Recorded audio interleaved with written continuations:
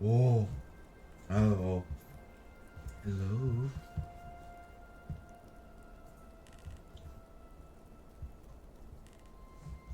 Let's see. Where are we?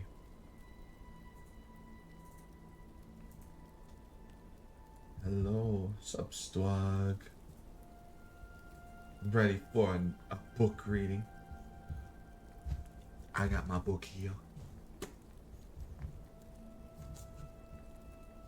Oh yeah, wait. I'm looking at it now. I forgot that.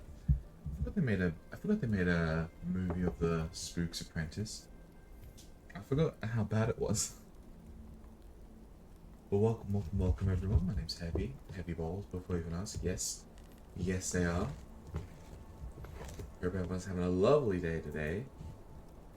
We are book reading time, We do book reading. We do book reading. Haven't done this one. Well, when did I last do book reading? I'm sorry, is this a bad time to eat chips? Is it? Am I?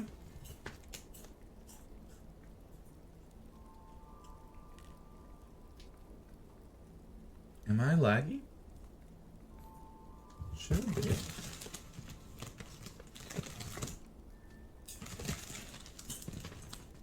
I don't know.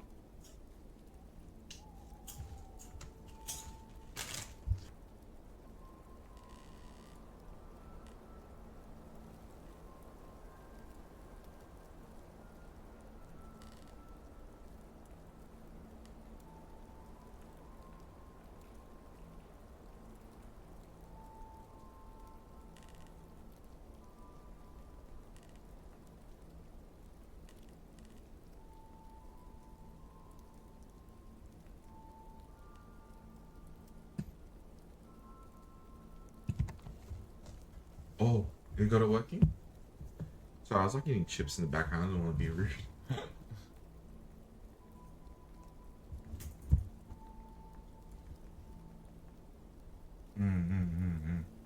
Wait, are you using Opera GX or do you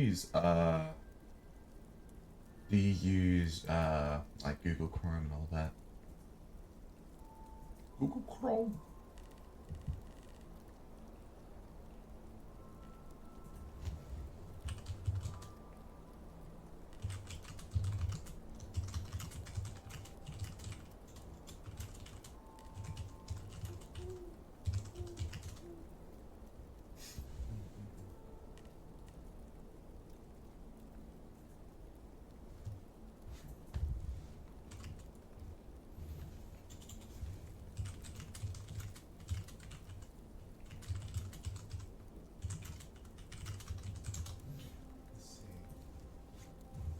All right, but one sec. There we go.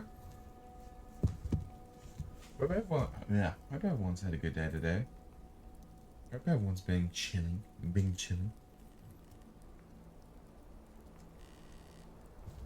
Right.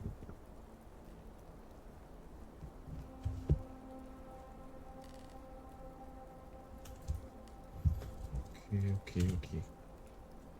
Also, I was kind of conflicted on whether I should do this today or tomorrow, because I was like thinking to myself, if I do book reading tonight, I don't know, it just came off like the 24-hour stream, so it's just like, oh, it might be a bit crazy, but might be a little bit wacky. But if I do it tomorrow, I might not actually get the chance to do it, because I might be having a big week this week. It's all these past couple of weeks going forward are going to be pretty whack, to say the least. If I fall asleep while reading, will be all good. Yeah, true. Oh wait, you can pause reward quests. Wait. I did not know you could do that.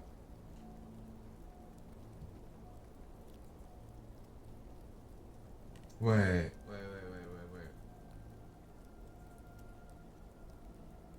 I did not know you could do that. Wait, give me a second.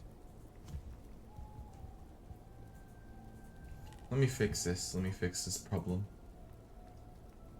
Yeah, I wanted to delete. I didn't want people to start redeeming, so I just thought I'd disable it. But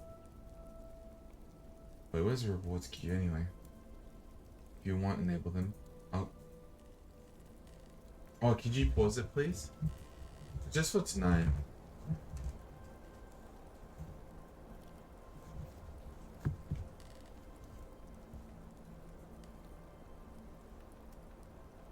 I don't know how to do it.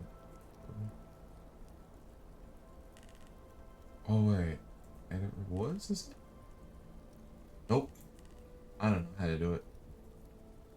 I have no idea.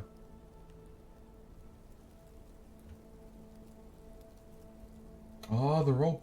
Oh, okay. I see what you did. Okay. Oh, thank you. Oh, thank you. Thanks, Slug. Well, with that being said, I'm just gonna read. I'm just gonna be reading. Alright. Let's see.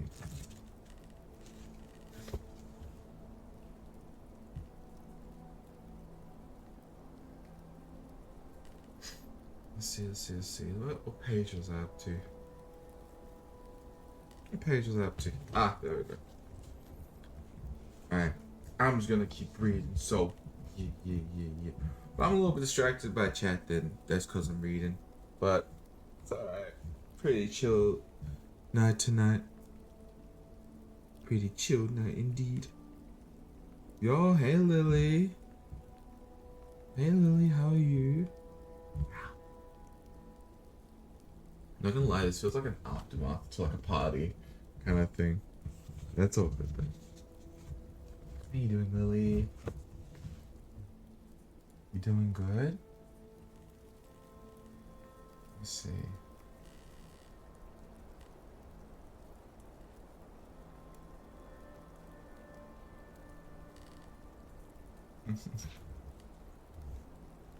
Hey Lily, how are you?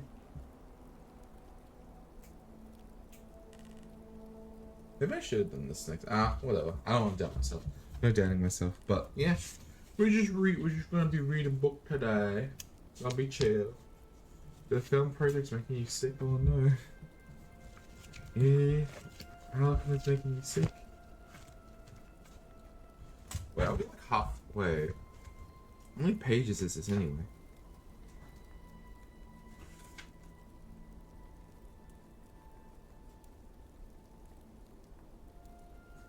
Let's see, how many pages is it? This book. Is this book? How many? It is 325. 325 divided by 2 is like 115? 112? 112? We are like just about halfway through this. That's what I'm guessing. I'm not good at math. I'm not good at math at all.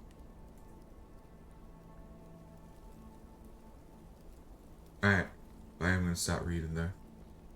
I will start reading. Okay? Everyone ready? I'm gonna be reading in 3, 2, 1. Chapter 8, Old Mother Malkin. Back at the Spooks cottage, I began to worry, but the more I thought about it, the less clear I was in my own mind. I knew what the spook would say.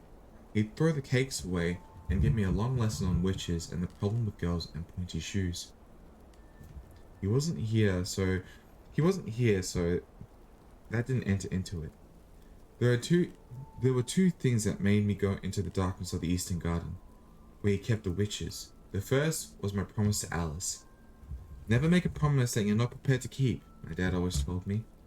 So I had little choice. He taught me right from wrong, and just because I was a Spooks Apprentice, it didn't mean I changed all my ways. Secondly, I didn't hold with keeping an old woman as a prisoner in the hole in the ground. Doing that to a dead witch seemed reasonable, but not to a live one. I remember wondering what terrible crime she committed to deserve that. Oh god. Oh god, wait. Oh wait. Oh, I thought I mean. Are the heavy? Are the balls heavier than Rikusan's pickle jar? Your pickle jar? What the heck? Welcome in, Raiders. Hello, hello, hello. Hey, Spice. How's your stream? I legit just started reading. How's Overwatch 2? Is that the balls? It is. Is that DJ? Hello, how are you? Let me close this. Can I put my balls in your jaw? How are you? How's everyone? Welcome in, Raiders. My name's Heavy. Heavy balls, before you even ask. Yes. Yes, they are. You know, I'm gonna start again. I'm gonna start this whole thing again. I legit just read only like, what, 5 sentences? Back into whack. Damn, dude. But Raiders, if you need to go eat, sleep, take a big fat dookie, then feel free to do so. That includes you, Spice. But for now, we're just, you know, we're just chilling, reading books right now. I hope you understand. I will forever say the boss thing. I know. Yeah, at first I did not know what it meant, but then my friend Nia told me what it meant. It was like a song, and I just started singing it. Yo, hello Dapper. How are you?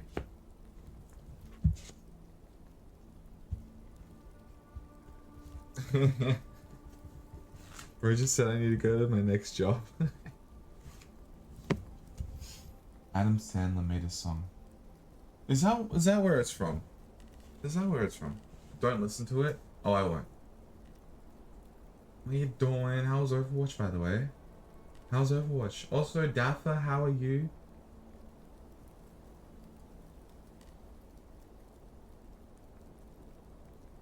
I think I'll reread the chapter again. But yeah, tonight we are just we're just reading books. If you were here for the last book reading stream, so you might look forward to this one because this is part 2 of the book reading stream. Yeah. We're gonna continue where we left off. I'll start again. I didn't read that much anyway. Hello Dapper, very nice to meet you. Dear Diary, today I learned my first curse word. Bich. Bich. Hey, your book reading? Yes, sir.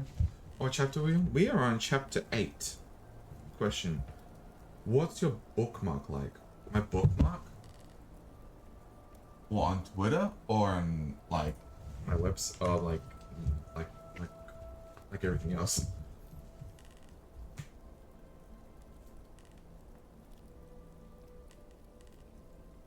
Last time was like the bedtime story. It was so fun. Let's go. Bookmark for the book. Oh, I do the fold of the page. Is that what you're talking about? I just fold the corner of the page. I think about my exams this week. Well, I hope the book reading can help you focus. At least, you know, at least the soothingness of my voice, because I just legit just woke up not too long ago before I started stream. Hi, Lifey. Hey. You crease the corners? Why, is that bad? I don't have a bookmarker thingy. Are we watching The Big Bang Theory? No. Big Bang Theory. Is that a bad thing? Yes, that's bad. Why is it bad? Why? What's just Big Bang Theory sucks. Oh god. My head hurts. Why is that a bad thing? I don't have a bookmarker. No, I should do. I should add that to my throne. Just a bunch of bookmarkers. How can you crease the corner? Easy, like this. Just get a little page, and then crease it. Your books start to curve and it doesn't look nice. I think. Oh, you're gonna look Spice. Oh, good, oh, good. Just don't crease it. What you mean? How you doing, life?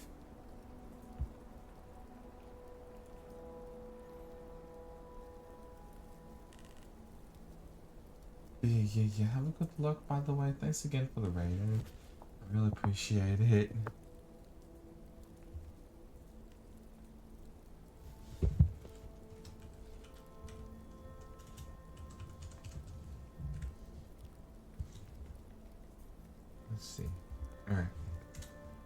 should be Gucci now. Never say you do that in front of a book club. They'll definitely kill you. Damn. I don't have anything to use as a bookmarker. Can't find anything. Alright, well, I'm gonna start reading then. I'll start reading. Couldn't walk, so we started streaming. Hell yeah, I did. Walking's for nerds. We don't walk here. He does that. I have no bookmarker. Wait, have I got any? Nah, I got nothing. Small sheet of paper. I have no paper. There's no paper here. Alright. I'm gonna start reading. In 3, 2, 1. Okay. Chapter 8. Old Mother Malkin. Back at the Spooks cottage, I began to worry, but the more I thought about it, the less clear I was in my own mind. I knew what the spook would say. He'd throw the cakes away and give me a long lesson on witches and problem with girls wearing pointy shoes. He wasn't here, so that didn't enter into it. There were two things that made me go into the darkness of the Eastern Garden, where he kept the witches. The first was my promise to Alice. Never make a promise that you're not prepared to keep, my dad always told me. So I had little choice.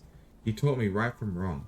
And just because I was the Spooks Apprentice, it didn't mean I changed all my ways. Secondly, I didn't hold with keeping an old woman as a prisoner in a hole in the ground. Doing that to a dead witch seemed reasonable, but not to a live one. I remember wondering what terrible crime she committed to deserve that. What harm could it do just to give her 3 cakes? A bit of comfort from her family against the cold and damp. That's all it was. The spook had told me to trust my instincts, and after weighing things in the balance, I felt I was doing the right thing. The only problem was that I had to take the cakes myself at midnight. It was pretty dark by then, especially if there was no moon visible. I approached the eastern garden carrying the basket. It was dark, but not quite as dark as I expected. For one thing, my eyes were always pretty sharp at night. My mum was always good in the dark, and I think I get it from her side. And for another, it was a cloudless night, and the moonlight helped me to pick out my way. As I entered the trees, it suddenly grew colder, and I shivered. By the time I'd reached the first grave, the one with the stone border and the 13 bars, I felt even colder. That was where the first witch was buried. She was feeble, with little strength, or so the spook had said.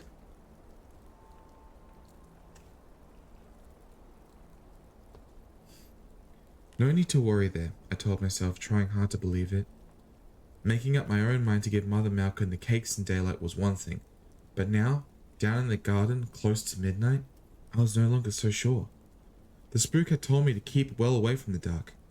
He'd warned me more than once that so it had to be an important rule, and now I was breaking it. There were all sorts of faint sounds. The rustling and twitching were probably nothing. Just small creatures I disturbed moving out of my path, but they reminded me that I had no right to be there. The spook had told me that the other 2 witches were about 20 paces further on, so I counted my steps out carefully. That brought me to the second grave.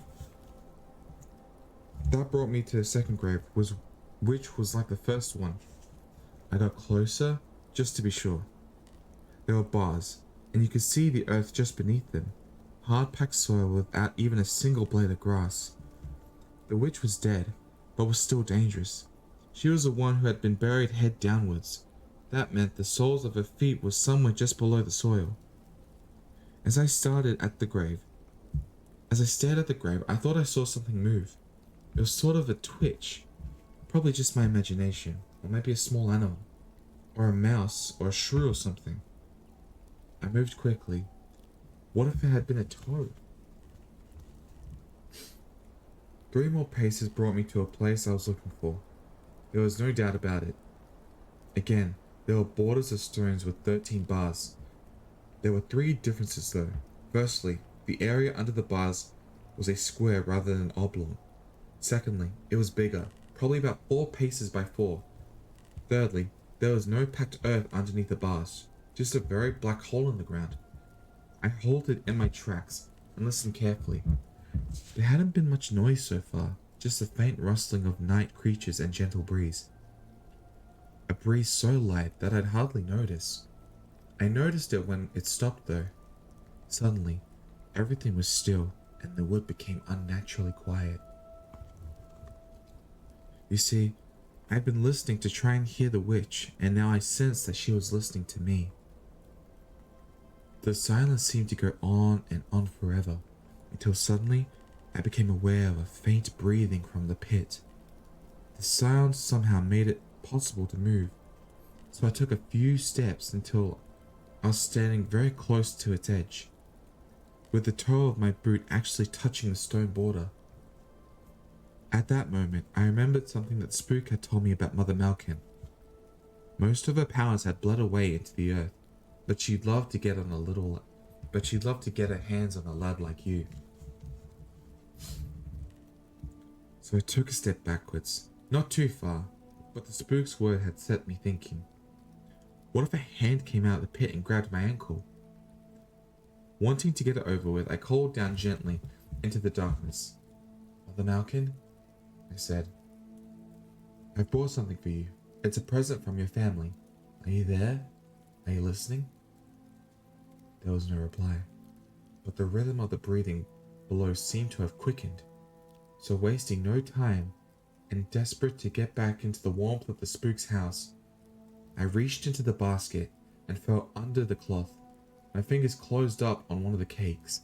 It felt sort of soft and squishy and a bit sticky. I pulled it out and held it over the bars. It's just a cake, I said softly. I hope it makes you feel better. I'll bring you another one tomorrow night.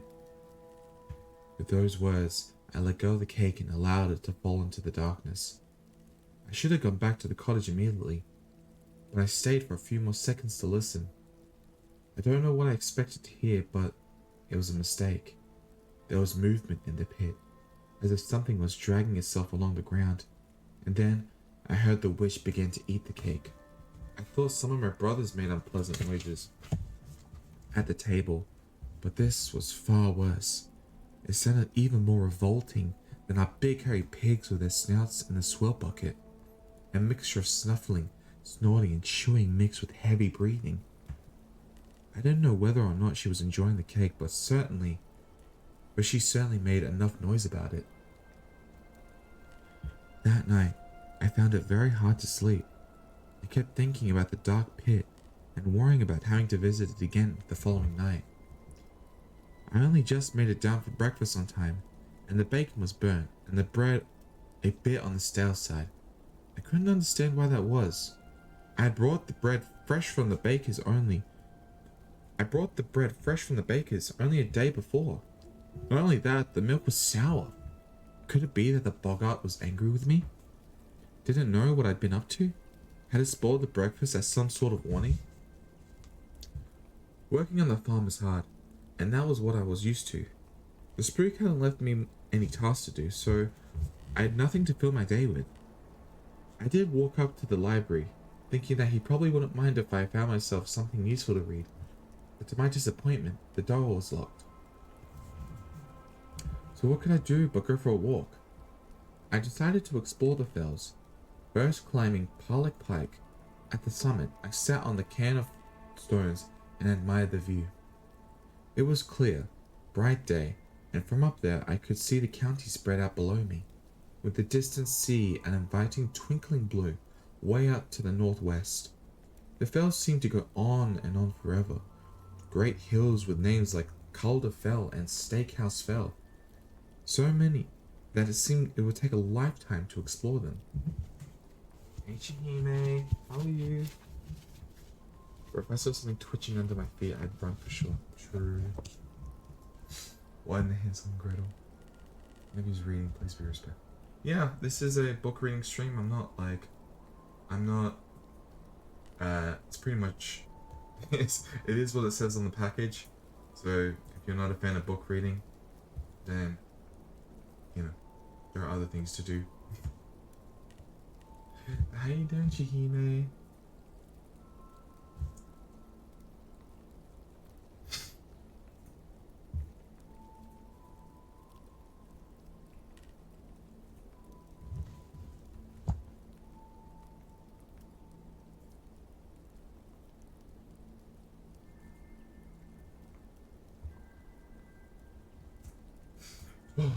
Such a fun story. What? Oh no, I lost where I was up to. Oh god. How you doing, Chihime? Can we give a shout out to Chihime, please? Ah, here it is. Nearby was Wolf Vale, and it made me wonder whether there was actually any wolves in that area. Wolves could be dangerous, and it was said that in winter, when the weather was cold, they sometimes hunted in packs. Well, it was spring now, and I certainly didn't see any sign of them, but that didn't mean they weren't there. It made me realize that being on the fells after nightfall would be scary. Thanks, Slug. Not as scary. Not as scary. I decided as having to go and feed Mother Malkin another one of the cakes, and all too soon. The sun began to sink towards the west, and I was forced to climb down towards Chippenden again. Once more, I found myself carrying the basket through the darkness of the garden. This time, I decided to get it over with quickly.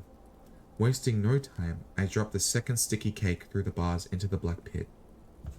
Also, by the way, mods, if you do sense bad vibes, I'll leave it up to you, with how you want to handle it.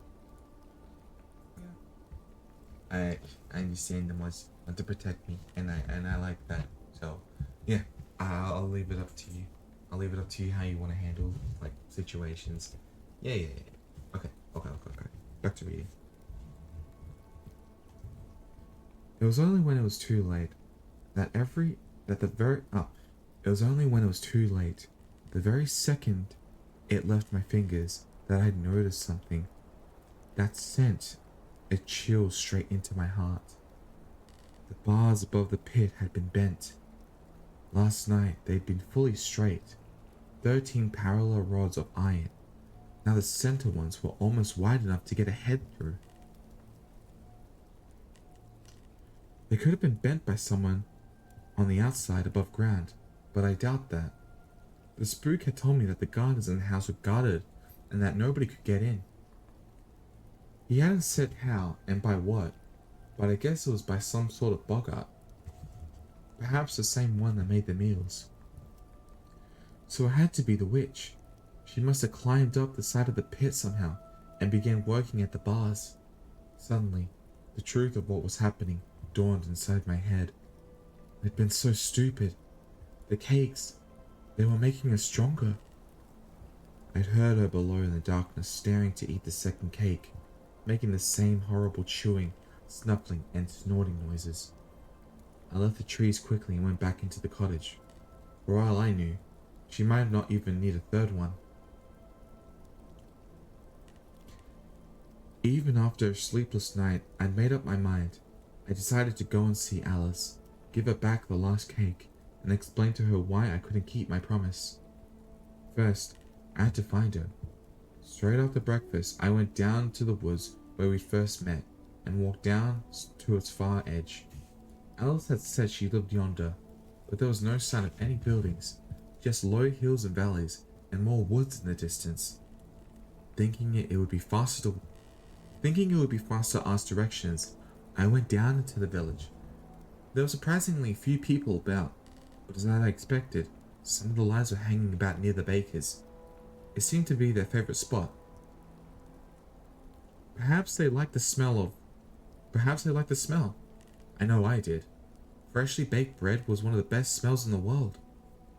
They weren't very friendly, considering the last time we'd met. I'd given them a cake and an apple each. That was probably because this time the big lad with piggy eyes was with them. Still, they did listen to what I had to say. I didn't go into details. I just told them that I needed to find the girl we met at the edge of the woods. I know where she might be. said the big lad, scowling fiercely. But she'd be stupid to go there. Why's that? Did you hear what she said? He asked, raising his eyebrows. She said Bonnie Lizzie was her aunt. Who's Bonnie Lizzie? They looked at each other and shook their heads as if I were mad. Why was that everyone seemed to have heard of her but me? Lizzie and her grandmother spent a whole winter before Gregory sorted them out. My dad's always going on about them. They were just about the scariest witches that I'd ever seen in these parts. They lived with something just as scary though. It looked like a man, but it was really big, with too many teeth to fit into its mouth. That's what my dad told me. He said that back then, during the long winter, people went out into the dark. Some spook you'll be if you've never heard of Bonnie Lizzie. I didn't like the sound of that one little bit. I'd realized I'd been really stupid. If only I'd told the spook about my talk with Alice, he'd have realized that Lizzie was back and would have done something about it. According to Big Lad's dad, Bonnie Lizzie had lived on a farm about 3 miles southeast of the Spooks place. It had been deserted for years and nobody ever went there, so that was most likely the place she'd be staying now. That seemed about right to me, because it was in the direction that Alice had pointed. Just then, a group of grim-faced people came out of the church. They turned the corner in a staggered line and headed upwards towards the fells, the village priest in the lead. They were dressing in warm clothing, and many of them were carrying walking sticks. What's all that about? I asked. A child went missing last night, answered one of the lads, spitting into the cobbles. A 3-year-old. They think he's wandered off up there. Mind you, it's not the first. 2 days ago, a baby went missing from a farm over the long ridge. It was too young to walk, so it must have been carried off. They think it could be some wolves. It was a bad winter, and sometimes that brings them back. The directions I was given turned out to be pretty good. Even allowing for going back to pick up Alice's basket. It was less than an hour before Lizzie's house came into view. At that point, in the bright sunlight, I lifted the cloth and examined the last 3 cakes. It smelled bad, and it looked even worse. It seemed to have been made from small pieces of meat and bread, plus other things I couldn't identify. It was wet and very sticky and almost black. None of the ingredients had been cooked, but just sort of pressed together. Then I noticed something even more terrible. There were tiny white things crawling out of the cake that looked like maggots. I shuddered, covered it up with a cloth, and went down the hill to the very neglected farm. Fences were broken, the barns were missing half its roof, and there were no signs of any animals. One thing did worry me though. Smoke was coming out of the farmhouse chimney. It meant that someone was at home, and I began to worry. Oh, roll 4 ignition. Thanks so much for the follow. Thank you.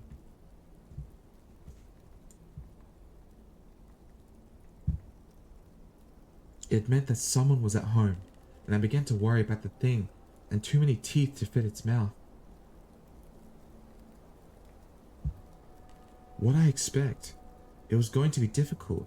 How on earth could I manage to talk to Alice without being seen by other members of the family? As I halted, trying to work out what to do, my problem was solved for me. A slim, dark figure came out of the back door of the farmhouse and began to climb the hill directly towards me. It was Alice. But how had she known I was there? There were trees between the farmhouse and me, and the windows were facing in the wrong direction. Roll 4 ignition. Thanks so much for the follow. My name's Heavy Balls. Nice to meet you.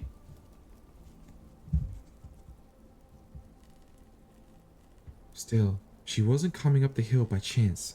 She walked straight up towards me and halted about 5 paces away. What do you want? She hissed. You're stupid for coming here. Lucky for you that those inside are asleep. can't do what you asked, I said, holding out the bag towards her. She folded her arms and frowned. Why not? She demanded. You promised, didn't you? You didn't tell me what would happen, I said. She's eaten 2 cakes already, and they're making her stronger. She's already bent the bars over the pit. 1 more cake and she'll be free, and I think you know it. Wasn't that the idea all along? I accused, starting to feel angry. You tricked me.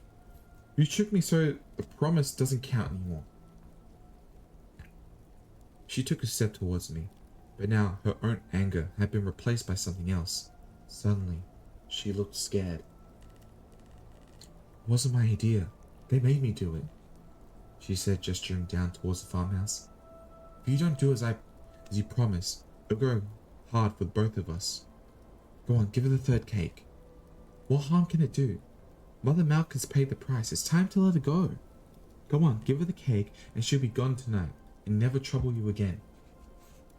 I think Mr. Gregory must have had a good reason for putting her in a pit, I said slowly. I'm just a new apprentice, so how can I know what's best? When he's getting back, I'm going to tell him everything that's happened. Alice gave a small smile. The sort of smile that someone gives when they know something that you don't. He ain't coming back, she said. Lizzie's thought of all.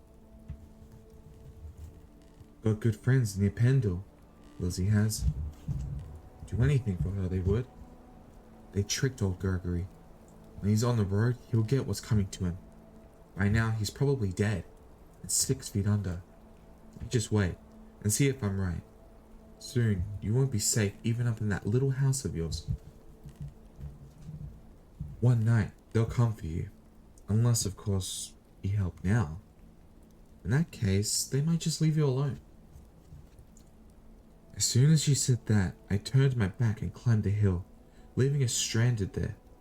I think she called out to me several times, but I wasn't listening. What she said about the spook was spinning around inside my head. It was only later that I'd realized I was still carrying the basket, so I threw it and the last of the cakes into the river. Then, back at the spook's cottage, it didn't take me very long to work out what had happened and decide what to do next. The whole thing had been planned from the very start. They'd lured the spook away, knowing that as a new apprentice I'd still be wet behind the ears and still easy to trick. I didn't believe that the spook would be so easy to kill, or he wouldn't have survived so many years. But I couldn't rely on him arriving back in time to help me. Somehow, I had to stop Mother Malkin from getting out of the pit. I needed help badly, and I thought of going down into the village, but I knew there was more special kind of help near at hand, so I went into the kitchen and sat at the table. At that moment, I expected to have my ears boxed, so I talked quickly. I explained everything that had happened, leaving nothing out. Then I said it was my fault and could I please be given some help? I didn't know what to expect. I didn't feel foolish talking to an empty air, because I was so upset and frightened. But as the silence lengthened, I gradually realized I'd been wasting my time. Why should the Boggart help me? For all I knew, it was a prisoner, bound to the house and guarded by the spook. It might just be a slave desperate to be free. It might be even happy that I was in trouble. Just when I was about to give up and leave the kitchen, I remembered something my dad often said before he went off to the local market. Everyone has a price. It's just a case of making an offer that pleases him, but doesn't hurt you too much. So I made the Boggart an offer. If you help me now, I won't forget it. When I become the next spook, I'll give you every Sunday off. On that day, I'll make my own meals so that you can have a rest and please yourself what you do. Suddenly, I felt something brush against my legs. Under the table, there was no noise too. A faint purring, and a big ginger cat strolled into view and moved slowly towards the door. It must have been under the table the whole time. That's what common sense told me. I knew different though, so I followed the cat into the hallway and then up the stairs. When it halted outside the locked door of the library, it rubbed its back against it, the way cats do on table legs. The door slowly swung open to reveal more books than anyone could ever have read in one lifetime, arranged neatly on the rows parallel racks of shelves. I stepped inside, wondering where to begin, and when I turned around again, the big ginger cat had vanished. Each book had its title neatly displayed on the cover. A lot were written in Latin and quite a few in Greek. There was no dust or cobwebs. The library was just as clean and well cared for as the kitchen. I walked along the first row until something caught my eye.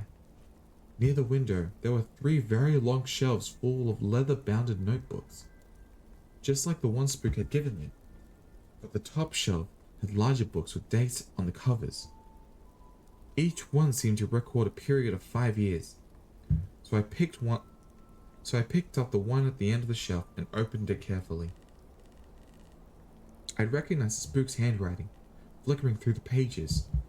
I realized that it was some sort of diary. It recorded each job he'd done, the time taken in traveling and the amount he'd been paid. Most importantly, it explained how each boggart, ghost, and witch had been dealt with. I put the book back on the shelf and glanced along the other spines. The diaries extended almost up to the present day and went back hundreds of years. Either the Spook was a lot older than he had looked, or the earliest books had been written by other Spooks who lived ages ago. I suddenly wondered whether, even if Alice was right and the Spook didn't come back, there was no possibility that I might be able to learn all that I needed to know just by studying these diaries. Better still, somewhere in those thousands upon thousands of pages, there might be information that could help me right now.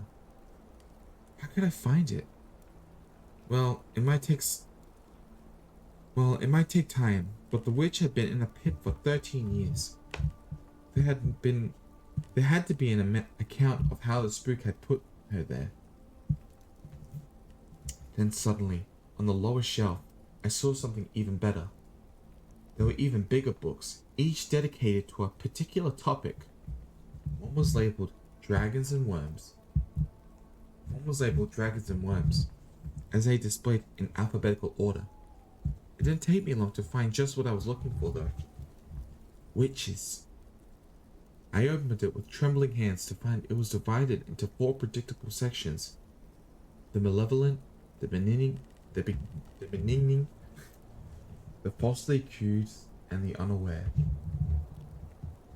I don't know how to say that word. The benigning? I don't know.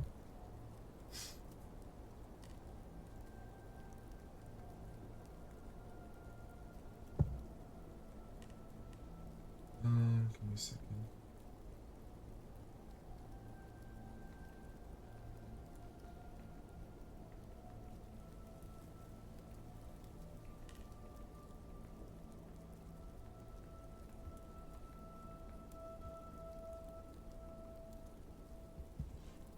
Okay, so let me introduce myself. My name is Flapjacker, or Mogi for short. And do you want to hear a very dark fun fact? I rarely tell this to people because most of them just ban me.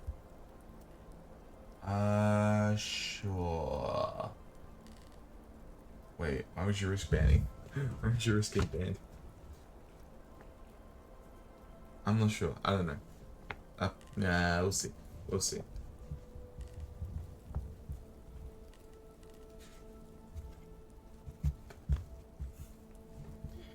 Beninging. Okay, fun fact. Did you know people can call laughter a medicine? It's the best kind of medicine, isn't it?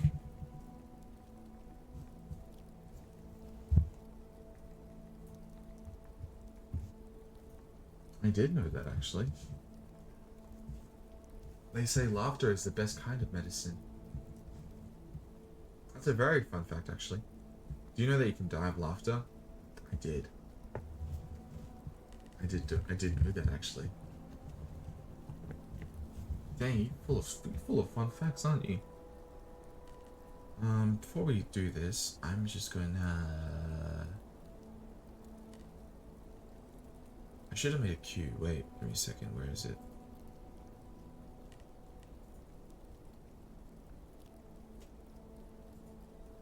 There you go. Okay, back to book reading. But very nice to meet you, Flapperjack. My name's Heavy. Heavy balls, before you even ask. Yes, yes they are. How you doing, bro? Right, back to reading. Back to reading. Oh, my throat hurts.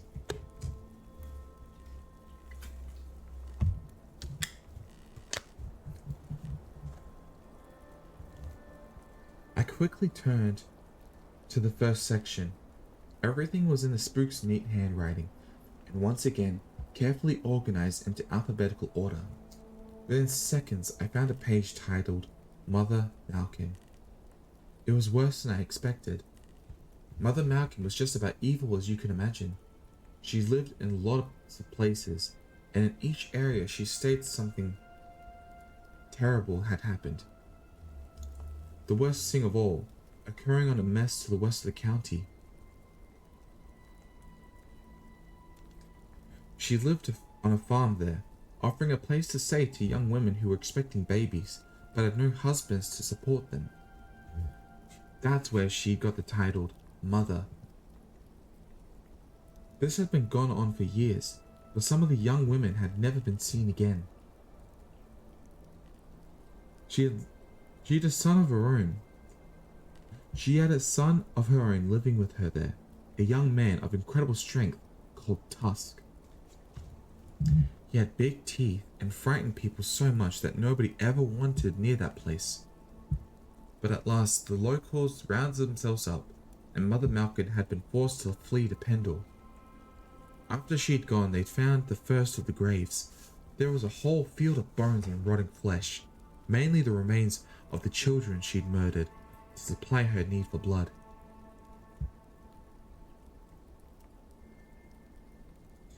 Some of the bodies were those of the women in each case. The bodies had been crushed, the ribs broken and cracked. Oh, thanks so much for the follow. Thank you. Someone's died due to laughter because my brother was tickling you. I couldn't breathe. Bruh. That's scary, dude. For real though, if I get tickled though, I get violent. You start getting a knuckle sandwich from me.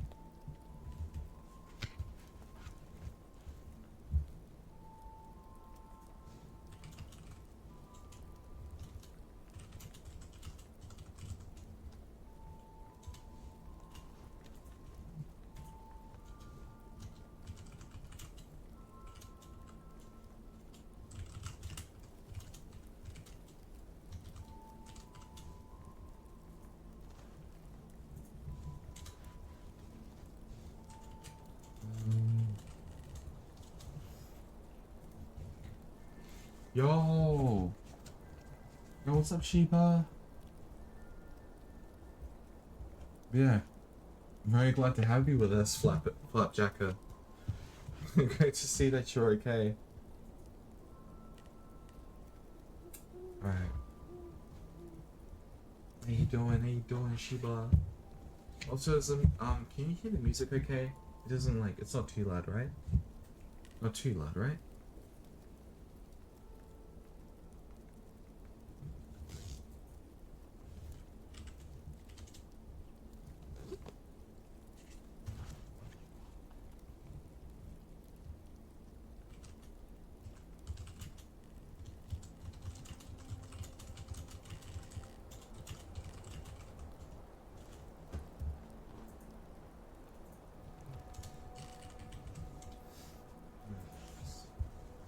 I'm okay. I'm okie dokie. Yo, homie, bromie. How about you, my friend? I'm doing good.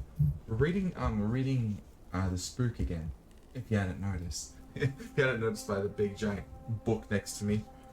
Yeah. Hope you had a good day today. Let me see. Where am I at to? Let's see. Ah, here we go.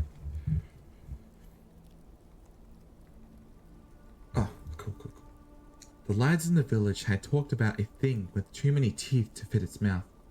Could that have been Tusk, Mother Malkin's son? A son who'd probably killed those women by crushing the life out of them. That set my hands trembling so much that I could hardly hold the book steady enough to read it. It seemed that some of the witches used bone magic. They were necromancers who had got their power by summoning the dead. But Mother Malkin was even worse. Mother Malkin used blood magic. She got her power by using human blood and was practically fond of the blood of children. I thought of the black sticky cakes and shuddered. A child had gone missing from the long ridge. A child too young to walk. Had it been snatched away by Bunny Lizzie? Had its blood been used to make those cakes? And what about the second child? The one the villagers were searching for? What if Bunny Lizzie had snatched that one up too? Ready for when Mother Malkin escaped from her pit so that she could use his blood to work her magic. The child might be in Bunny Lizzie's house right now. I forced myself to go reading. 13 years ago, early in the winter, Mother Malkin had come to live in Chippenden, bringing her granddaughter. Oh, shit. Let me move this. There we go.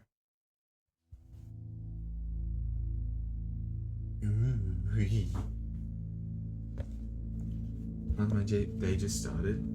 I hope you have a good day today. Oh god. Hope you have a good day today, Sheba. Alright, this is even more creepy.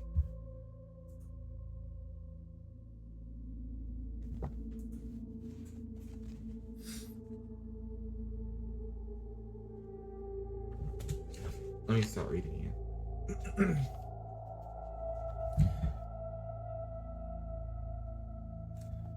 13 years ago, early in the winter, Mother Malkin had come to live in Chippenden, bringing her granddaughter, Bonnie Lizzie, with her. When he'd come back from his winter house in Anglezark, the spook had wasted no time in dealing with her. After driving Bonnie Lizzie off, he bound Mother Malkin with a silver chain and carried her back to the pit in his garden. The spook seemed to be arguing with himself in the account. He clearly didn't like burying her alive and explained why it had to be done. He believed that it was too dangerous to kill her. Once slain, she had the power to return and would even be stronger and more dangerous than before. The point was, could she still escape? One cake and she'd been able to bend the bars. Although she wouldn't get a third, 2 just might be enough. At midnight, she might still climb out of the pit. What could I do? If you could bind a witch with silver chain, then it might have been worth trying to fasten one across the top of the bent bars to stop her climbing out of the pit. The trouble was, the spook's silver chain was in a bag, which always traveled with him. I saw something else as I left the library. It was beside the door, so I noticed as I came in. It was a long list of names on yellow paper, exactly 30, and all written in the spook's own handwriting. My own name, Thomas J. Ward, was at the very bottom, and directly above it was William Bradley, which had been crossed out in a horizontal with a horizontal line. Next to it were the letters R.I.P. I felt cold all over then, because I knew that they meant rest in peace, and that Billy Bradley had died.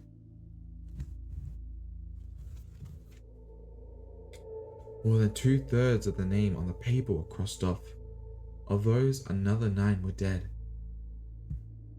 I suppose that a lot were crossed out simply because they'd failed to make the grade of apprentice, perhaps not even making it to the end of the first month.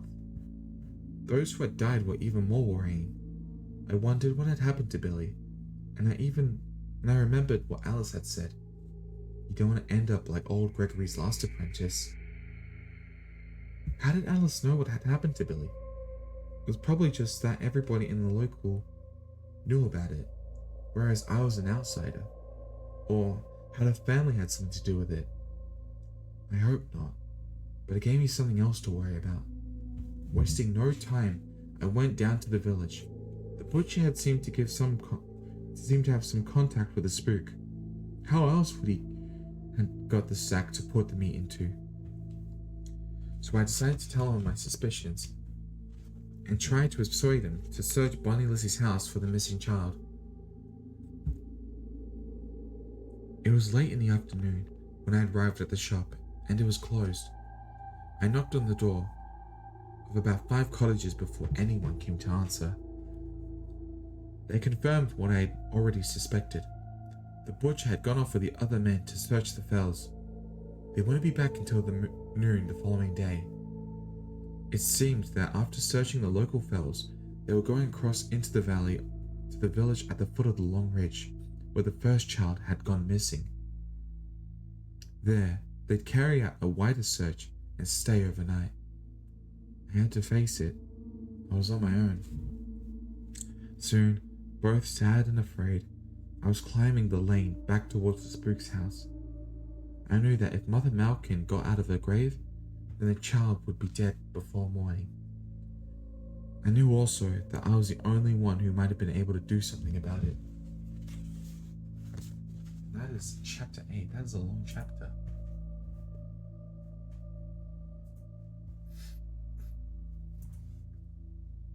Everyone okay?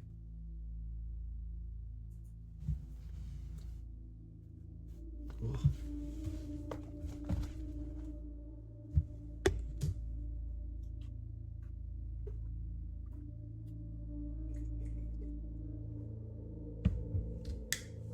If everyone's good, I'm just going to keep reading.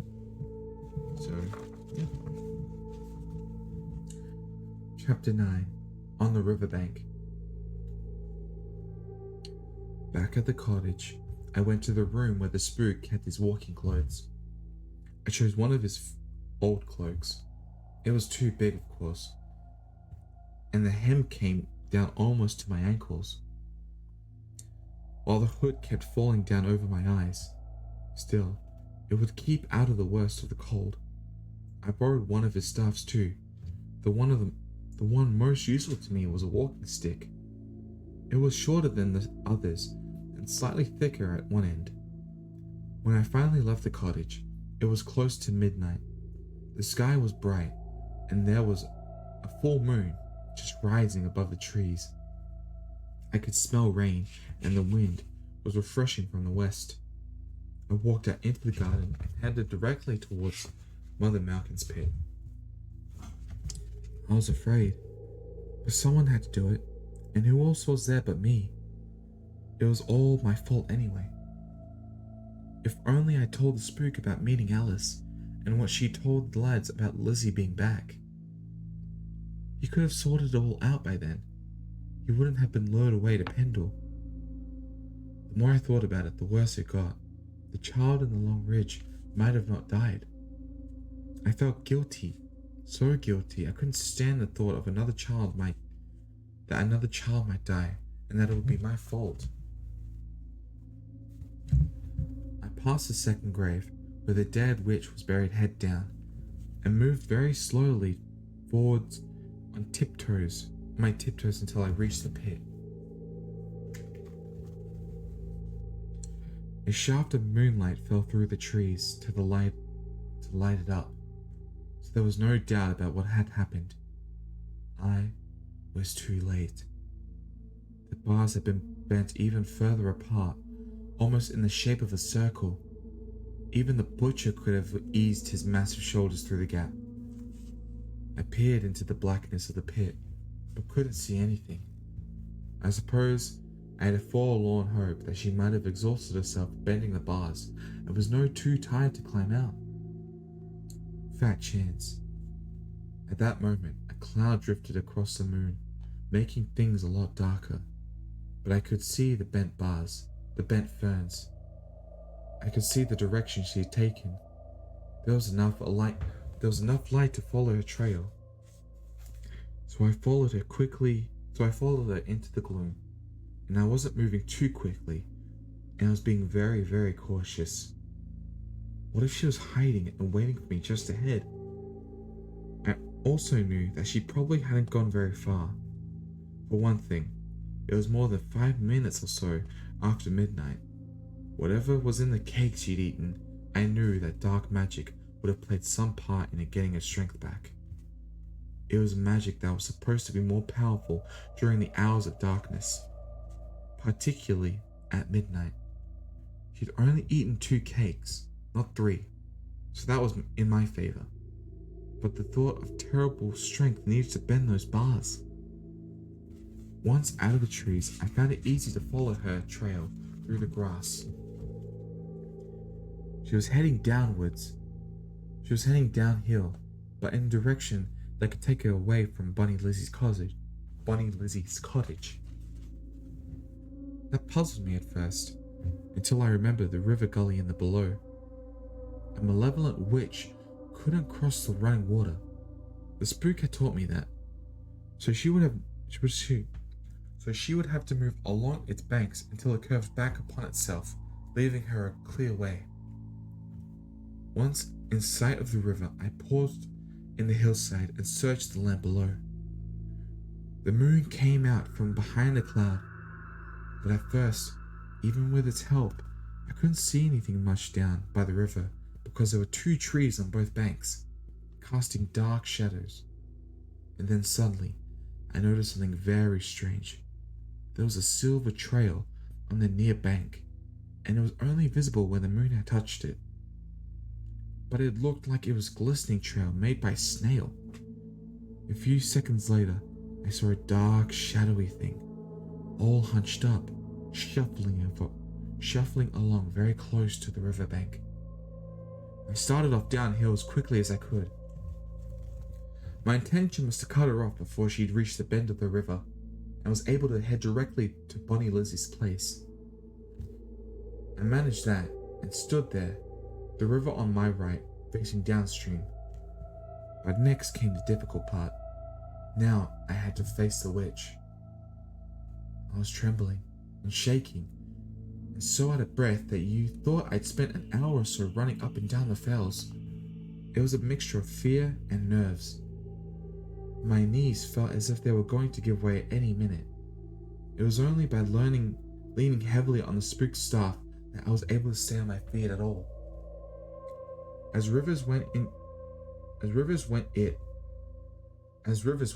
wasn't that wide, but it was deep, swollen by the spring rains to a level where it had been almost burst its banks. The water was moving fast too, rushing away from me towards the darkness beneath the trees where the witch was. I looked very carefully, but it still took me quite a few moments to find her. Mother Malkin was moving towards me. She was a shadow darker than the tree shadows, a sort of blackness that you could fall into, a darkness that would swallow you up forever. I heard her then, even above the noise made by the fast-flowing river. It wasn't just the sound of her bare feet, which were making a sort of sort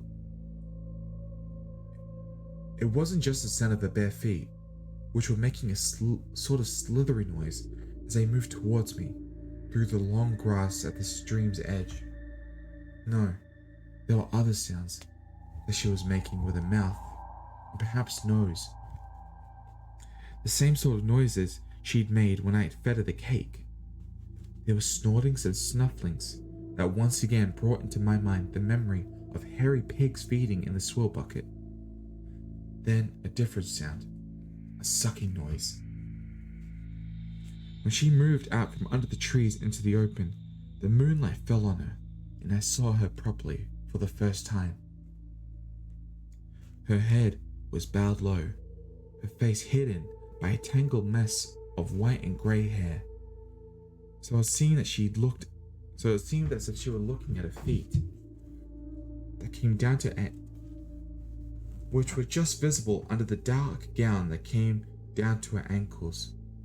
She wore a black cloak too, and it was either too long for her,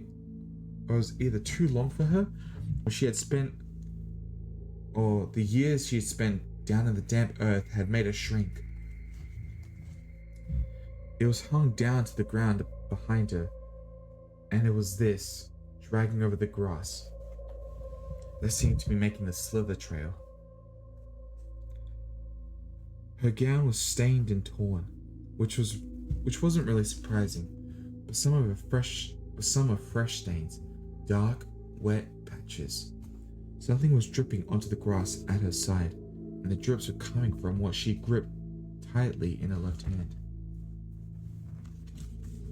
It was a rat. She was eating a rat, eating it raw. She didn't seem to have noticed me yet. She was very close now, and if nothing happened, she'd bump right into me. I coughed suddenly. It wasn't to warn her. It was a nervous cough, and I hadn't meant for it to happen. She looked up at me then, lifting into the moonlight, a face that was something out of a nightmare, a face that didn't belong to a living person. Oh, but she was alive all right. You can tell by the noises she was making by eating the rat. But there was something else about her that terrified me, so much that I almost fainted away on the spot. It was her eyes. They were like two hot coals burning inside the sockets, two red points of fire. And then she spoke to me, her voice something between a whisper and a croak. It sounded like dry dead leaves rustling together in the late autumn wind. "It's a boy," she said. "I like boys. Come here, boy." I didn't move, of course. I just stood there, rooted to the spot. I felt dizzy and lightheaded. She was still moving towards me, and her eyes to be growing larger. Not only her eyes, her whole body seemed to be swelling up. She was expanding into a vast cloud of darkness that within moments would darken my own eyes forever. Without thinking, I lifted the spook staff. My hands and arms did it, not me. "What's that, boy? A wand?" she croaked. Then she chuckled to herself and dropped the dead rat, lifting both her arms towards me. It was as if it was me she wanted. She wanted my blood. In absolute terror, my body began to sway from side to side. I was like a sapling gifted by the first stirrings of the wind, the first storm wind of the dark winter that could never end. I could have died then, but on the bank of the river. There was nobody to help, and I felt powerless to help myself. But suddenly, it happened. The spook staff wasn't a wand, but there was more than one kind of magic. My arms conjured up something special, moving faster than I could ever think. They lifted the staff and swung it hard, catching the witch a terrible blow on the side of her head. She gave a sort of grunt and fell sideways into the river. There was a big splash, and she went right under, but came up very close to the bank about 5 or 6 paces down. At first, I thought that was the end of her, but to my horror, her left arm came out of the water and grabbed a tussock of grass. Then the other arm reached for the bank, and she started to drag herself out of the water. I knew I had to do something before it was too late, so using all my willpower, I forced myself to step towards her as she heaved more of her body up onto the bank. When I was close enough, I did something that I can still remember vividly. I still have nightmares about it, but what choice did I have? It was her or me. Only one of us was going to survive. I jabbed the witch with the end of the staff. I jabbed her hand and kept jabbing her until she finally lost grip on the bank and was swept away into the darkness. But it still wasn't over. What if she had managed to get out of the water further downstream? Could she still go to Bonnie Lizzie's house? I had to make sure that it didn't happen. I knew it was the wrong thing to kill her, and that one day she'd probably come back even stronger than ever. It was now that mattered, not the future. No matter how hard it was, I knew I had to follow the river into the trees. Very slowly, I began to walk along the riverbank, pausing every 5 or 6 steps to listen. All I could hear was a wind slightly faintly through the branches above. It was very dark, and with only the occasional thin shaft of moonlight managing to penetrate the leaf canopy. Each a long silver spear aimed into the ground. The first time I paused, it happened. There was no warning. I didn't hear a thing. I simply felt it. A hand slithered up onto my boot. And before I could even move away, it gripped my left ankle hard. I felt the strength in that grip. It was as if my ankle was being crushed. When I looked down, all I could see was a pair of red eyes glaring up at me from out of the darkness. Terrified, I jabbed down blindly towards the unseen hand that was clutching my ankle. It was too late. My ankle was jerking violently, and I fell to the ground, the impact driving all the breath from my body. What was worse, the staff went flying from my hand, leaving me defenseless. I lay there for a moment or two, trying to catch my breath, until I felt myself being dragged towards the riverbank, where I heard the splashing. I knew what was happening. Mother Malcolm was using me to drag herself out of the river. The witch's legs were thrashing about in the water, and I knew that one of the things would happen. Either she'd manage to get out, or I'd end up in the river with her. Desperate to escape, I rolled over to my left, twisting my ankle away. She held on, so I rolled again and came to a halt, with my face pressed against the damp earth. Then I saw the staff, its thick end lying in the shaft of the moonlight. It was just out of reach, about 3 or 4 paces away. I rolled towards it, rolled again and again, digging my fingers deep into the soft earth, twisting my body like a corkscrew. Mother Malkin had a tight grip on my ankle, but that was all she had. The lower half of her body was still in the water, so despite her great strength, she couldn't stop me from rolling over and twisting her through the water after me. At last, I'd reached the staff and thrust it hard downwards towards the witch, but her own hand moved into the moonlight and gripped the other end.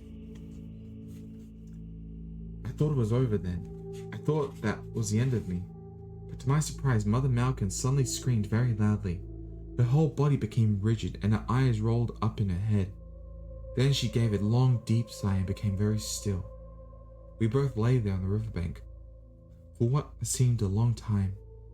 Only my chest was rising and falling as I gulped in air. Mother Malkin wasn't moving at all, when suddenly she did. It wasn't to take a breath. Very slowly, one hand let go of my ankle, and the other released the staff, and she slid down the bank into the river, entering the water with a hardly a splash. I didn't know what had happened, but she was dead.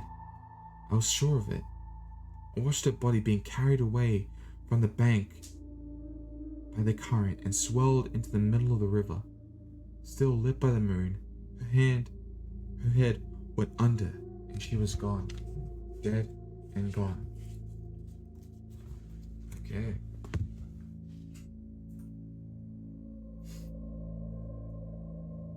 Oh my god. Everyone alright?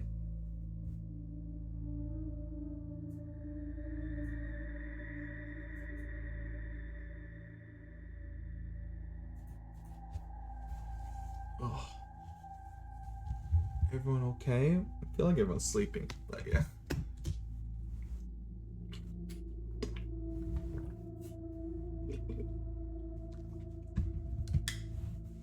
Let's see.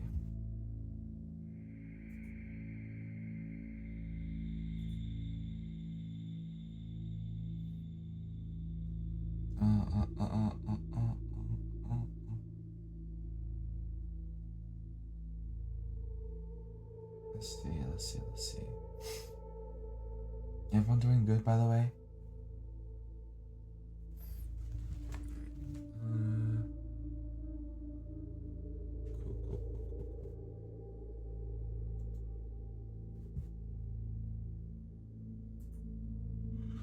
Oh, I'm not sure how long I'm gonna stream tonight.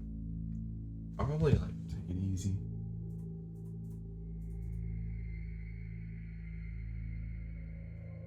Oh, my stomach hurts. Cause my throat's already like, my throat's already hurting right now.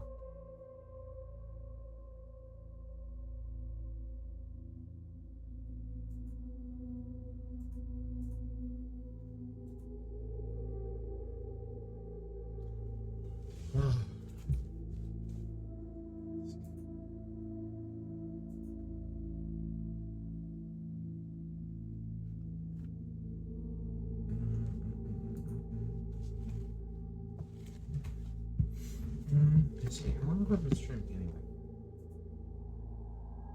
About an hour?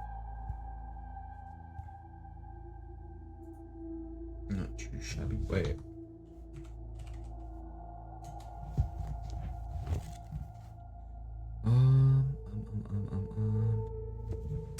Ow, whoops.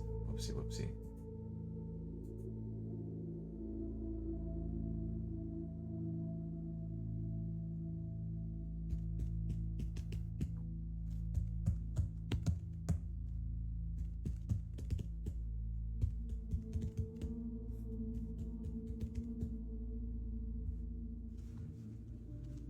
Give me a second.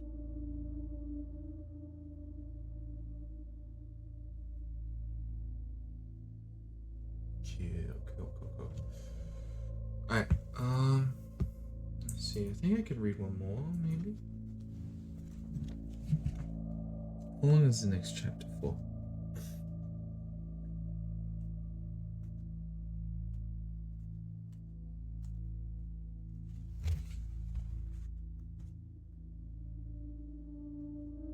$202. 30 pages? Sheesh. Okay. Alright. We'll see how we do. We'll read one more we'll read one more chapter. And depending on how it goes, I might continue or I might stop it there. Alright? Where's my phone?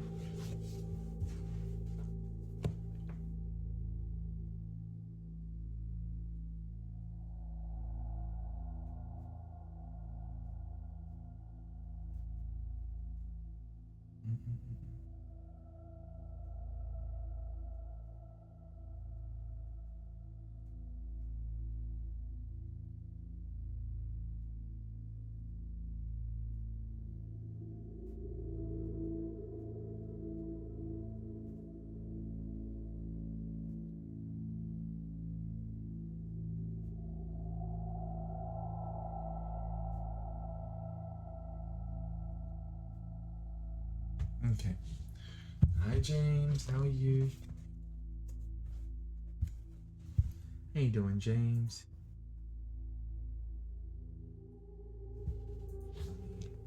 Give you a shout out real quick.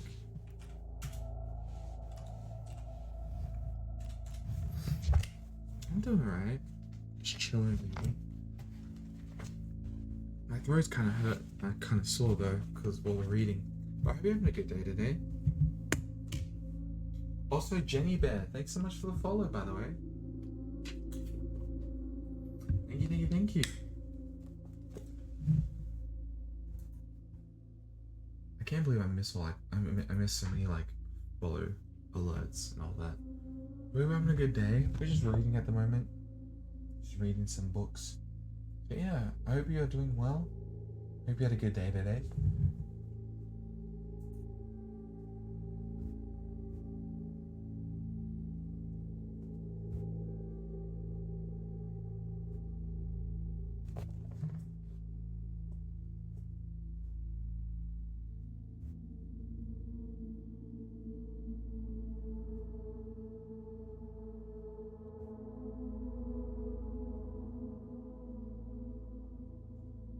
Alright.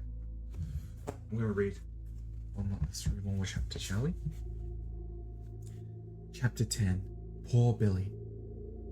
I was so weak afterwards I fell to my knees, and within moments I was sick, sicker than I had ever been before. I kept heaving and heaving, even when there was nothing but bile coming out of my mouth. Heaving until my insides felt torn and twisted.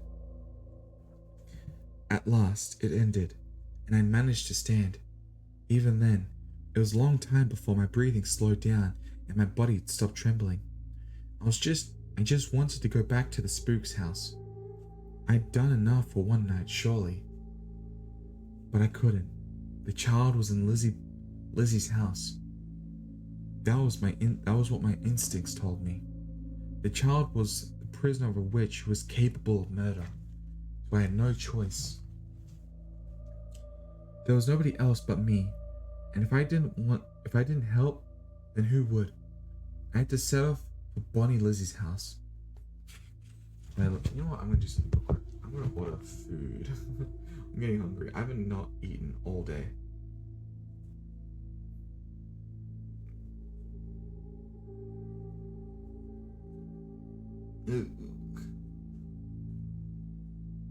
And I'll stop once my food gets here. So.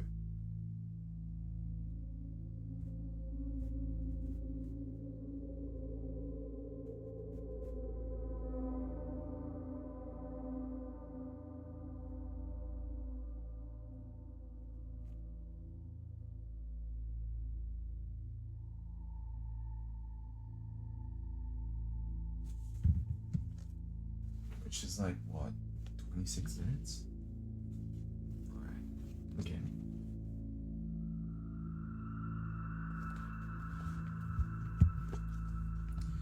There was a storm surging in from the west, a dark, jagged line of cloud that was eating into the stars. Very soon now, it would begin to rain. But as I started down the hill towards the house, the moon was still out, a full moon, bigger than I'd ever remembered it. It was casting my shadow before me as I went. I watched it grow, and the nearer I got to the house, the bigger it seemed to have gotten. I had my hood up and was still carrying the spook staff in my left hand, so that the shadow didn't seem to belong to me anymore. It moved on ahead of me until it fell upon Bonnie Lizzie's house. I glanced backwards then, half expecting to see the spook standing behind me. He wasn't there. It was just a trick of the light. So I went on until I passed through the open gate into the yard. I paused before the front door to think, what if I was too late and the child was already dead? Or what if its disappearance was nothing to do with Lizzie and I was just putting myself in danger for nothing? My mind carried on thinking, but just as it had on the riverbank, my body knew what to do. Before I could stop it, my left hand rapped the staff hard against the wood 3 times. For a few moments there was silence, followed by the sound of footsteps and sudden crack of light under the door. As the door swung slowly open, I took a deep breath. I took a step backwards. To my relief, it was Alice. She was holding a lantern level with her head, so that one half of her face was lit and the other was in darkness. "What do you want?" she asked, a voice filled with anger. "You know what I want," I replied. "I've come for the child you've stolen." "Don't be an idiot," she hissed. "Go away before it's too late. They've gone to meet Mother Malkin. They'll come back at any minute." Suddenly, a child began to cry, a thin wail coming across from somewhere inside the house. So I pushed past that Alice and went inside.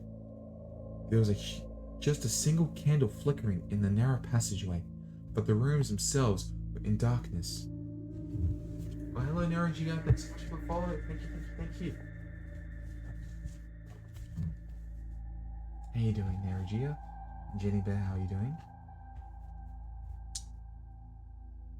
The candle was unusual. Wait.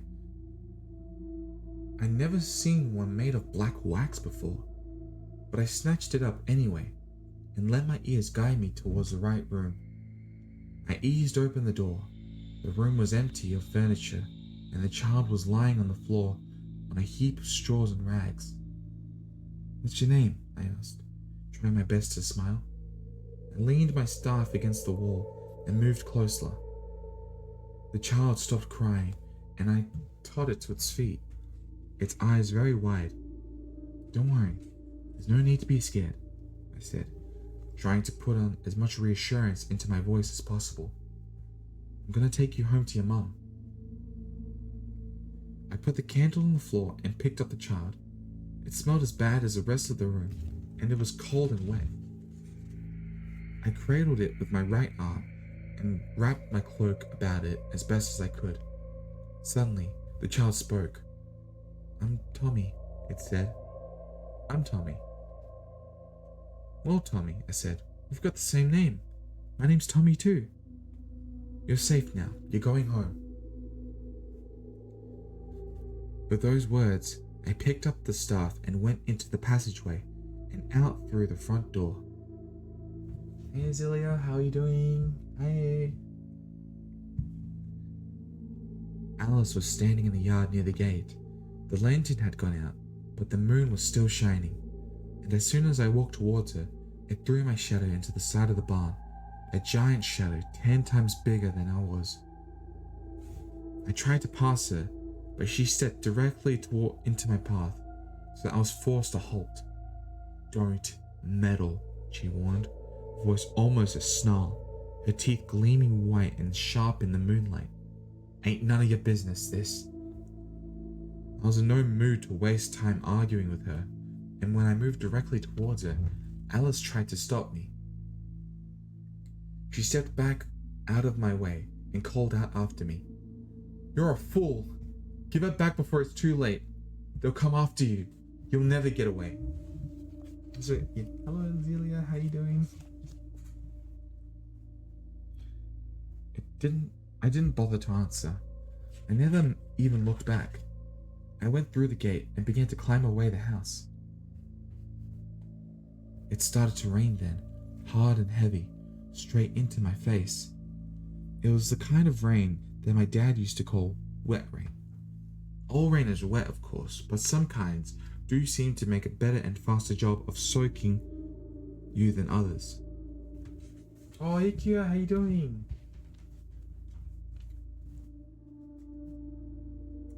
This was wet as it got, and I headed back towards the Spooks house as fast as I could. I wasn't sure if I'd be safe even there. What if the spook was really dead? Would the boggarts still guard the house? Soon, I had more immediate things to tend to. I began to sense that I was being followed. The first time I felt it, I came to a halt and listened, but there was nothing but the howling of the wind and the rain lashing into the trees and the drumming on the earth. I couldn't see much either because it was very dark now, so I carried on, taking even bigger strides, just hoping that I was still heading in the right direction. Once I came up against a thick, high hawthorn hedge and had to make a long detour to find the gate, all the time feeling that the danger behind me was getting closer. It was just after I'd come through a small wood that I knew for certain that someone was there. Climbing a hill, I paused for breath close to its summit. The rain had eased for a moment. I looked back down into the darkness. Towards the trees, I heard crack and snap of twigs. Someone was moving fast through the woods towards me, not caring where they put their feet. At the crest of the hill, I looked back once more. The first flash of lightning lit up the sky and the ground below. And then I saw 2 figures come out of the trees and begin to climb the slope. One of them was female, the other shaped like a man, big and burly.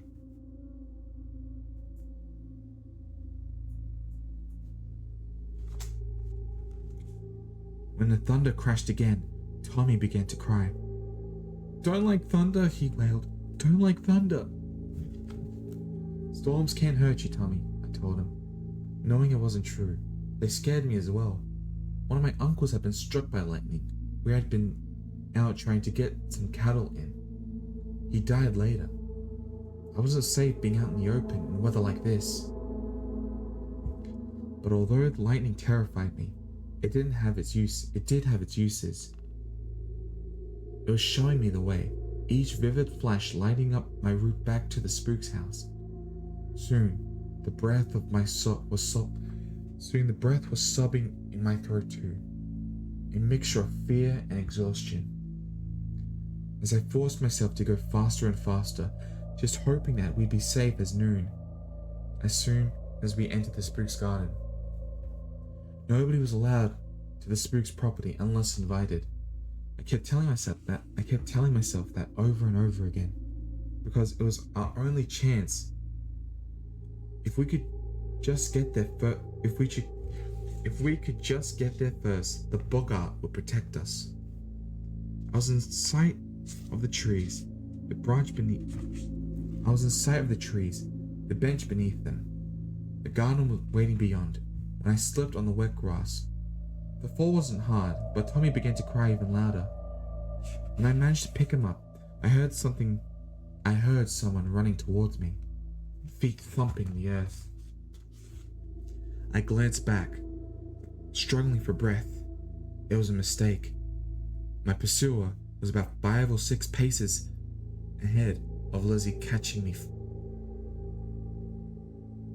My pursuer was about 5 or 6 paces ahead of Lizzie and catching me fast. Lightning flashed again, and I saw the lower half of his face. It looked as if his horns had grown out of each side of his mouth. And as he ran, he moved his head from side to side. And I remember what I'd read in the Spooks library about the dead women who had been found with their ribs crushed. If Tusk had caught me, he'd do the same to me. For a moment, I was rooted to the spot, but he started to make a bellowing sound, just like a bull, and then started moving, and that started me moving again. I was almost running now. I wouldn't have sprinted if I could, but I was carrying Tommy, and I was too weary, my legs heavy, and the breath rasping in my throat. At any moment, I expected to be grabbed from behind, but I passed the bench where the spook often gave me lessons, and then, at last, I was beneath the first trees of the garden. But was I safe? If I wasn't, it was all over for both of us, because there was no way I could outrun the Tusk. I stopped running, and all I could manage was a few steps before I came to a complete halt, trying to regain my breath. It was at that moment that something brushed past my legs. I looked down, and it was too dark to see anything at first. First, I felt pressure, and then I heard something purr, a deep throbbing sound that made the ground beneath my feet vibrate. I sensed it moved on beyond me, towards the edge of the trees, positioning itself between us and those who were following. I couldn't hear anything. I couldn't hear any running now, but I heard something else. Imagine the angry howl of a tomcat multiplied by 100 times. It was a mixture between a throbbing growl and a scream, filling the air with its warning challenge, a sound that could have been heard from miles. It was the most terrifying and threatening sound I had ever heard, and I knew then why the villagers never came anywhere near the Spooks' house. That cry filled with death. "Cross that line," it said. "Cross this line and I'll rip out your heart. Cross this line and I'll gnaw at your bones and pulp and gore. Cross the line and you'll wish you'd never been born." So for now, we were safe. By now, Bunny, Lizzie, and Tusk would be running back down the hill. Nobody would be foolish enough to tangle with the Spooks Boggart.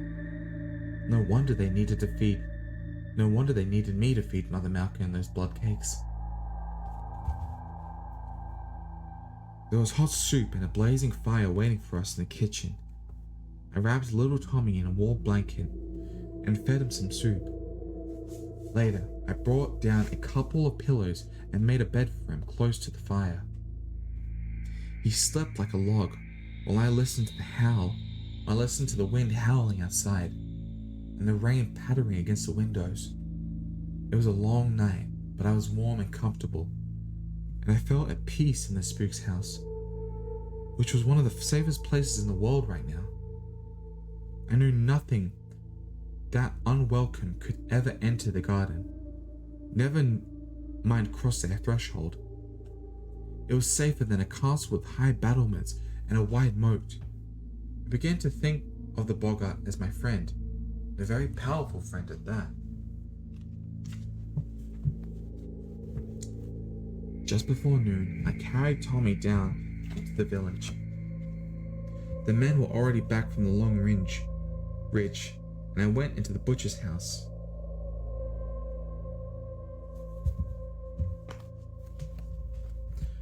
The instant he saw the child, his weary frown turned into a broad smile. I briefly explained what had happened, only going into much detail as necessary. Once finished, he frowned again. They need a sorting out once and for all, he said. I didn't stay long. After Tommy had been given his mother, she thanked me for the 15th time. It became obvious what was going to happen. By it then, about 30 or so village men had gathered. Some of them were carrying clubs and stout sticks, and they were muttering angrily about stoning and burning. I knew that something had to be done, but I didn't want to be part of it. Despite all that had happened, I couldn't stand the thought of Alice being hurt, so I went for a walk on the fells for an hour or so to clear my head. Before walking slowly back towards the Spooks house, I decided to sit on the bench for a while and enjoy the afternoon sun, but someone was already there. It was a spook. It was a spook. He was safe after all. Until the moment I avoided thinking about what I was going to do next. I mean, how long would I have stayed in his house before deciding that he wasn't going to come back?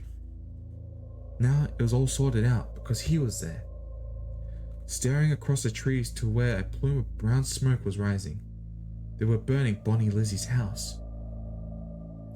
When I got close to the bench, I noticed a big purple bruise over his left eye. He saw at me, glanced, and gave me a tired smile. We make a lot of enemies on this job, he said.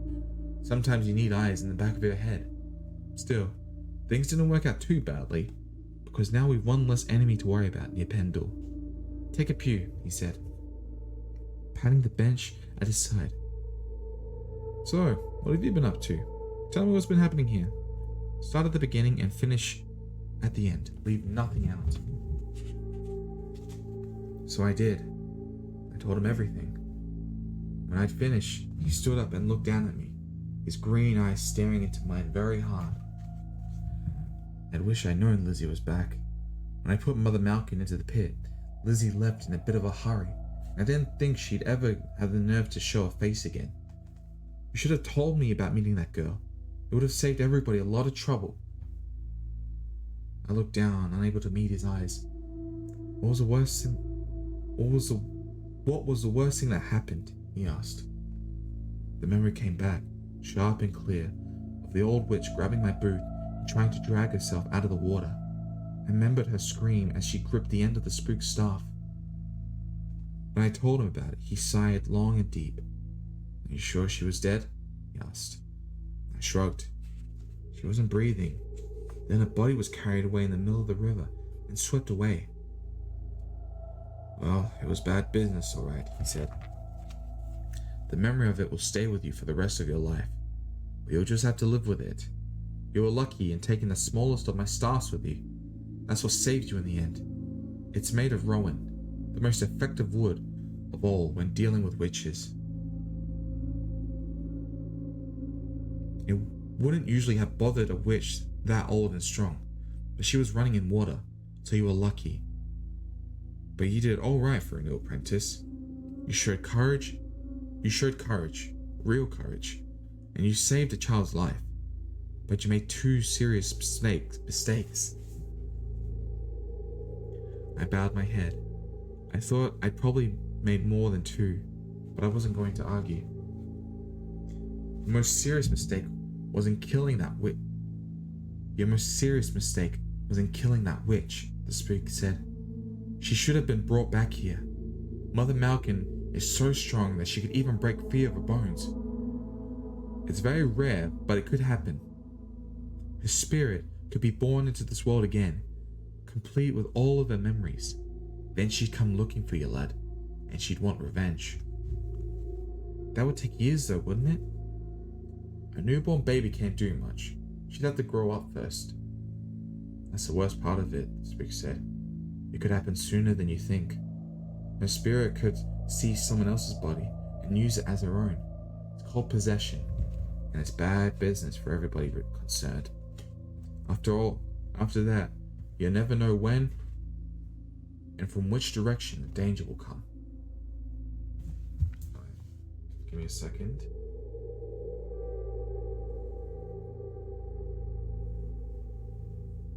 Hey Dip, hey Dip, hey Dip, how are you? Oh, my food's almost here actually. If I go AFK, you'll know why. How you doing, Dip? Hi. We're just reading a book right now. Also, Mia Maria, thanks so much for the follow. I am so sorry. By the way, to all the new people here, I'm so sorry I'm missing all of your follows. I really appreciate them. For all the new people, my name's Heavy Bowls, and before you even ask, yes they are. Very nice to meet you. How are you doing, Dip?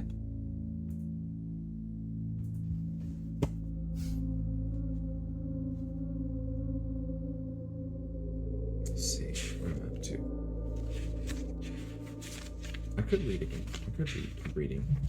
We'll read like another chapter after this. Okay. She might possess the body of a young woman, a lass with a dazzling smile, who will win your heart before she takes your life. Or she might use her beauty to pen some strong man to her will, a knight or a judge who will have you thrown into a dungeon where you'll be at her mercy. Then again, time will be on her side. She might attack when I'm not here to help, maybe years from now, when you're long past your prime, when your eyesight's failing and your joints are starting to creak. But there's another type of possession, one that's most likely in this case, much more likely, you see. You see, lad, there's a problem with keeping a live witch in a pit like that. Especially one so powerful who spent her long life practicing blood magic. She'll have been eating worms and other slithery things, with the wet constantly soaking into her flesh. So in the same way that a tree can slowly be petrified and turned into rock, her body will have been slowly starting to change. Gripping the Roman staff would have stopped her heart, pushing her over the barrier into death. Oh. Wait, let me be right back. I'll be right back, okay?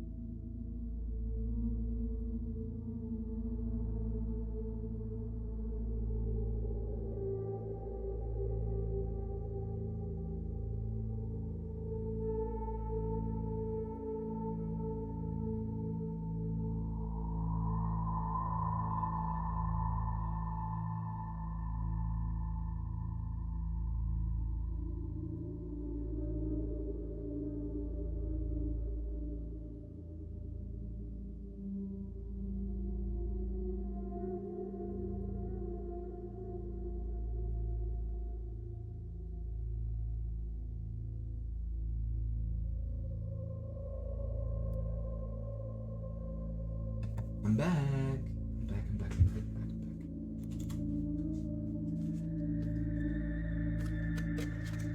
Isn't this creepy?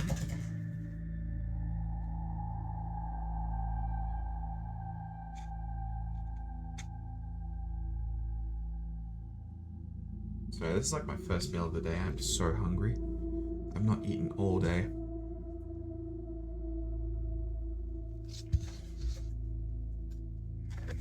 Okay. Alright, back to reading.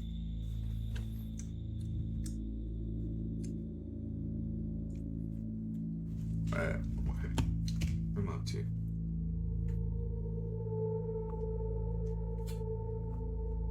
Okay.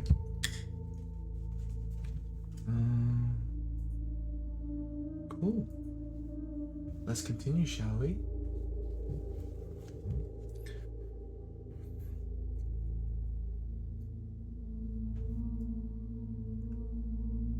Gripping the Rowan staff would have stopped her heart, pushing her over the barrier into death, and being washed away by the river might have speeded up the process. In this case, she'll still be bound to her bones, like most other malevolent witches. But because of her great strength, she'll be able to move her own dead body. See, lad, she'll be what we call Wick. It's an old county word that you're no doubt familiar with. Just as a hare can be wick with lice, her dead body is now wick with a wicked spirit. It'll be having like a bowl of maggots. It'll be heaving like a bowl of maggots, and she'll crawl, slithering or dragging herself towards her chosen victim. And instead of being hard like a petrified tree, her dead body, will be soft and pliable, able to squeeze into the tiniest of spaces. To ooze up someone's nose or into their ear and possess their body. There are only two ways to make sure that a witch as powerful as Mother Malkin can't come back. The first is to burn her, but no one should have to suffer the pain like that. The other way is too horrible to even think about. It's a method few have heard about because it's practiced long ago, in a land far away over the sea. According to the ancient books, if you eat the heart of a witch, she can never return, and you have to eat it raw. If we practice either method, we're no better than the witch we kill, said the spook. Both are barbaric. The only alternative left is the pit. That's cruel as well, but to do it to protect the innocents. But we do it to protect the innocents. It was just up someone's nose. Yeah, possession is very scary. Imagine that. Imagine something up your nose and possessing your whole body. So basically you're dead. That's kind of scary.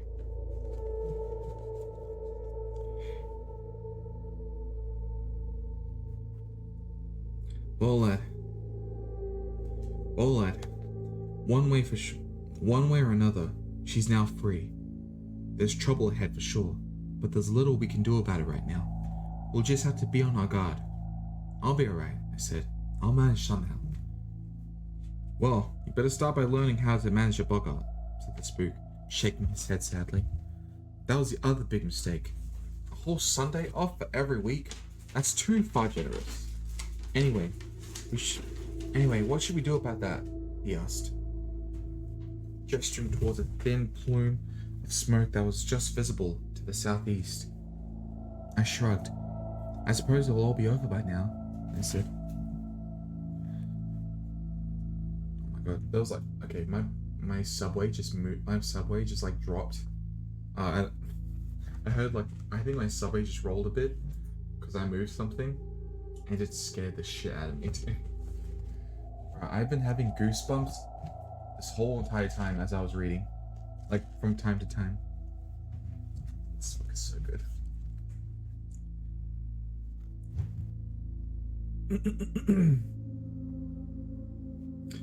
All over with? Don't you believe it, lad? Don't you believe it, lad? A witch like Lizzie has a sense of smell better than any hunting dog.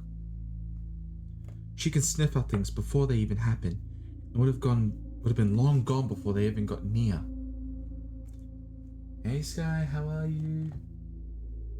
No, she would have fled back to Pendle, where most of the brood live. We should follow now, but I've been on the road for days and I'm way too weary and sore. I need to gather my strength. But we can't leave Lizzie free for too long or she'll start to work her mischief again. I'll have to go after her before the end of the week, and you will be coming with me. It won't be easy, but you might as well get used to the idea. But first things first, follow me. I'm doing alright. I'm just reading at the moment. We're just reading the Spooks Apprentice. Hope you're doing okay. Hope everything's good. Hope you had a good day today. As I followed, I noticed that he had a slight limp and was walking more slowly than usual. So whatever had happened in Pendle, it hadn't been without a cost to himself. He had led me into the house, up the stairs, and into the library, halting beside the furthest shelves, the ones near the window. I like to keep my books in my library, he said.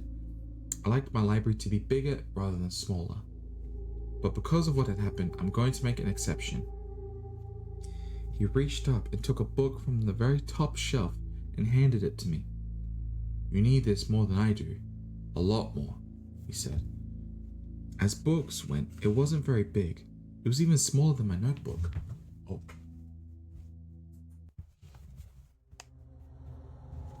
Oh God. This is even more scary.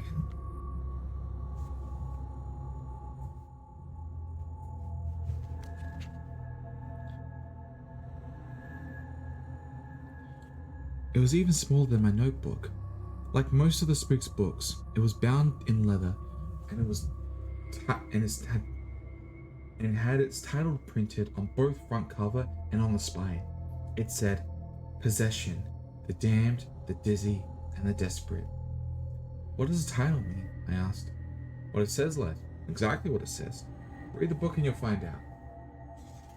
Yeah, we're just reading the Spooks Apprentice, so if you want to just chill with us as we read, then feel free to do so. Always good to have you with us, Sky.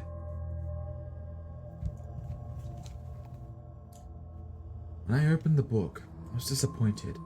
Inside, every single word was printed in Latin, a language I couldn't read. Study it well and carry it with you at all times, said the spook. It's a definitive work. He must have seen me frowning because he smiled and jabbed at the book with his finger. Definitive means that so far it's the best book been written about possession. But it's a very difficult subject and was written by a young man who still had a lot to learn. So it's not the last word on the subject, and there's more to discover. Turn to the back of the book. I did as he told me to, and found out the last 10 or so pages were blank. If you were to find anything new, then just write it down there. Every little bit helps. Don't worry about the fact that it's in Latin. I'll be teaching you as soon as we've eaten. We went for our afternoon meal, which was cooked almost to perfection. As I swallowed my last mouthful, soon something moved onto the table and began to rub itself against my legs. Suddenly, the sound of purring could be heard. It gradually got louder and louder until the plates and the dishes on the sideboard began to rattle. No wonder it's happy, said the spook, shaking his head. 1 day off a year would have been nearer to the mark. Still, not to worry. It's business as usual, and life goes on. Bring your notebook with you, lad. We have a lot to go through today. So I followed the spook down the path to the bench, uncorked the bottle of ink, dipped in my pen, and prepared to take notes. Once they passed the test in Horseshaw, said the spook, starting to limp up and down in front of the bench. I usually try to ease my apprentices into the job as gently as possible, but now we've been faced But now that you've been faced with a witch, you know how difficult and dangerous the job can be. And I think you're ready to find out what had happened to my last apprentice. It's linked with boggarts, the topics we've been studying, so you might as well learn from it. Find a clean page and write this down for the heading. I did as I was told, and I wrote down how to bind a boggart. Then, as the spook told the tale, I took notes, struggling to keep up as usual. As I already knew, binding a boggart involved a lot of hard work, which the spook called laying. First, a pit had to be dug as close as possible to the roots of a large mature tree. After all the digging the spook had made me do, I was surprised to learn that Spook rarely dug the pit himself. That was something only done in an absolute emergency. A rigger and his mate usually attended to that. Next, you had to employ a mason to cut a thick slab of stone to fit over the pit like a gravestone. It was very important that the stone was cut to size accurately so as to make a good seal. After you coated the lower edge of the stone and the inside of the pit with a mixture of iron and salt and strong glue, it was time to get the boggart safely inside. It wasn't too difficult. Blood, milk, or a combination of the two worked every time. The really difficult bit was dropping the stone into position as it fed. Success depended on the quality of the help you hired. It was best to have a mason standing by and a couple of riggers using chains controlled from a wooden gantry placed over the pit, so as to lower the stone quickly and safely. That was a mistake that Billy Bradley made. It was late winter, and the weather was foul, and Billy was in a rush to get back into his warm bed. So he cut corners. He used local laborers who hadn't done that type of work before. The mason had gone off for his supper, promising to return within the hour, but Billy was impatient and couldn't wait. He got the boggart into the pit without too much trouble, but ran into difficulties with the slab of stone. It was wet. It was a wet night, and it slipped, trapped his left hand under the edge. The chain jammed so that he couldn't lift the stone. And while the laborers struggled with it, one of them ran back to get the mason. The boggart, in a fury at being trapped under the stone, began to attack Billy's fingers. You see, it was one of the most dangerous boggarts of all. They're called rippers, and they usually just feed on cattle, but this one had got the taste for human blood. By the time the stone was lifted, almost half an hour had passed, and by then it was already too late. The boggart had bitten off Billy's fingers as far down as his second knuckle. Ugh.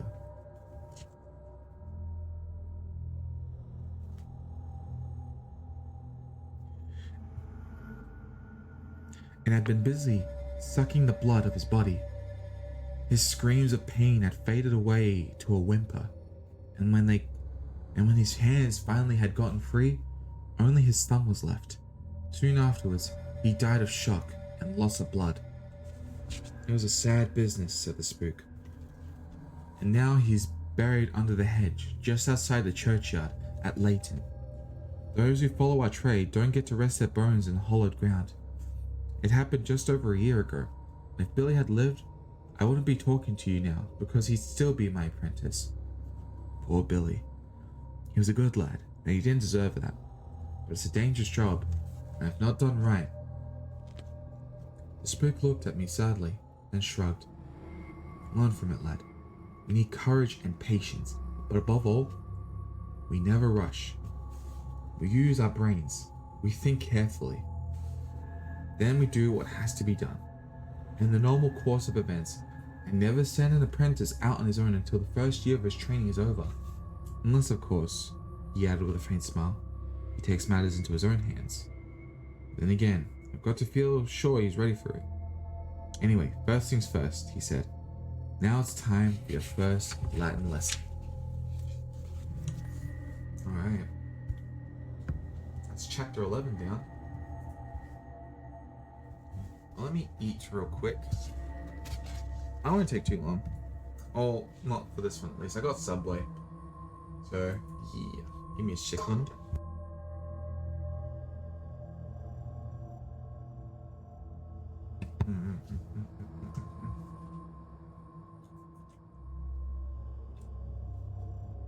Also, Sky, what you been up to today, by the way?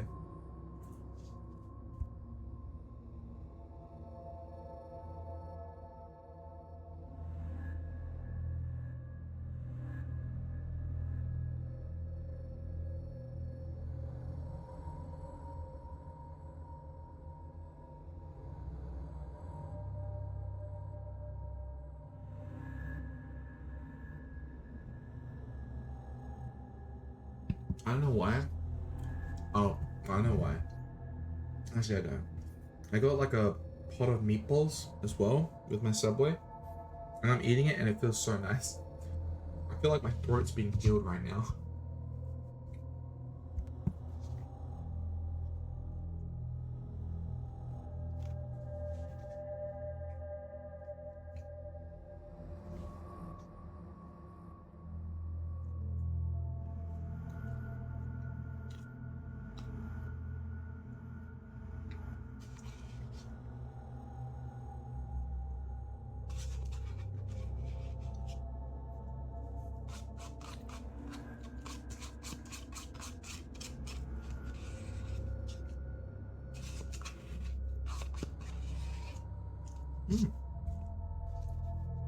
Hey Zardon, how are you?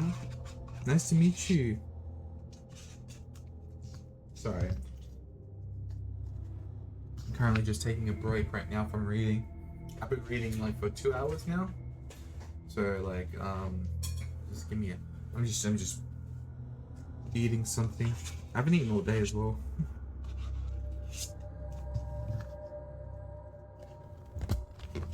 Have a drink. Bro, I ate the meatballs, and dude, the meatballs feel like they're like curing my throat. That's the first meal I've had today. But very nice to meet you, Zordon. My name's Heavy. Heavy Balls. Before I even ask, yes. Yes, they are. We're currently reading the Spooks Apprentice, by the way. If you've ever read this book, it's really good. It's really good. Nice to meet you too. Just doing fine. It's sure important to take a break as well. Yeah. I'm not like I like read. I don't mind actually. I don't mind reading. I say that though. I say I hate reading, but to be honest, I don't mind it too much as long as the topic is interesting, and if I don't have to read out loud. Reading's my hobby. Hell yeah! Read this book. Read this book, Zodon. It's so good. I highly recommend. If you like witches and like haunting stuff, then feel free to read this. It's good. Fun fact, they actually made a movie based on this book. It's real bad, but like still, it's cool. I could be one of those people that said I like the book rather than the movie. Actually, I probably shouldn't eat bread at the moment, so I'll leave the Subway for later. I'll leave the Subway for after. Check it out. I'm gonna add some of this. Hell yeah.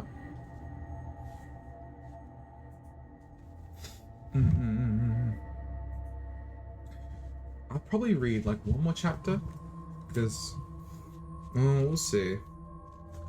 How many pages is this chapter? There's like 202. Let's see. Usually they're like 30 pages each. But how's your day today, Zordon? Also, Mia Maria, thanks so much for the follow, by the way. I'm sorry if I missed any followers, Dude, turning off the alerts really does affect. I thought I can just like read it. Because I'm like only focusing on reading, right? I thought I could just like, what? Oh, wait. Let me see how many chapters are off first. So there is approximately We're at chapter 11 right now. And there is... What is it? There is... How many chapters? Chapter 11. Oh shit.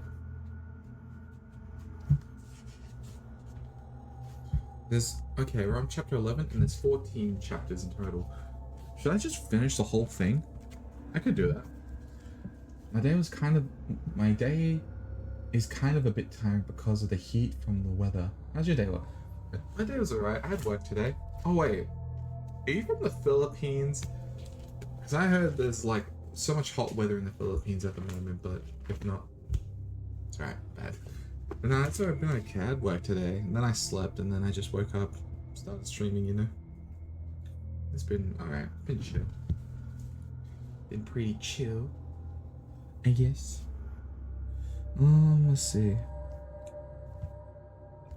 Let's see. Alright. I could finish this all tonight, actually.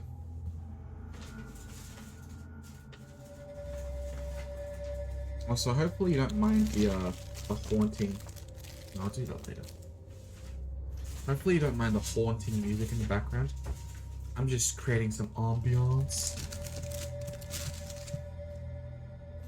Oh yeah, Philippines weather been changed pretty much intense. It's good to know you're chill. Aww. Make sure that stay cool. If there's any way you can stay cool. Usually on hot days I just go to the shops or like to the mall.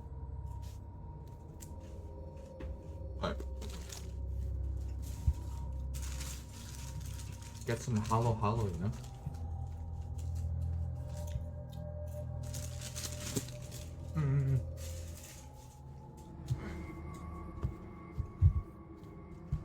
And let me just get a drink of water and I'll continue reading.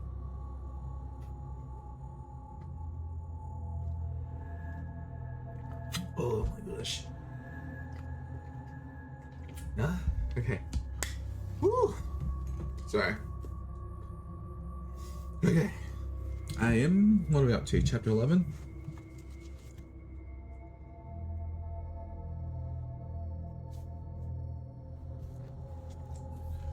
Oh, boy. AC doesn't really suffice enough because even with all the places that was usually cold, it's not so cold anymore as well. No.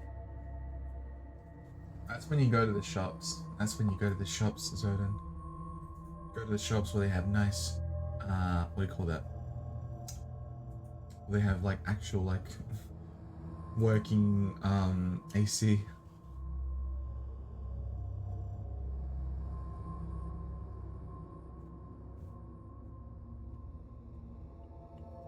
Yeah, alright. I hope you're fine. I hope you're able to stay cool.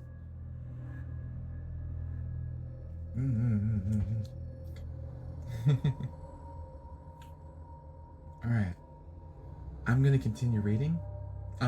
Yeah, if you wanna just chill here, feel free to.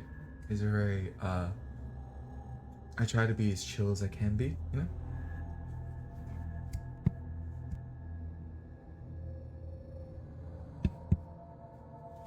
And yeah, I hope you have a good time here. If you need any questions, feel free to ask any of the mods. But yeah, come sit back, and I definitely recommend this book. This book is amazing. And yeah, I got the thing on here. I got the actual like book image here, so if you want to read the book for yourself, it's right there. Yeah. Alright, let's go. Chapter 11. The Pit. It happened just 3 days later. The spook had sent me down into the village to collect the week's groceries. It was very late in the afternoon, and I left. Okay, I probably should explain what this is. So a spook, think of the spook as an exorcist for witches and other creatures, basically. They're like a wizard, except they don't have magical powers. They're just more like random people who have a sixth sense. And yeah, they basically deal with witches and other stuff that like crawls in the night. And yeah, pretty much. Also, thanks so much for the follow. Thank you. Yeah, thank you so much for the follow. Thank you. Our main character is called Tom Ward. He's an apprentice, obviously. That's why it's called the Spooks Apprentice. And um, basically, I don't know if it's spoilers. Well, me reading this is gonna be spoilers. But basically, Tom has just dealt with a witch, and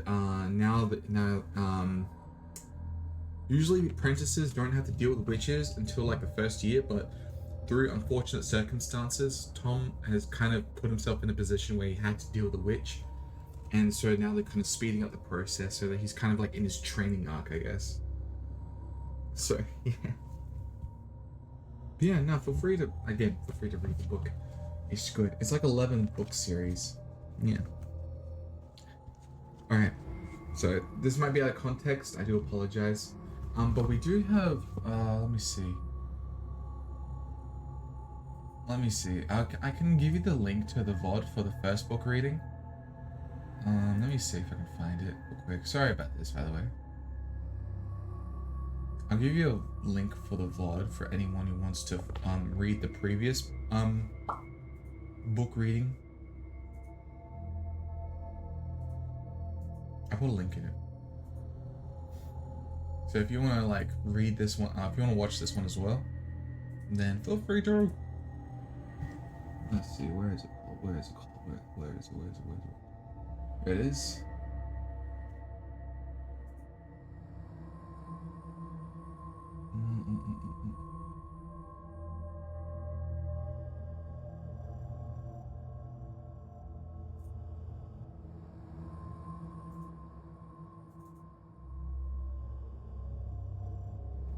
Let's see if I can share it real quick.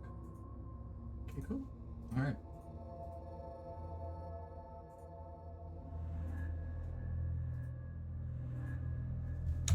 There you go.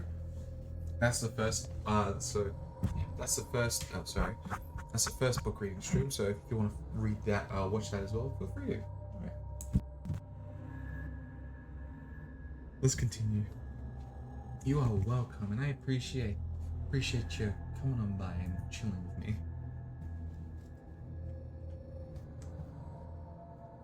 Yeah. Okay.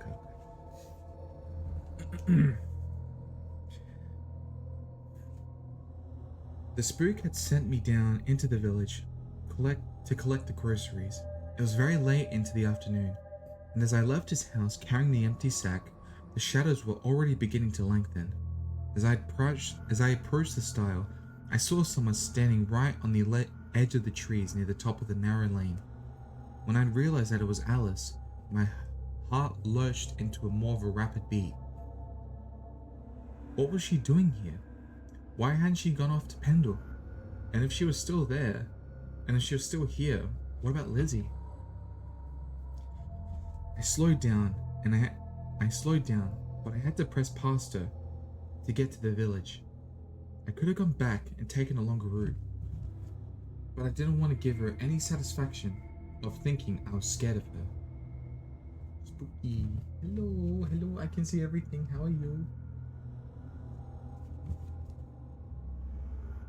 Even so, once I climbed over the stile, I stayed on the left-hand side of the lane, keeping close to the high hawthorn hedge right on the edge of the deep ditch that ran along its length.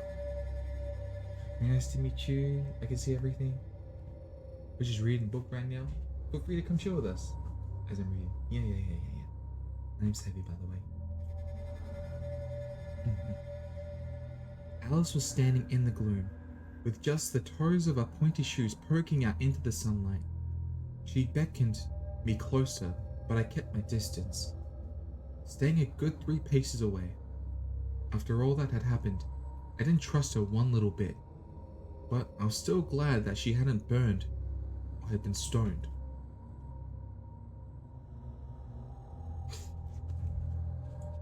I've come to say goodbye, Alice said, and warn you never to go walking near Pendle. That's where we're going. Lizzie has family living there. I'm glad you escaped, I said, coming to a halt, turning to face her directly towards her. I watched the smoke when they burned your house down. Lizzie knew that they were coming, Alice said, so we got away with plenty of time to spare. Didn't sniff you out though, did she? Knows what you did to Mother Malkin, though I only found out after it had happened. Didn't sniff you out at all, and that worries her. She said your shadow had a funny smell. I laughed out loud. At that. I mean, it was crazy. How could a shadow have a smell? Ain't funny, Alice accused. Ain't nothing to laugh at. She only smelled your shadow where it had fallen into the barn. I actually saw it, and it was all wrong. The moon showered the truth of you. Suddenly, she took 2 steps nearer into the sunlight, then leaned forward a little and sniffed at me. You do smell funny, she said, wrinkling up her nose. She stepped backwards quirkily, and suddenly looked afraid. I smiled and put on my friendly voice back. Look, don't go to Pendle. You're better off without them. They're just bad company. Bad company doesn't matter to me. Won't change me, will it? I'm bad already. Bad inside. You wouldn't believe the things I've been and done. I'm sorry, she said. I've been bad again. I'm just not strong enough to say no. Suddenly, too late, I understood the real reason for fear on Alice's face. It wasn't me she was scared of. It was what was standing right behind me. I'd seen nothing and heard nothing. When I did, I was already too late. Without warning, the empty sack was snatched out of my hand and dropped over my head and shoulders, and everything went dark. Strong hands gripped me, pinning my arms to my side. I struggled for a few moments, but it was all useless. I was lifted and carried as easily as a farmhand carries a sack of potatoes. While I was being carried, I heard voices. Alice's voice, and then the voice of a woman. I suppose it was Bonnie Lizzie. The person carrying me just grunted, so it had to be Tusk. Alice had lured me into a trap. It had all been carefully planned. They must have been hiding in that ditch as I came down the hill from the house. I was scared, more scared than I'd ever been in my life. I mean, I killed Mother Malkin, and she had been Lizzie's grandmother, so what were they going to do to me now? After an hour or so, I dropped into the ground, so hard that all the air was driven out from my lungs. As soon as I could breathe again, I struggled to get free from the sack. Somebody thumped me twice in the back, thumped me so hard that I kept very still. I'd have done anything to avoid being hit like that again. So I lay there, hardly daring to breathe, while the pain slowly faded to a dull ache. They used rope to tie me, then binding it over the sack, around my arms and head and knotting it tightly. Then Lizzie said something that chilled me to the bone. Chemo Sick, 1985-0, thanks so much for the follow. How are you doing? Oh, Kasal, thanks so much for the follow as well. How are you doing as well? Very nice to meet you. My name's Heavy. Heavy Balls, before you even ask. Yes. Yes, they are. We're just doing a book reading. Hope you're having a good day today. Yeah, see everything. I hope you're doing good as well. Spooky. It's very spooky. Hello. Hi. Very good. How am I? I'm doing alright. I've just been reading this awesome book, The Spooks Apprentice. My throat's starting to feel it, but I'm doing alright. Been very chill. Trying not to fall asleep, but also getting goosebumps as I'm reading this. Yeah, how are both of you doing? Very nice to meet you. Very nice to meet you. My name's Heavy. I've already introduced myself, but yeah. I'm a Boba Vtuber. I stream games, like story-based games like Final Fantasy and other stuff as well. And I also do book reading streams. So very nice to meet you. Very, very nice to meet you. I hope you feel welcomed here. Hope you had a good day as well. Alright, I'm going to continue reading. But yeah, you just want to sit back and relax as I'm reading, feel free to do so. Just about to end work today. Oh, I hope work was well. I hope work was okay. Was it Kasu? Kasua? Kasua? Hope you had a good day at work today. How am I? I'm alright. I'm chilling. Chilling, reading my favorite book. Yeah, I had work today as well, so I'm a little bit tired, but you can call me Kasu? Okay. I call you Kasu. But yeah, I'm doing alright. I'm just, relaxing after working as well. Yeah, my throat's a little bit sore. That's because I've been reading for what, like 3 hours, mostly? Like 2.5 hours, pretty much. Yeah, I'm pretty good. I have a dinner right next to me. I'm so tempted to just like eat it, but I want to read more of this. Yeah, if you guys like reading books, feel free to hang out. Also, yeah, and if you guys do anything cool today, yeah, I hope you guys feel very welcomed here. We're a very chill community and small, and so yeah. I hope you feel welcomed here. So sit back and relax as I continue reading. No notebooks. Nice. Well, hopefully, I recommend this one, Kasu. I recommend this book. This book I've been reading. I've read it like a couple of times, especially during my teenage years, and yeah, it's very awesome. So if you like exorcism stuff, like witches and these things called boggarts, I guess, and like other things, and like demons, I guess, then maybe you like this book. There's a big giant page next to me, big giant picture of it, so you can see. Yeah, so this might be a little out of context. I do have a link to. I'll copy the link again. If you want to watch the first VOD of me reading the book, that's the VOD where I read the first the first book reading. So yeah, this is part 2. I'll put it in my TBR. Oh, it's really good. I recommend.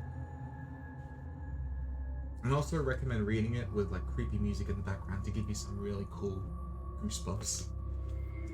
Also, Komi Sitch, dude, did you do anything fun today? Bro, we're like 31 followers off our next goal. That's crazy. Yo, welcome. Ian, thank you for joining. I hope you feel welcomed here. Very nice to meet you. Alright, I'm gonna continue reading, by the way. I'm gonna continue reading, so you can have me in the background. I don't mind. You can be loud. It's all good. Do what you gotta do. Your voice is very calming. Thank you. I'm mostly just trying to like yes. You can have me in the background while you're doing stuff. It don't matter. It's all good. Also, I might be distracted with reading to read chat, so if I am a little bit slow, I'll read it eventually. Yeah. I'm gonna continue reading. Alright, where was I? Hi Hashi, how are you? Oh, okay, go on. After an hour or so, I was dropped onto the ground so hard that all the air was driven from my lungs. As soon as I could breathe again, I struggled to get free of the sack. But somebody thumped me twice in the back, thumped me so hard that I kept very still. I've done anything to avoid being hit like that again. So I lay there, hardly daring to breathe while in pain slowly faded to a dull ache. They used ropes to tie me then, binding it over the sack, around my arms and head and knotting it tightly. Then Lizzie said something that chilled me to the bone. There, we've got him safe enough. You can start digging now. Her face came very close to mine, so that I could smell her foul breath through the sacking. It was like the breath of a dog or a cat. "Well, boy," she said, "how does it feel to know that you're never going to see the light of day again?" When I heard the sound of the distant digging, I began to shiver with fright. I remember the spook's tale of the miner's wife, especially the worst bit of all, when she'd laid there paralyzed, unable to cry out, while her husband dug her own grave. Now it was going to happen to me. I was going to be buried alive, and I've done anything to just see the daylight again. Even for a moment. At first, when they cut my ropes and pulled the sack from me, I was relieved. By then the sun had gone down, but I looked up and could see the stars, with the waning moon low over the trees. I felt the wind on my face, and had never felt so good. My feeling of relief didn't last more than a few moments though, because I started to wonder exactly what they had in mind for me. I couldn't think of anything worse than being buried alive, but Bonnie Lizzie probably could. To be honest, when I saw Tuck close up for the first time, he wasn't quite as bad as I expected. In a way, he looked worse than the night he was chasing me. He wasn't as old as the spook, but his face was lined with weather-beaten, and a mass of greasy grey hair covered his head. His teeth were too big to fit in his mouth, which meant he could never close it properly, and two of them were curved upwards like yellow tusks on either side of his nose. He was big too, very hairy, powerful, and with very hairy, powerful, muscular arms. I felt that grip had thought it bad enough. But I knew that he had the power of his shoulders to squeeze me so tightly that all the air would be forced out of my body and my ribs would shatter. So, how you doing, by the way, Hashi? Tusk had a big curved knife at his belt, with a blade that looked very sharp. But the worst thing about him was his eyes. They were definitely dull. They were completely dull. It was as if there was nothing alive in that head of his. It was just something that obeyed Bonnie Lizzie without a second thought. I knew that he'd do anything she told him without question, no matter how terrible it was. As for Bonnie Lizzie, she wasn't skinny at all, and I knew from my reading in the Spooks library that she was probably called that because she used burn magic. I already smelled her breath, but at a glance, you never had taken her for a witch. Hey T, how are you doing? She wasn't like Mother Malkin, all shriveled with age, looking like something that was already dead. No, Bonnie Lizzie was just an older version of Alice. Probably no older than 35. She had pretty brown eyes, and her hair was as black as her niece's. She wore a green shawl, and a black dress fastened neatly at a slim waist with a narrow leather belt. Okay, T. Have you had a good day today, T? Have you had a good day today? There was certainly a family resemblance, except for her mouth. It wasn't the shape of it. It was the way she moved it. The way it twisted and snarled when she talked. One thing I noticed, however, was that she never looked me in the eye. Alice wasn't like that. She had a nice mouth, still shaped for smiling, but I realized that she would eventually become just like Bonnie Lizzie. Alice had tricked me. She was the person I was here.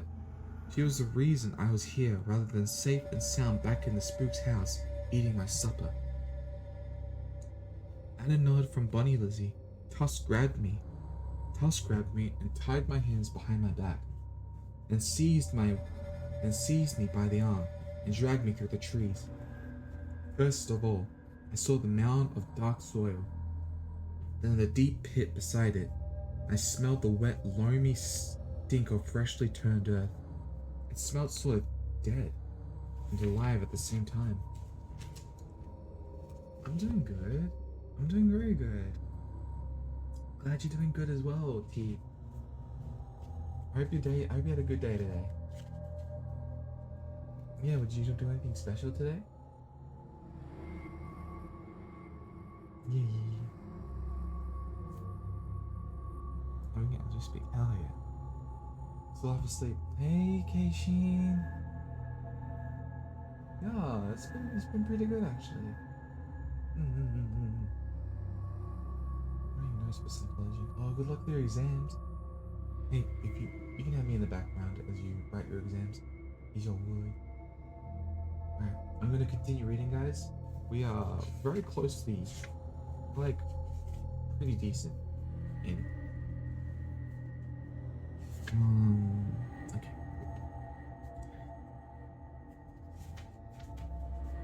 It sort of smelled dead and alive at the same time, with things brought to the surface that really belonged deep underground. The pit was probably more than 7 feet deep, but unlike that one of the spook that had kept Mother Malkin in, it was a regular shape, just a big, great hole with steep sides. I remember thinking that with all the practice I'd had, I could have dug one far better than this one. At that moment, the moon showed me something else, something I'd have preferred not to see. About 3 paces away to the left of the pit, there was an oblong of freshly turned soil. It looked just like a new grave.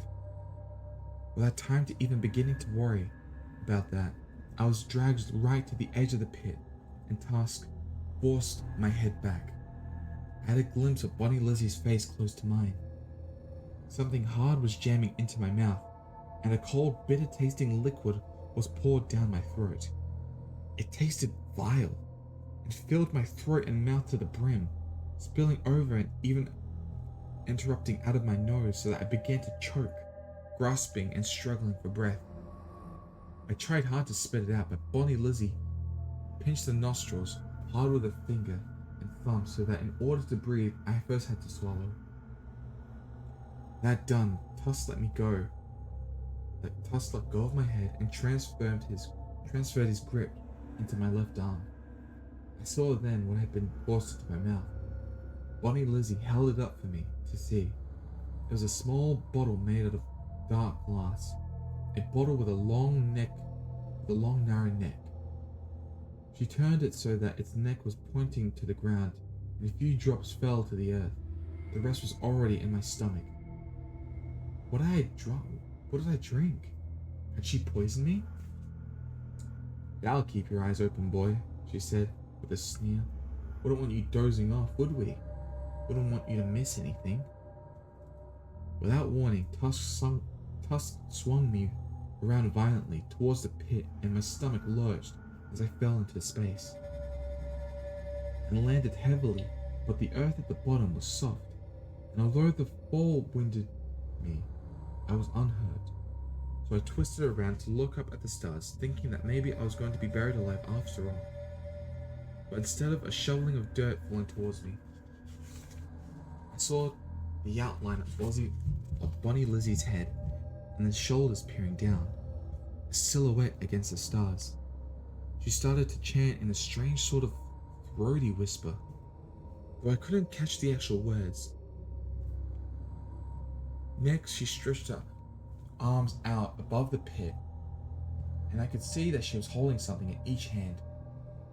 Giving a strange cry, she opened her hands, and 2 white things dropped towards me, landing in the mud close to me. By the moonlight, I could see clearly what they were.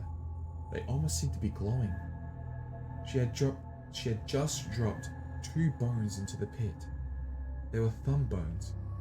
I could see the knuckles. Enjoy your last night on this earth, boy, she called down to me. But don't worry, you won't be lonely, because I'll leave you in good company. Dead Billy will be coming to claim those bones. Just next door he is. So no, he's not gone too far to go. He'll be with you soon, and you two have a lot in common. He was old Gregory's last apprentice and won't take kindly to have you taken his place. Then, just before dawn, We'll be paying you one last visit. We'll be coming to collect your bones. They're special, your bones are. Even better than Billy's. And they're taken fresh, they'll even be more useful. They'll be the most useful bones I've had for a long time. All good tea, have a good look. Yeah, did you have a good rest, by the way, Keishin? Her face drew back, and I heard footsteps walking away. So that was what was going to happen to me. If Lizzie wanted my bones, it meant that she was going to kill me.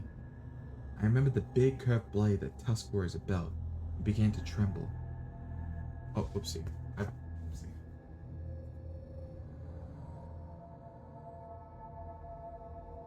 Sorry, did I accidentally pin that? My bad.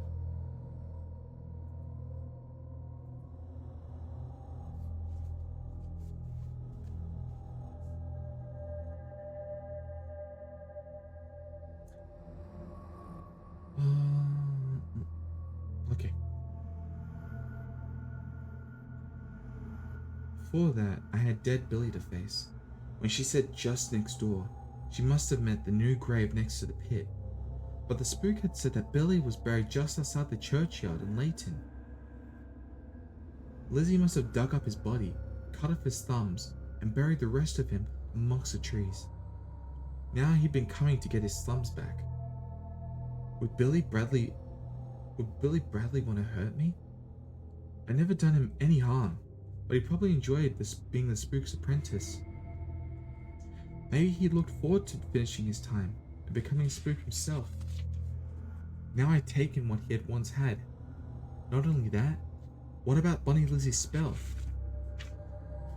He might think I was the one who cut off his thumbs and thrown him into the pit. I managed to kneel up and spent the next few minutes desperately trying to untie my hands. It was hopeless. My struggle seemed to be making the rope even tighter. I felt strange too, lightheaded and dry-mouthed. When I looked up at the stars, they seemed to be very bright, and each star had a twin. If I had concentrated real hard, I could make the double stars become single again. But as soon as I relaxed, they drifted apart. My throat was burning, and my heart was pounding 3 or 4 times faster than its normal pace. I kept thinking about what Bunny Lizzie had said. Dead Billy would be coming to find his bones. Bones that were lying in the mud, less than 2 paces from when I was kneeling. If my hands had been free, I'd have hurled them from the pit. Suddenly, I saw a slight movement to my left, and I had been standing. It would have been just about level with my head. I looked up and watched as long, plump, white, maggoty herd emerged from the side of the pit. It was far, far bigger than any worm I had seen. Its blind-coated head moved in a circle as if wriggled out of the rest of its body. What could this be? Was it poisonous? Could it bite? And then it came to me. It was a coffin worm. It must have been something that had been living in Billy Bradley's coffin, growing fat and sleek, something white that had never seen the light of day. I shuddered as the coffin worm wriggled out from the dark earth and popped into the mud at my feet. I lost sight of it as it quickly burrowed beneath the surface. Being so big, the white worm had dislodged quite a bit of soil from the small pit, from the side of the pit, leaving behind a hole like a narrow tunnel. I watched it horrified, but fascinated, because there was something else moving inside it, something disturbing the earth.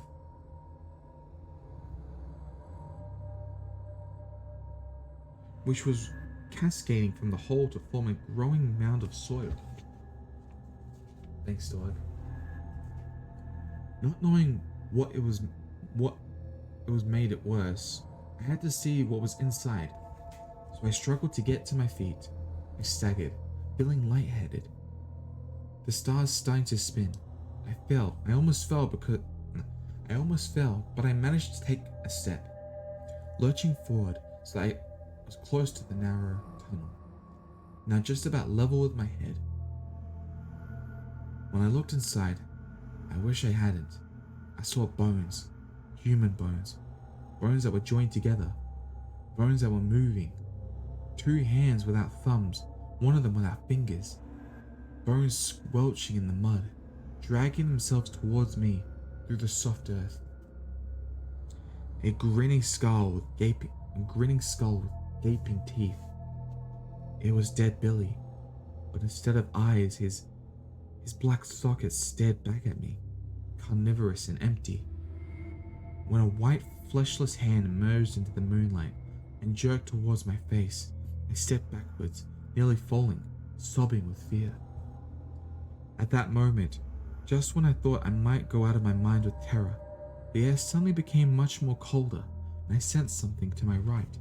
Someone else had joined me in the pit. Someone who was standing where it was impossible to stand. Half his body was in view, the rest was ebbed into the wall of the earth. It was a boy not much older than me. I could only see his left hand.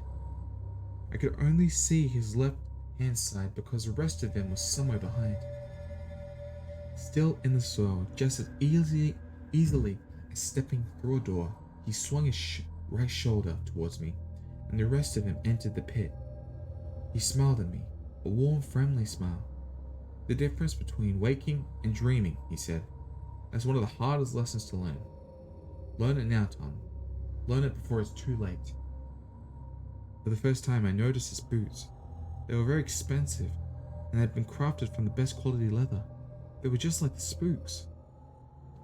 He lifted his hands up then, so that they were at each side of his head, palms facing outwards. Thumbs were missing from each hand. His left hand was also without fingers. It was the ghost of Billy Bradley. He crossed his hands over his chest and smiled once more. As Billy faded away, he seemed happy and at peace. I understood exactly what he told me. No, I wasn't asleep, but in a way, I'd been dreaming. I'd been dreaming the dark dreams that had come out of the bottle that Lizzie had forced into my mouth. When I turned back to look at the hole, it was gone. There never had been a skeleton crawling towards me. Neither had there been a coffin one. The potion must have been some kind of poison, something that made it difficult to tell the difference between waking and dreaming. That was what Lizzie had given me. It was best it had made my heart beat faster and made it impossible for me to sleep. It had kept my eyes wide open, but it also made them see things that weren't really there. Soon afterwards, the stars disappeared and it began to rain heavily. It was a long, uncomfortable cold night, and I kept thinking about what would happen to me before dawn. The nearer it got, the worse I felt. About an hour before the sunrise, the rain eased into a light drizzle before fading away altogether. Once more I could see the stars, and by now they no longer seemed double. I was soaked and cold, but my throat had stopped burning. When a face appeared overhead looking down into the pit, my heart began to race because I thought it was Lizzie come to collect my bones. But to my relief, it was Alice. Lizzie sent me here to see how you were getting on, she called softly. Has Billy been yet? He's been and gone, I told her angrily. I never meant for this to happen, Tom. If only he hadn't meddled, it would have been alright. Been alright? I said. By now another child would be dead, and the spook too. If you've had your way, those cakes had the blood of a baby in. If you'd had your way, and those cakes had the blood of a baby inside, do you call that being alright? You come from a family of murderers, and you're a murderer yourself. Ain't true. It ain't true that, Alice protested. There was no baby. All I did was give you the cakes. Even if that was so, you knew that what they were going to do afterwards, and you would have let that happen. I ain't that strong, Tom. How could I stop it? How could I stop Lizzie? I've chosen what I wanted to do, I told her. But what will you choose? Bone magic or blood magic? Which one? Which one will it be? Ain't gonna do either. I don't want to be like them. I'll run away. As soon as I get the chance, I'll be off. If you mean that, then help me out now. Help me get out of this pit. We could run away together. It's too dangerous now, Alice said. I'll run away later. Maybe weeks from now when they ain't expecting it. You mean after I'm dead? When you've got more blood on your hands? Alice didn't reply. I heard her begin to cry softly, but just when I thought she was on the verge of changing her mind and helping me, she walked away. I sat there in the pit, dreading what was going to happen to me, remembering that the hanging men and now knowing exactly how they must have felt before they died. I knew that I'd never go home, never see my family again. I'd just about given up all hope when footsteps approached the pit. I stood up terrified, but it was Alice once again. Oh, Tom, I'm sorry. They're sharpening their knives. The worst moment of all was approaching, and knew that I only had one chance. The only hope I had was in Alice. If you're really sorry, then you'll help me, I said softly. Ain't nothing I can do, she cried. Lizzie could turn on me. She doesn't trust me, thinks I'm soft. Go and fetch Mr. Gregory, I said. Bring him here. It's too late for that, Tom. Alice sobbed, shaking her head. Bones taken in daylight are no use to Lizzie. No use at all. The best time to take the bones is just before the sun comes up, so they'll be coming for you in a few minutes. That's all the time you've got.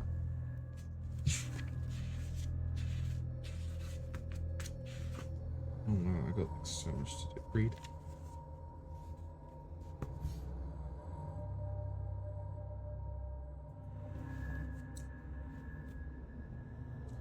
No use that.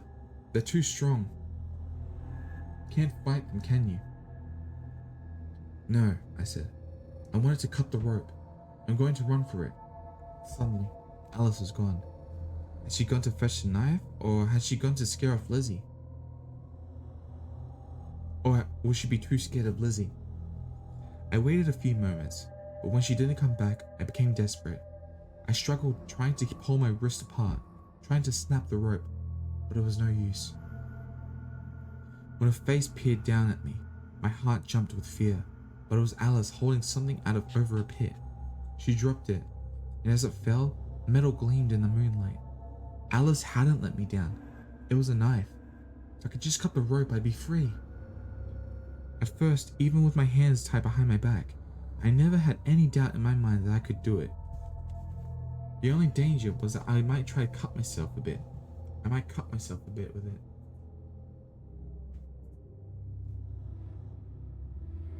Also, Colleen, thanks so much for joining the Discord, by the way.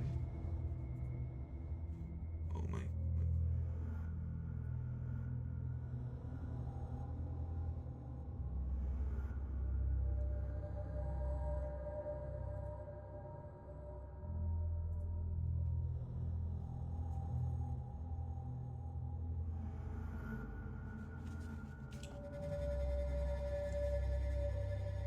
But what did that matter compared to what they do to me before the sun came up? It didn't take me long to get a grip on the knife. Positioning it against the rope was more difficult, and it was very hard to move it. When I dropped it for the second time, I began to panic. There couldn't be more than a minute or so before they came for me. You'll have to do it for me, Alice, I called up. Come on, jump down into the pit.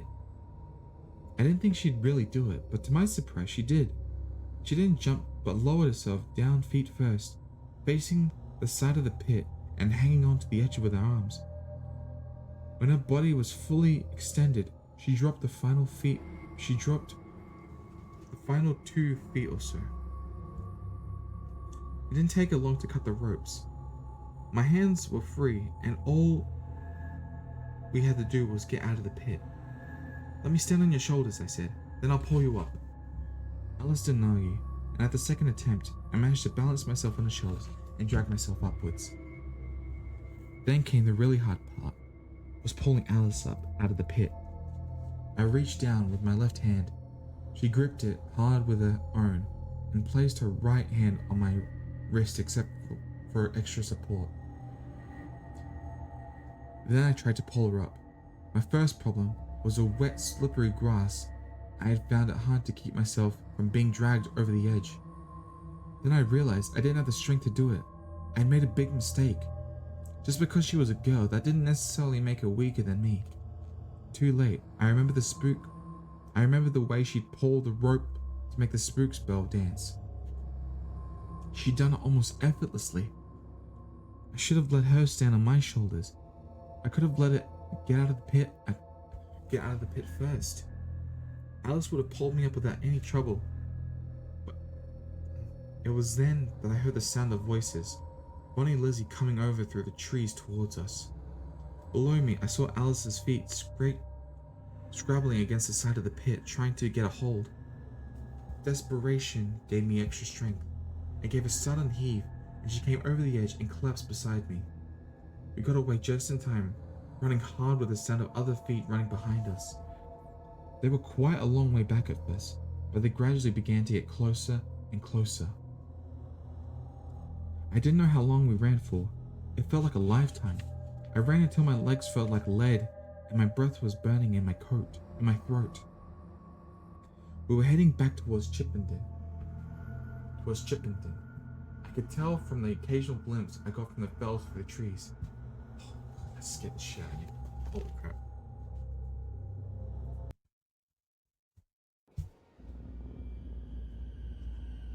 That scared me.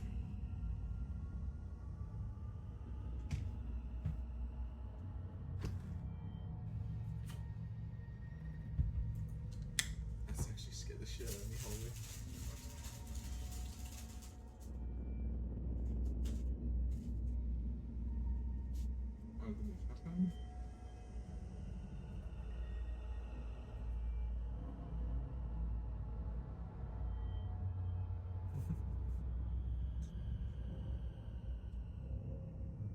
Hey Zordon, you doing good?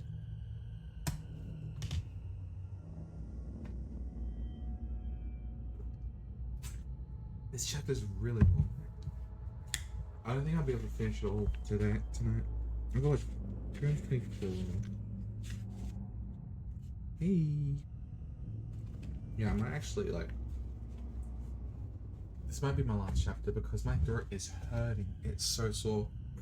It's not like it's like the back of my throat. Then like the area between my nose and my, I don't know how to explain it, but it hurts.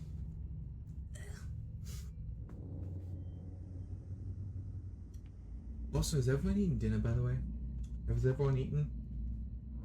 We all eaten din, by the way. If you had, good. If you hadn't, why not? Also, I'm actually getting hungry as well, so this will be my last chapter. But that's okay because I got 10 more pages to read. Oh my god.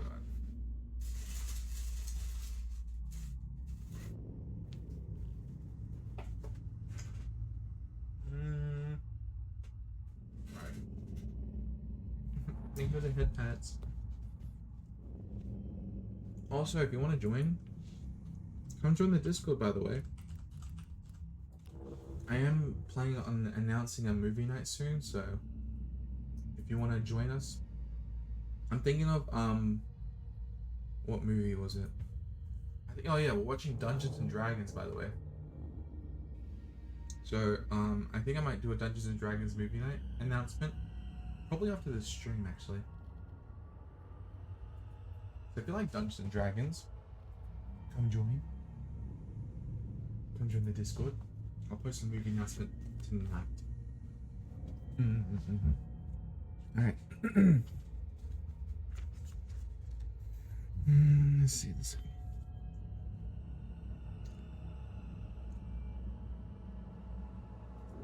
I could tell that from the occasional glimpses I got of the fells through the trees we were running towards the dawn. The sky was graying now, and growing lighter by the minute. And just as I felt I couldn't take another step, the tips of the fells were glowing with a pale orange. It was sunlight, And I remember thinking that even if we were caught now, it was at least it was daylight, and so my bones would be no use to Lizzie. I'm kind of in a hectic schedule. I still gonna. Oh, Gucci. No worries. Don't feel like you need to. But it's also a good way to know when I stream, by the way, because I do post my announcements on my stream schedules there. And plus, everyone's really nice over there. Zodin. They'll welcome you. They'll welcome you. They're like some of the sweetest people I met. So yeah. Yeah. Oh, Gucci.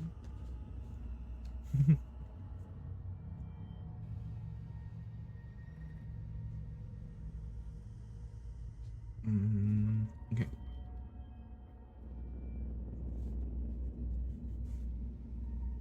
It was sunlight, and I remember thinking that, okay, as we came out of the trees onto the grassy slope and began to run up it, my legs finally began to fail. They were turning to jelly, and Alice was starting to pull away from me. She glanced back at me, her face terrified. I could still hear them crashing through the trees behind us. Then I came to a complete and sudden halt. I stopped because I wanted to stop. I stopped because there was no need to run any further. There, standing at the summit of the slope ahead, was a tall figure dressed in black, carrying a long staff. It was a spook, all right, but somehow he looked different. His hood was thrown back, and his hair, lit by the rays of the rising sun, seemed to be streaming back from his head like orange tongues of flame. Very nice. No. He's all good. We always love meeting new people.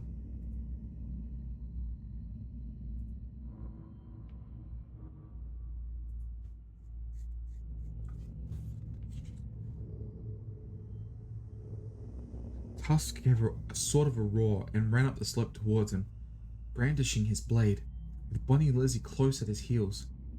They weren't bothered about us for a moment. They knew who their main enemy was. They could deal with us later. By now, Alice had come to a halt too, so I took a couple of shaky steps to bring myself level with her. We both watched as Tusk made his final charge, lifting his curved blade and bellowing angry as he ran.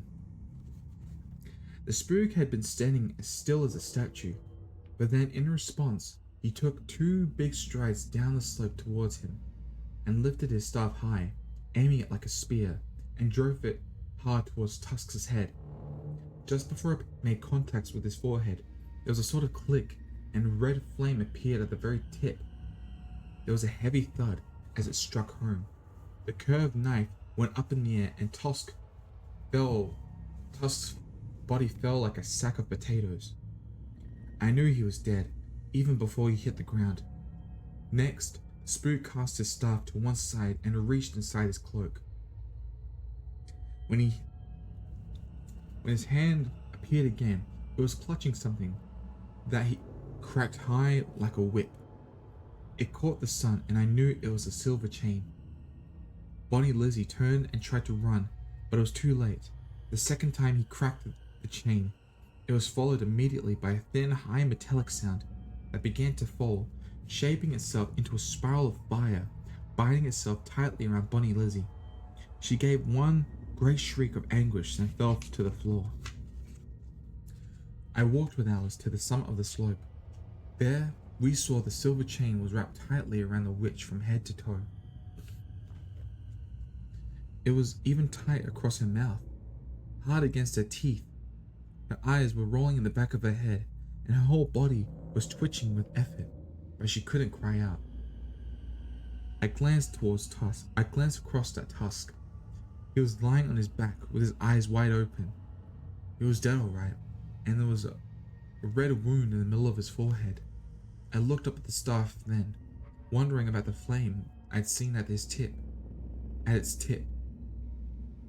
My master looked gaunt, tired, and suddenly very old.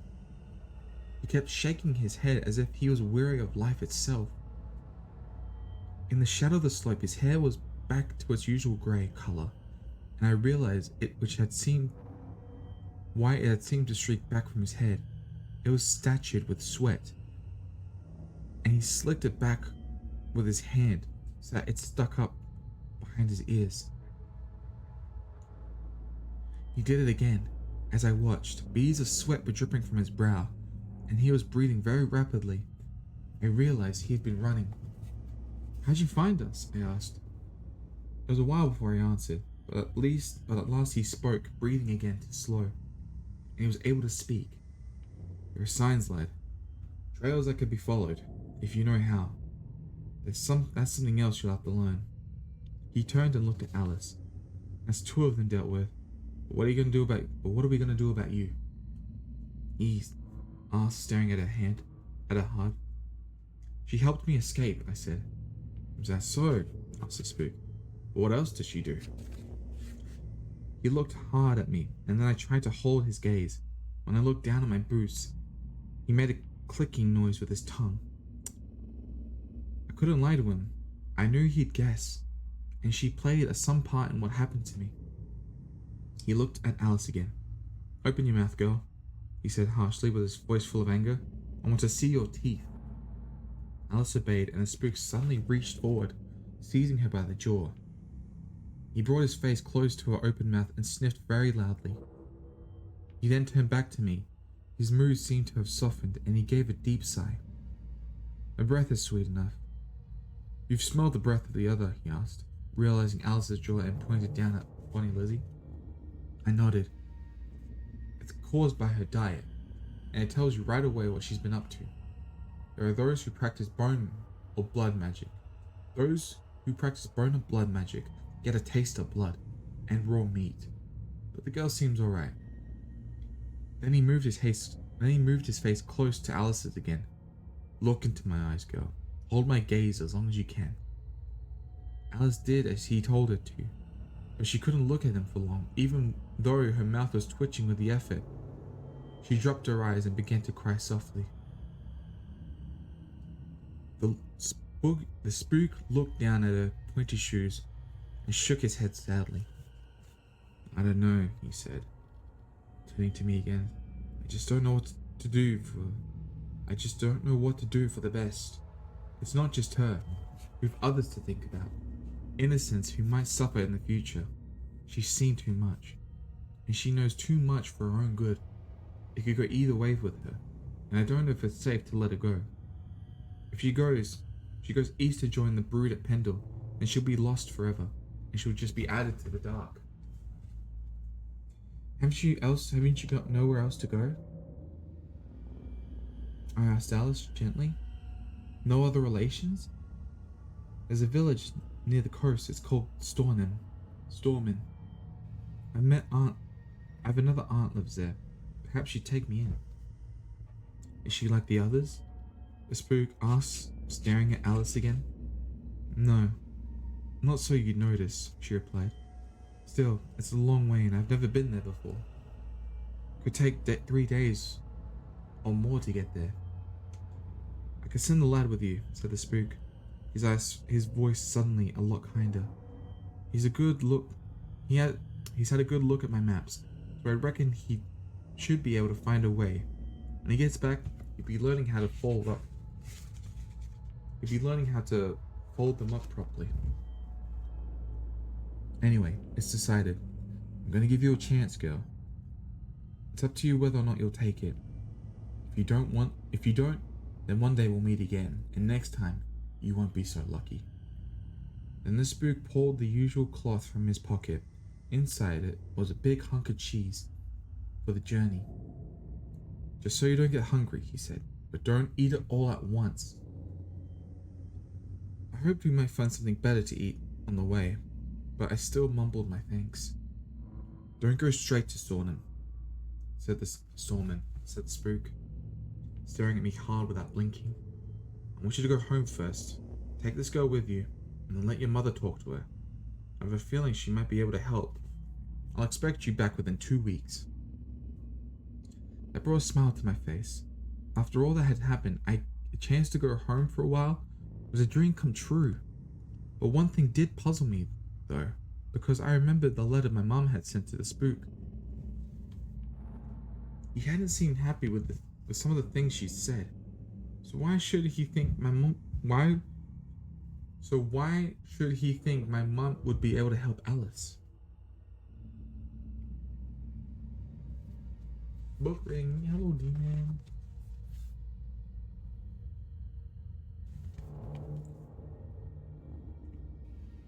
I didn't say anything because I didn't want to risk making the spook second thoughts, so I just was glad to be away. Before we left, I told him about Billy. He nodded sadly, but said not to worry because he'd do what was necessary. As we set off, I glanced back and saw the spook carrying Bunny Lizzie over his left shoulder and striding away towards Chippenden. Far behind, you'd have taken him for a man 30 years younger. That is chapter 12. Only 2 more chapters after this. How you doing, Demon?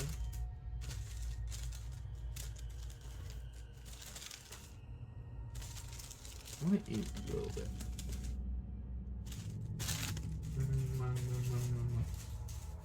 Alright, I'll take a bite out of my Subway first.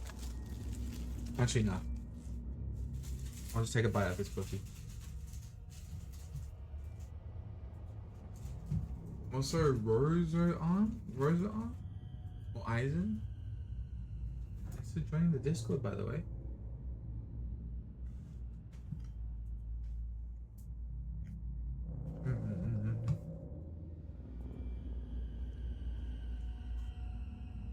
Is that you, Zoda? Eisen in the Discord?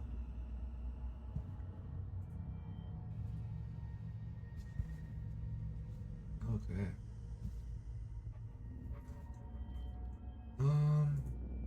Give me a second. I'm just gonna take a bite out of my Subway because I'm really starving. So, I'll read another chapter. Okay.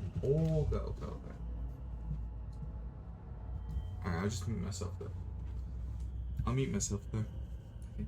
And then yeah, I'll read one more chapter. Actually, I don't know. There's 14 chapters and we're on chapter 12 right now. How long have we been streaming for? 3 hours? Oh. Okay, give me a second.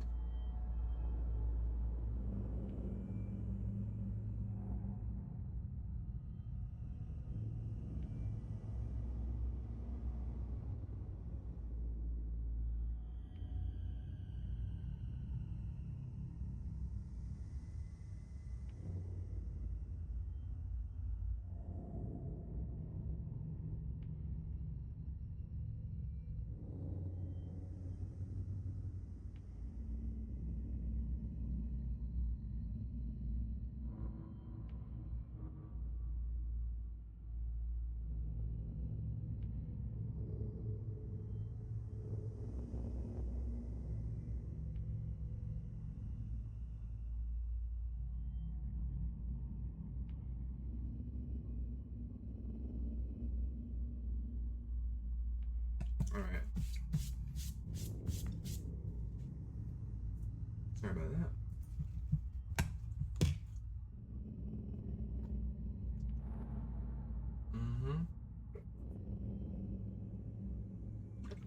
Oh man. Have you eaten, by the way, Zerdan?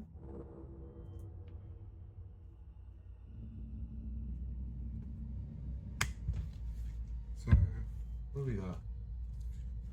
It's a lot. Also, Demon, how are you doing, by the way?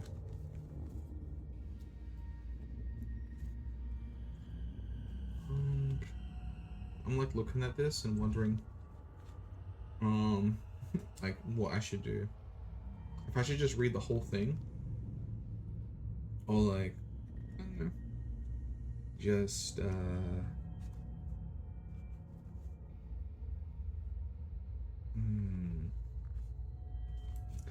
234.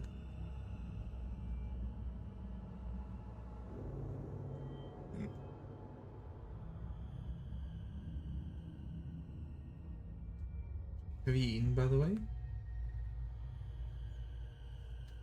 Oh, it's like 35 pages. Holy crap.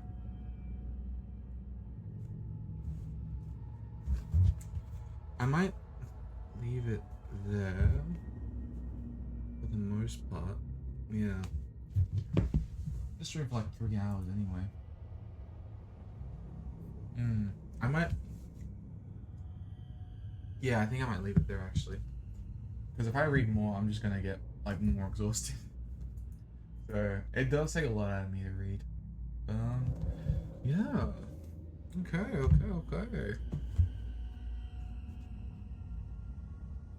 Sorry to end it abruptly for you, Demon, by the way. I hope you're doing well. Yeah. I will, we only got 2 chapters left, so I might finish this next week actually. Yeah. But my voice is like dying at the moment. So I might end it there for now, book reading wise. Yeah. Alright. Let us change it up a bit.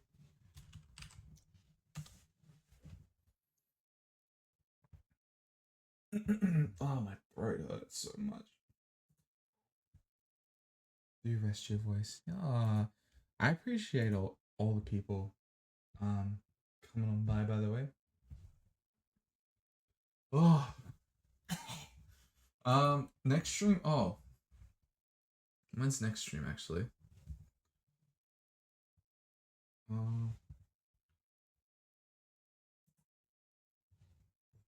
Next stream is when.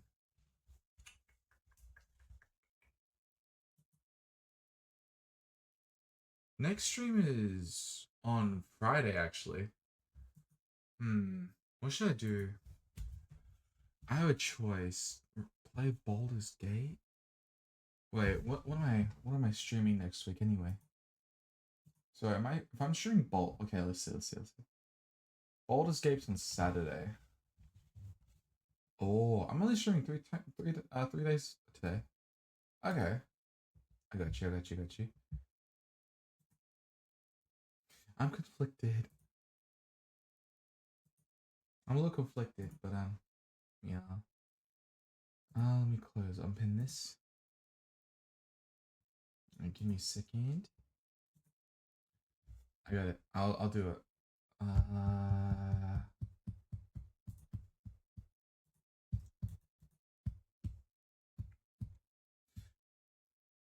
But yeah, I was gonna say, Zerdan, have you eaten by the way yet?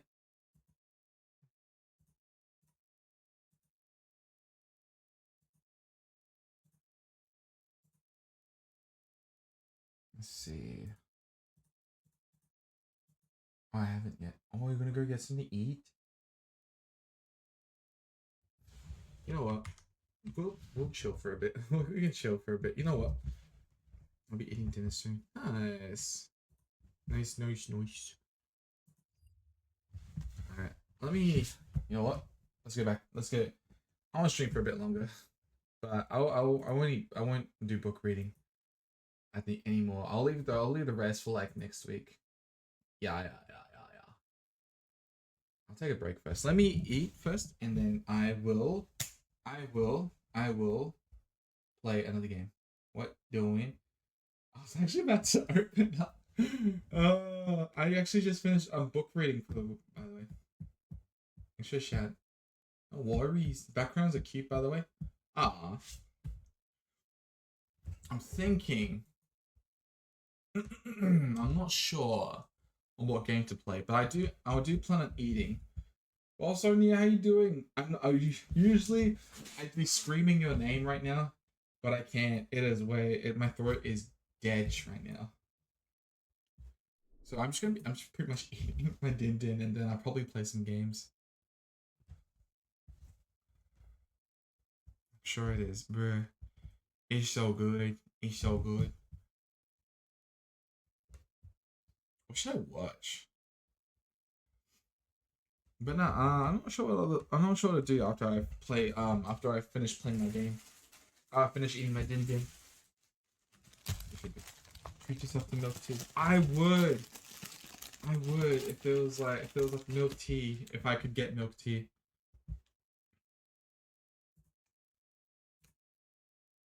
I would so do so. I might play Valorant. Or maybe Overwatch. Oh, or maybe Baldur's Gate actually. I don't know. We'll see. So good.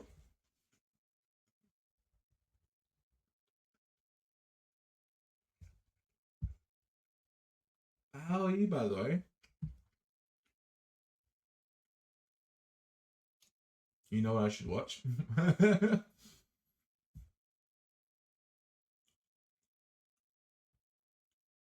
Around my area. You are so lucky.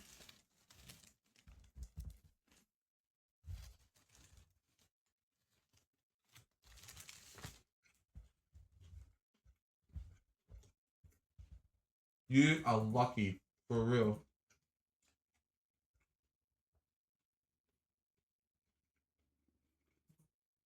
Wait. That ain't it, Chief. There it is. We're gonna watch while I'm eating. It's really nice. What's your favorite boba? What is your favorite what's your favorite boba?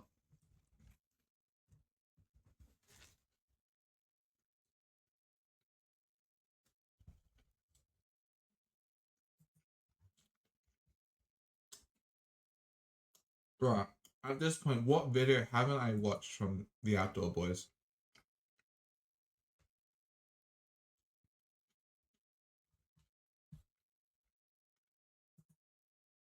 How have you been, by the way, Nia? How are you?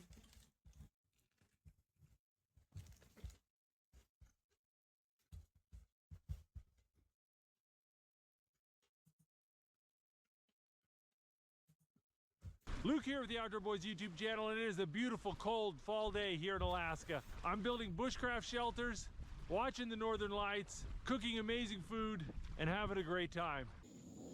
Wait, have I seen this one before? No, I haven't. Okay. I have, but like, I haven't seen it in a while. You know what you get, Zoden? You know what you get, Zoden? Get some taro boba. It's so good.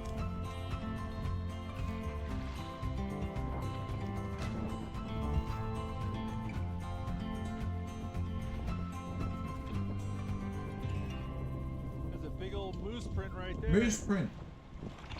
Get taro flavored boba. It's so good. It's a smell I associate with the fall.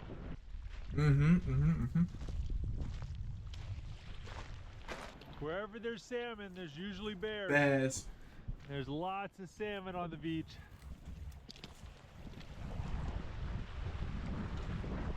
Well, I didn't bring a tent with me, so I'm looking for places to build a shelter tonight.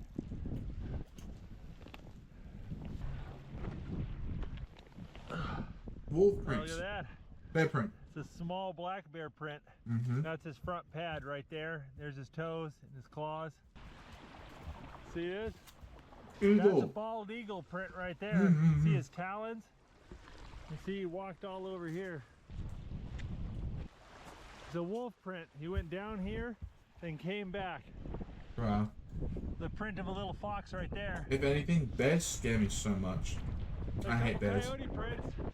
Right there. Bears terrify me. And there.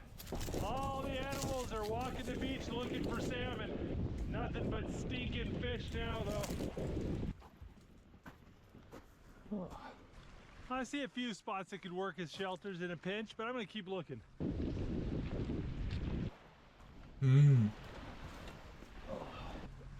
Yeah, that wouldn't be a bad spot to get out of the rain.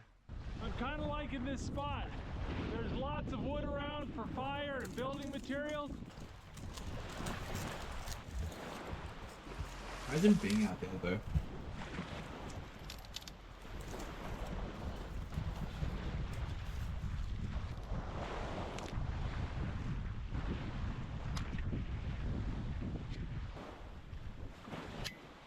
Man, I've been using this saw for Like this man 3 has years so much now, confidence 2 in years himself now. that he's able to like do this just by himself, even with bears around. I could never. Tell you what, this is a beautiful spot on a beautiful day, and it's tempting to try I to could just sleep out never. under the stars. But it's gonna get cold, bitterly cold tonight. The low is supposed to be around 20 degrees Fahrenheit. But there's a stiff cold wind coming off of that lake. Luckily, that hill shelters us a little bit. If you go just 100 feet that way, the wind is just in your teeth. So the most important thing my shelter can do is block that wind.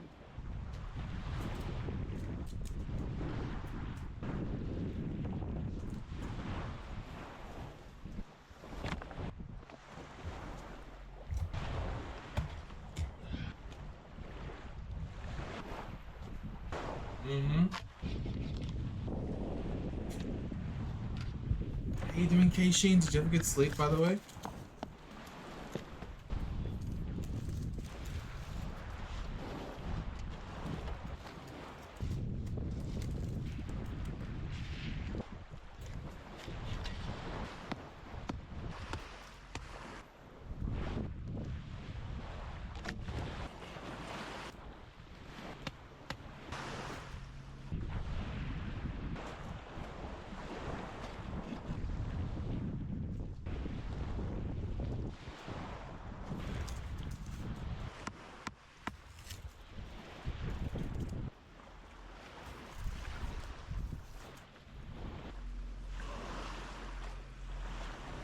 All right, I got a nice little shelter here.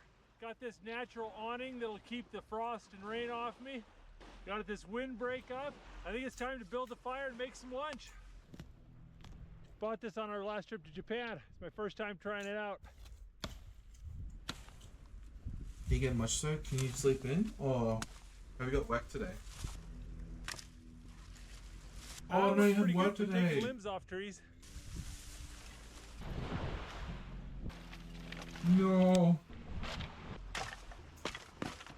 Bro, I love jalapenos, but man, they are sour as. We're gonna make fire with a piece of flint rock and steel.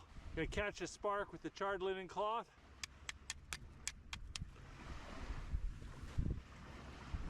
Got a piece of shredded up jute here. Maru. There we go. Hey Maru, how are you? It's getting really toasty in here with that fire. This enclosed space captures the heat really well.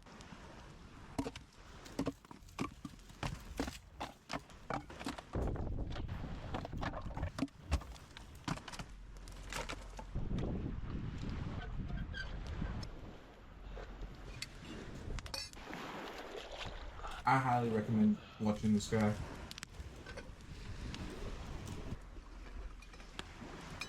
Oh yeah. We got some boiling bag rice we're gonna put in there. So you don't meet the rest of the people, by the way. While my lunch is cooking, I'm gonna go ahead and set up some fishing gear.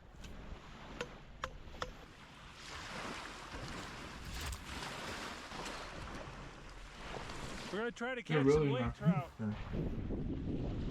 A glob of salmon eggs. Casey is one of my mods. She's very sweet, so very nice.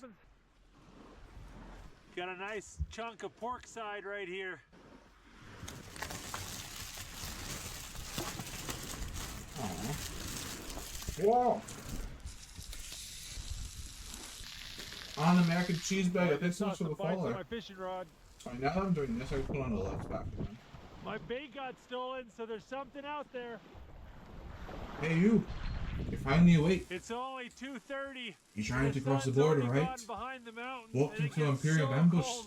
Same as us. And people over there. I'm getting hit. Damn you, Stormlocks. Skymore is financing you, fish out there messing with my bait. Question is, yeah, we got a Skyrim fan here. Hell yeah. How are you doing, an American cheeseburger? Also, if you want to know what my follow sounds like, it sounds like this. Most of my bait's gone. No, you, Keishin. Got a bag of empanada empanadas here.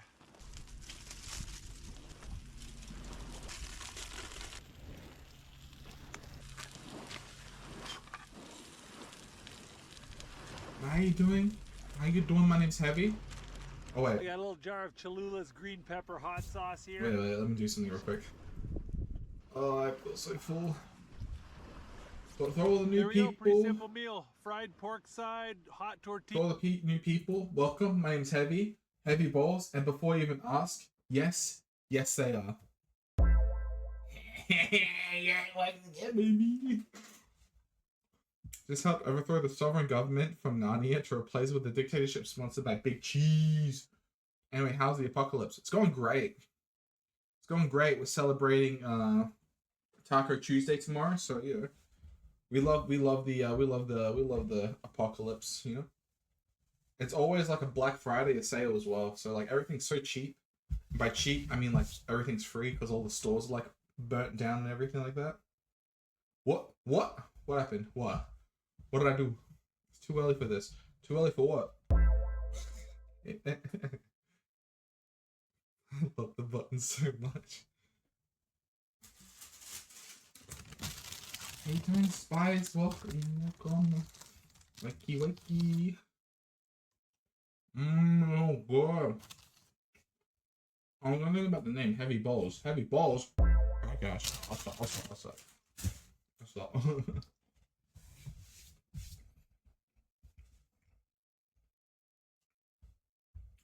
Alright, back to this. Tortillas, salted rice, and a little bit of green pepper hot sauce. Burrito! Oh, I love these little empanadas. It's a savory South American pastry. It's like if a burrito and a Hot Pocket had a baby. Yo, who loves burritos here, by the way? Any of y'all like burritos? Yog. Yog. You don't like burritos?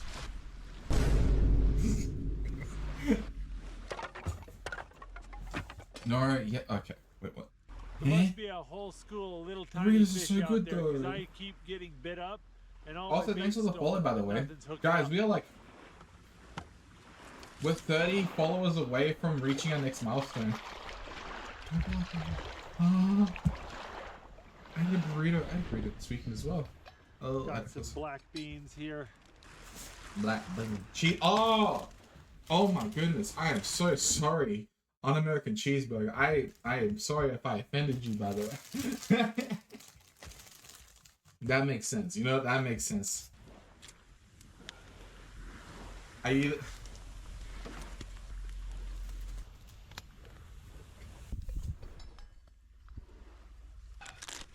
We're gonna make some. Sorry, I good finally beans like here. caught on to what was happening.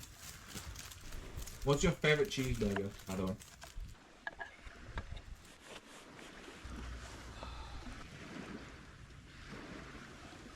No.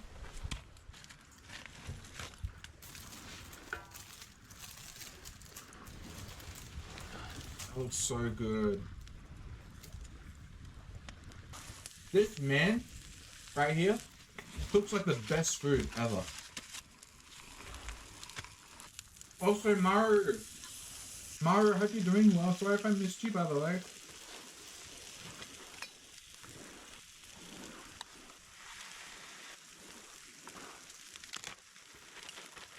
The crime has been reported to rebel Alright, the beans are authorities, cooked. and Now I'm adding Black Hawk pork, missile is onions, now and inbound your jalapenos, location. and yellow lentils and Well, rice. Cook some. you know what I'm gonna do? I'm gonna grab the missile, do like a backflip with it, slam it to the ground, then I'm gonna jump up high, grab the Black Hawk and spin it around as I'm in the sky, throw it, and it's gonna explode, and I walk away easy.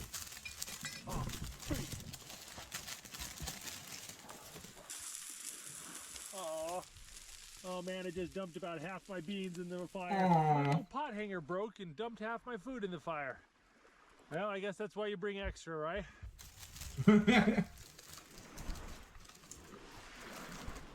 Don't get your missiles from wish.com.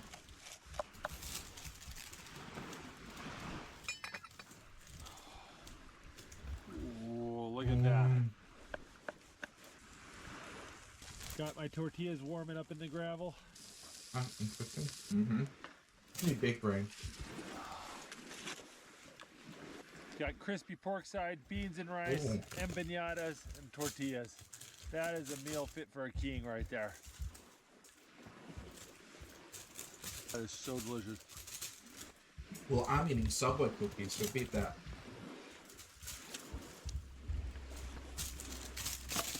Oh, that was good. Subway I am so cookies full. hit different for some reason. I love Subway cookies.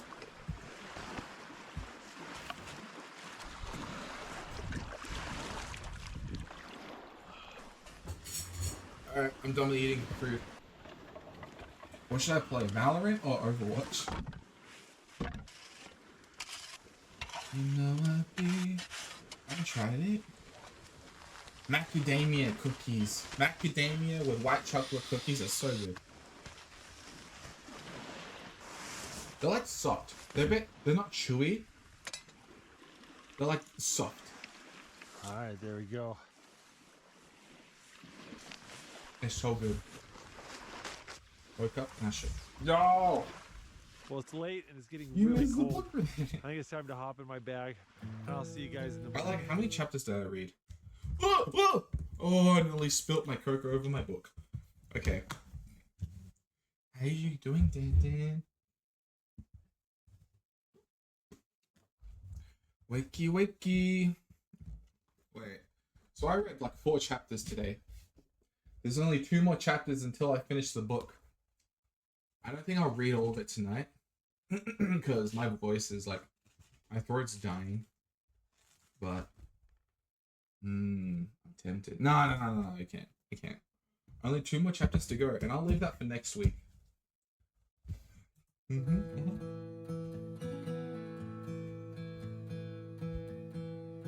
I'll leave the next chapters for next week. Oh my goodness, it is cold. I think I need to get some water boiling and make something Yeah. warm to drink. The fire went out around 2 a.m. So I woke up and put some more wood on it. And when I looked up, there was the best Northern Lights display I've seen in a long time. They stretched from horizon to horizon. I got out of my bag and set up my GoPro and I tried to record it, but it is really hard to record the Northern Lights unless there's a moon out as well. But I used my cell phone to take some pictures and those turned out really well. But I sat in bed and watched the Northern Lights for like an hour before I fell back asleep. It was pretty cool. The Northern Lights kind of goes through these cycles, and this year is supposed to be a really good year to see the Northern Lights. I think I only saw them 3 or 4 times last year, but so far this year, this is my 3rd time seeing them. Go to sleep, Spice. It's okay. Oh, my pants have frost on them. I'm gonna warm these up. This herbal tea comes in a jelly. You go to sleep as well. Passion fruit puree. It's got go sleep. seeds and everything in it. Go sleep. This stuff's so wonderful. I made this mug I just from a woke up. cow Go back to horn. I also made this griddle. Quite a few of my bushcrafting tools I Griddle? make myself. I did I'll a make video griddle? on how to make all this stuff Make about a year griddle now? ago. I'll put a link in the video description below. You know what? I'll play Overwatch. I'll play Overwatch. I need brain stimulus. Also, what's for dinner, by the way, Zodin? Got some pork jowl. Also, an American cheeseburger. I hope you feel welcome Let here, that by the cook way. right there. All the new people, I hope you feel welcome here. We're like, you know, we're chill. We're very chill here. And yeah, thanks so much for the follows, by the way, guys. I really appreciate it.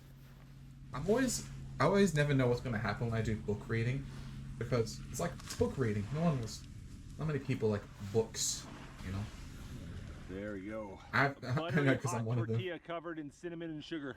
But I like some books, and the ones I read. If you like cinnamon toast, you're gonna. I'm really like passionate about the books I read, because it's rare for me to find a book that will get my attention. To the people who need some more sleep, should get some sleep. Not bad. I will say, Zodin, you're talking to the wrong people when it comes to telling people when to sleep, because they will not. No one here has a good sleeping schedule.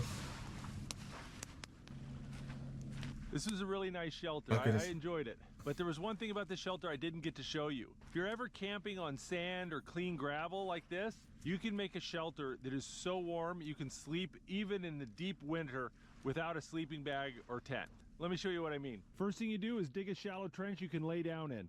Then collect tons of firewood. Doesn't need to be big chunky stuff. Stuff like this is perfect. I'm alive, I swear. Welcome back, Lily. I don't get. Yes, go. Let's go. Alright. Now let's get Overwatch on. One of the mods, can you change the game to Overwatch, please? Please. Thank you. Let's see. You know me. Make location. When I suddenly disappeared. Did you get good sleep? Did you sleep good? Boom. There we go. Now I can play some songs in the background. Also, I got some. Wait, I don't know if I can play it now. Wait, let's see if I can play it. See if you can hear it. I downloaded some background music, by the way. Wait, what? Why is it so big? That's what she said. There we go. Wait. Where is it? Where is it?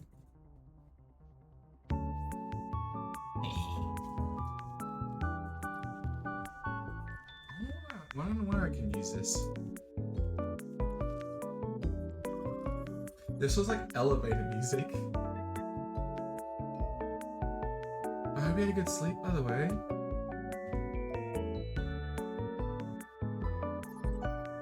Oh, dude, that's my trick to a Zordon, except I use a baseball bat.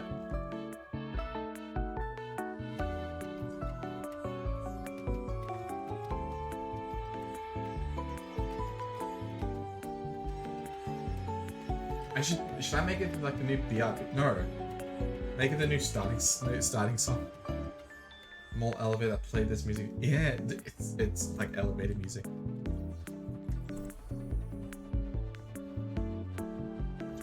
Bro, Animal Crossing music's so nice. Does anyone here have Animal Crossing? In baseball bat?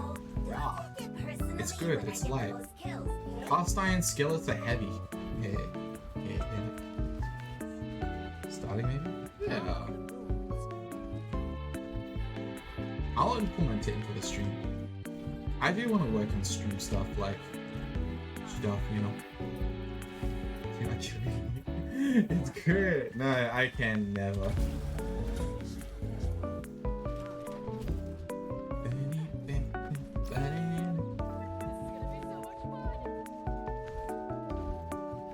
I have to like wake up. What's happening? What happened when I suddenly fell asleep? I was book reading. This doesn't feel like the music to play while I'm shooting people. I don't know why. I just want to listen to it though.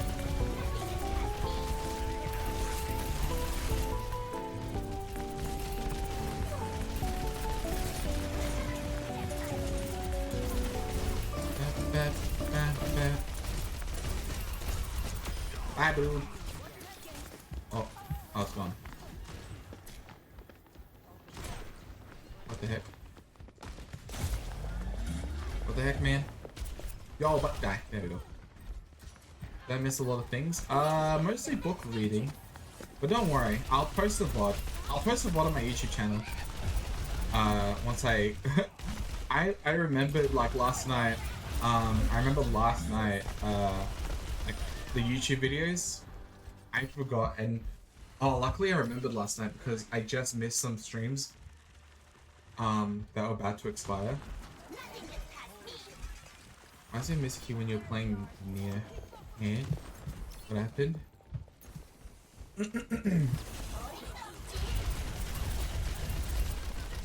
Wait, mind you what? Yeah. It's a good health, don't worry. There's no concussions. Concussions? Concussions. I consider that a little sleep, but with a bonus.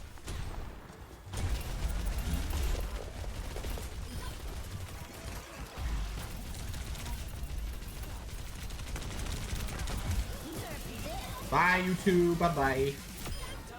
Oh. I'll be sad if I miss the cooking game. Oh, no.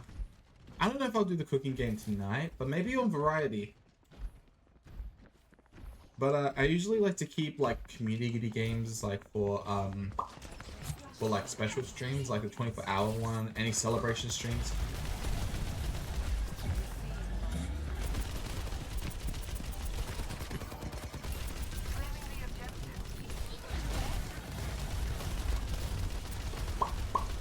Pop sound? The pop sound. Pop sound? Oh, I haven't got music on by the way.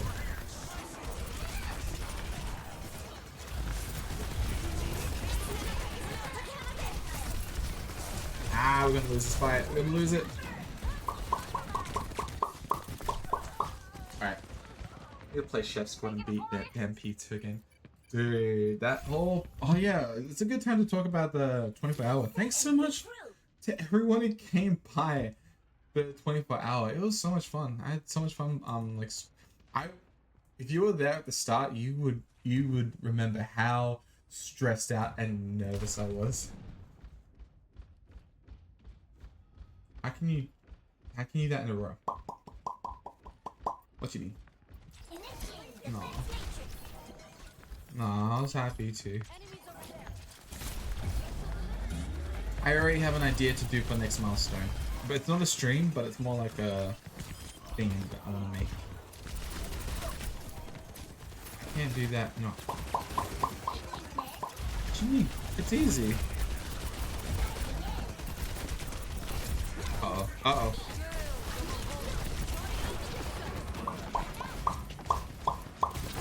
But I was so nervous during the start of the stream. My goodness. I was full on panicking during the start of the 24-hour.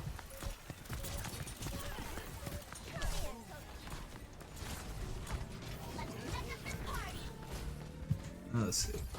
It's not easy. It's not, yeah. Nah, you guys made it fun.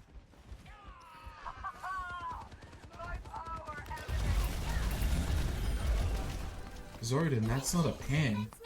That's a full-on hammer, dude.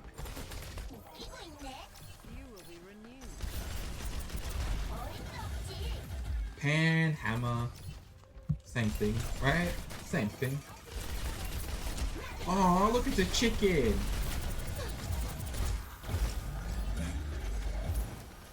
We don't talk about that. Okay. Okay.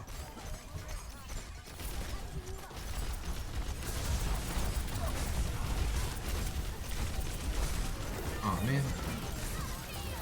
Uh-oh. Uh-oh.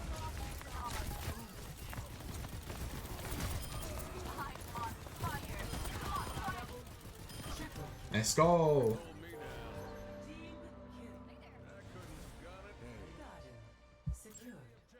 But you got through it and you did so well. You don't have to worry. That's you'll stop it. Our shooting plays is the right way to play it. I'm thinking of music, but I don't know what to play. I don't know what to play, so I just like choose like lo-fi. Hopefully it's not too loud, right? Ain't too loud, bro? It's not too loud now? I don't know why I did that. Don't know why I did that. But it worked. Okay. Oh, cool. BRB, okay.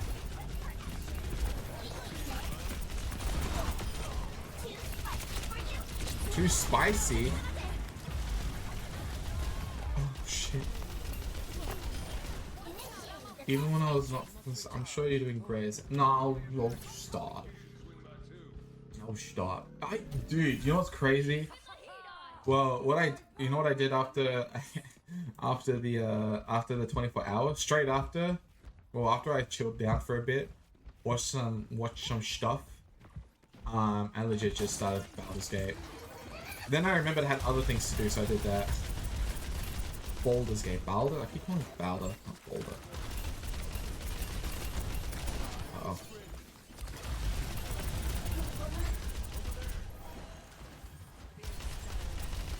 I love Baldur's Gate. Oh.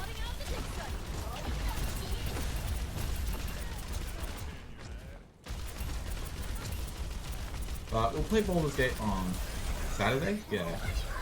The stream is Saturday.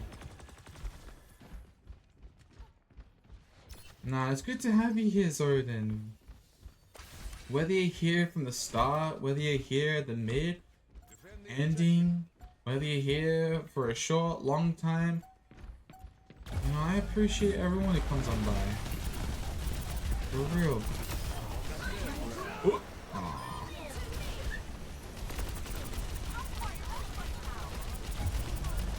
Ow. Ah! Oh, we won. Okay. There you go. That was easy.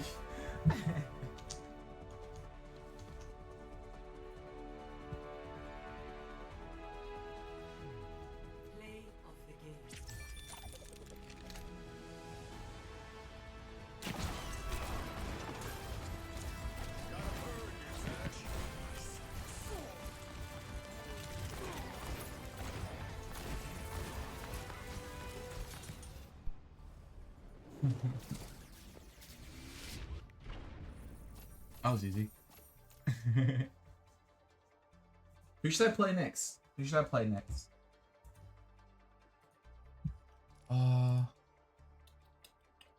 Let's Let's see. There's a Taylor. Okay, wait. You know, I was listening to Taylor Swift this morning on my way to work. The amount of times I cringe at Taylor Swift. Then here's me. I don't hate Taylor Swift. I don't like Swifties. Oh, here it is.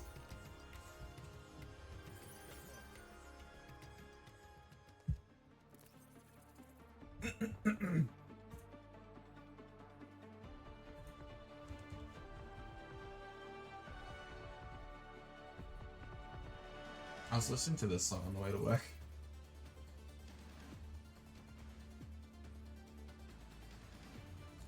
Oh, wait. Wait, we're playing on this map again? Bro, we just played on this map. Oh, we're in the thick of it now. We just played on this map. Why are you gonna play again? Alright, let's do it again. Let's win again, shall we? 3, 2, 1. Also, Lily, have you eaten, by the way?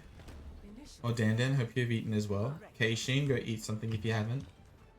Zodan's about to eat. Let's move out.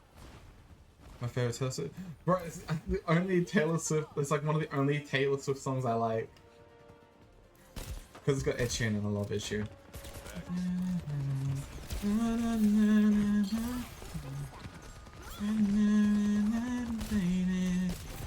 Everything has changed. I was legit humming this wet. Oh, he got snapped. Oh, sorry. It reminded you of me. And that's what it was. This is not the end. Did you see that sleep, by the way? Sorry if I'm too loud, but.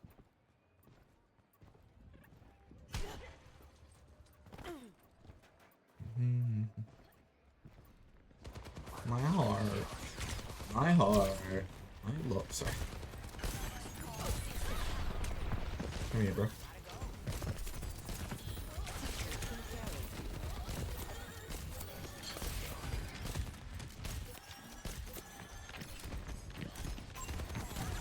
Uh-oh. Uh-oh. Oh, you saw. I had an iron stuck in my head the whole day. Do you want me to play it on stream? What Ariana Grande song do you want me to play? Everything has changed. There was another the other song was the One Direction song that's still stuck in my head to this day. I haven't completely Oh, okay, never mind. I understand, Ruby. Oh. Do you want me to stop? I can stop playing if you want me to. Do you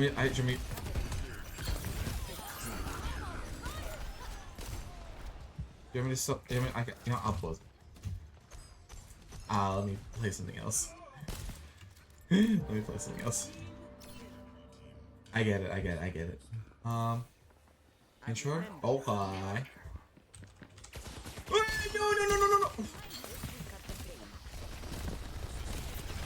No.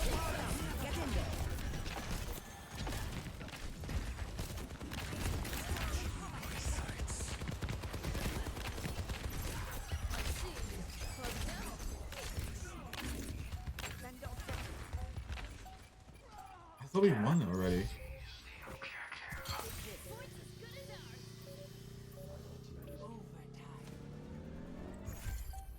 Cute.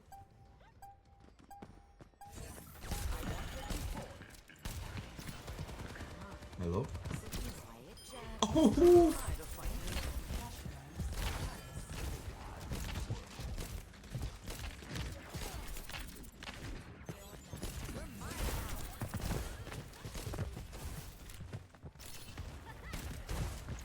Give me a second.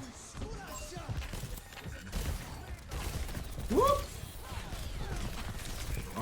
Oh god. Uh-oh.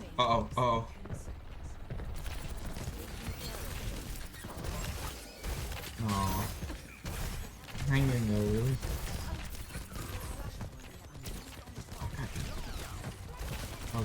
Wait, what are we doing? What are we still doing here, guys? We should leave. We need to leave. Okay. Alright. Let me pick a song. I have not listened to much Ariana Grande. I've only like listened to, well, that actually I've never heard an Ariana Grande song before. Don't kill me. I haven't listened to Ariana Grande. I legit don't know any of the songs. Oh.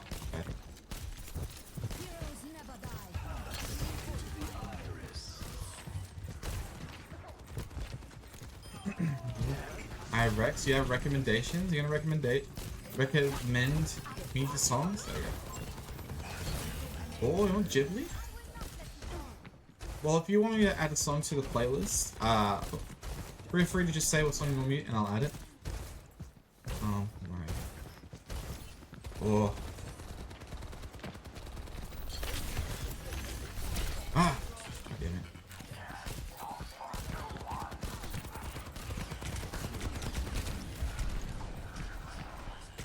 When I got sick, I focused on distracting myself instead of taking care of myself. Focusing myself, but thanks to my friends, lovely friends, they're all lovely. Will recover. And I wish you the best.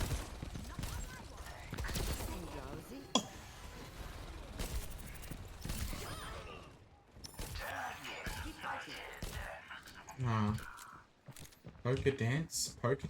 What? Poker dance? Poker dance?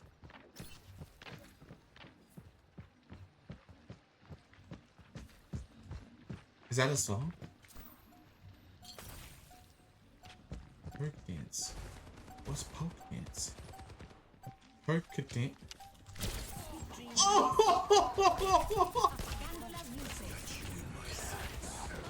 You're powered up. Get in there.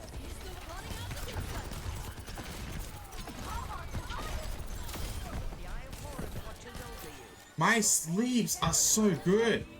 Oh, the sleeves are so good. Okay, poke dance. Gotcha.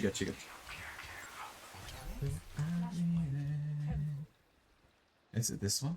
You won't regret it. Okay, sleep. Huh? Oh, I thought it was like, I thought you told me to sleep. I'm like, eh? I'll send you some Rex. Okay. I've added the poke dance, by the way, to the queue. So bad, bro. You're all good. You're all good. I'm blue and my friends have that song stuck in. Oh, I almost left you. I was gonna do like blink sleep.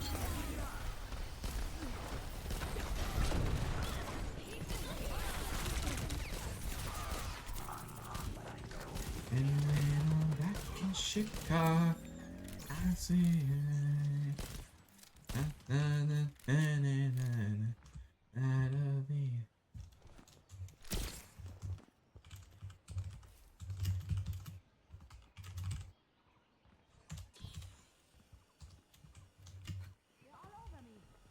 Nice. I think that Zen is healing. What song is that? No.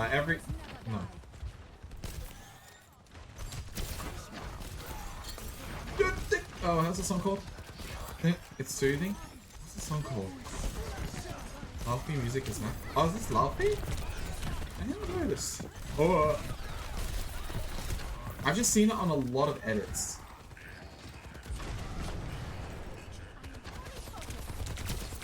Oh!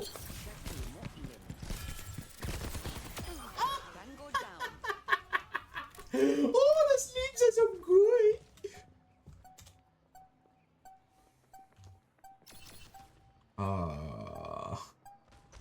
It's this one. I'll tell you what the song is, by the way. I think it's called. I forgot what it's called.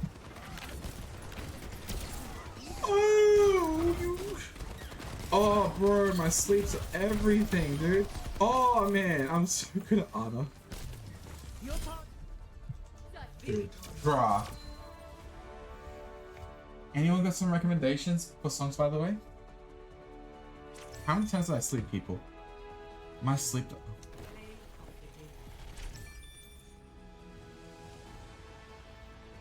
I've seen way too many like what do you call that? I've seen way too many like edits of this song as well.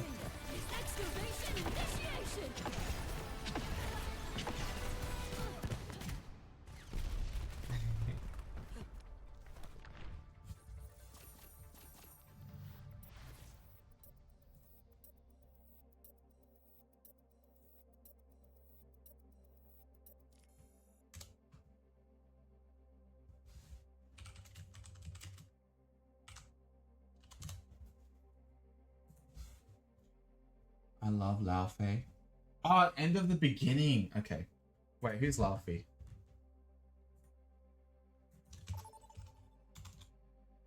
Oh, this is Seraphim. Wait. Welcome to Blizzard World.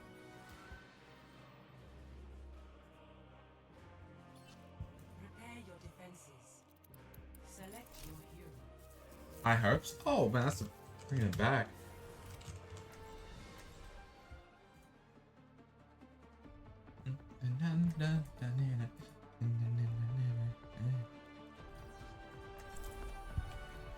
We will have peace at any cost. I keep imagining dancing It is raccoon. surprising that you would resist freedom for Omnix. I'd heard you championed All of it. Okay. Maybe my optics need calibrating. Because I will see freedom and Mm. indoctrination. I'll add this to the queue. I thought my time. So in I the didn't see field that. was I didn't done, see that. But I guess you can't predict everything. This song's so good. I love this. Golden Hour? Bro, Golden Hour is ruined. 5, 4, Golden Hour is ruined for me now. 1. Attackers incoming. Oh wait, where are they? Where are they? Defend objective A. Hustle up. You are safe with me. Take everything from them.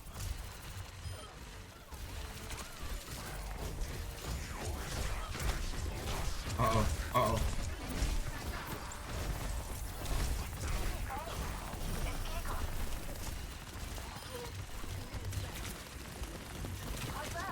Oh god.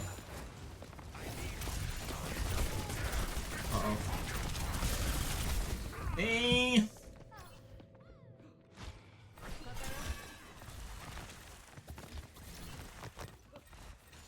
They're on the objective. Push them out. I have a playlist they're pretty chill to vibe with. Oh yeah. Look at me. I like my playlist. My playlist is my like songs. So it's like a mixture of both. Like different vibes. Hello there. Coming through. Take everything from them. Oh, this song.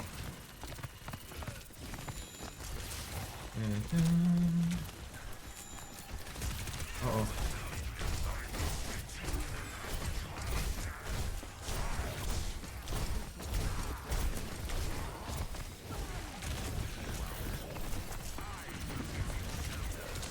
Ah, damn. Rap song, but it's not English. What's it? They're taking the objective. My Is it a Japanese song?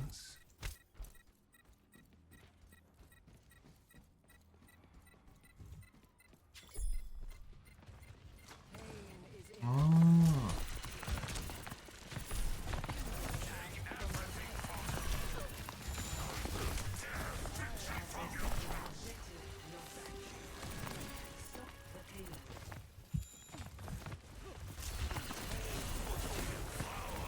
What Filipino song is it?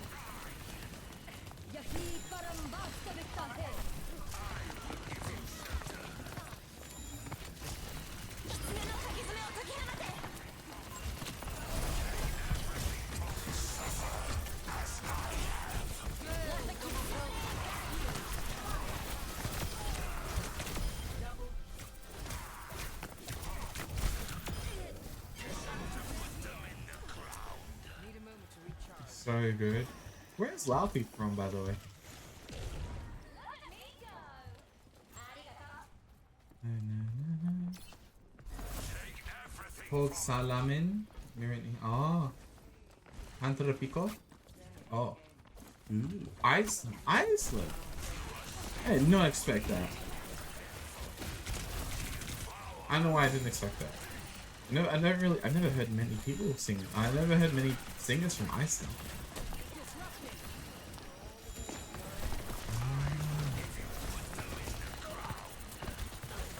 Okay, I guess the name makes more sense now. Oh gosh. Popular on TikTok? I will do salami. Salamin. Salamat po. Is it by... Oh. They're moving the payload. Clever tactics. Finally.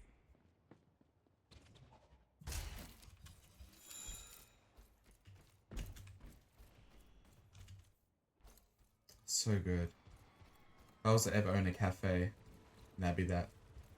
Speaking Filipino, salamat po. I can sing a song of Tagalog. I only know one song. I only know one song of Tagalog. I remember I was singing in my room and I was singing Tagalog and my mom was like, whoa. Whoa. My mom was like, where did you learn to speak that?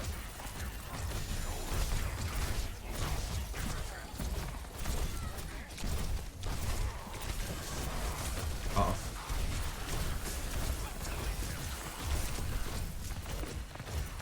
What song is it?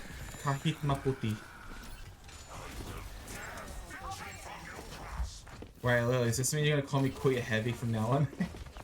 When you do karaoke. I have not done karaoke in ages. So, yeah. Instead, don't give up. Love. Hello, buddy.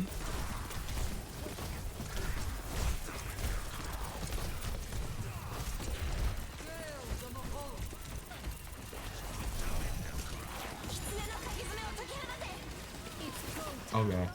Hello. You're my queer heavy from me. Oh. I shall now be addressed as queer heavy from now on.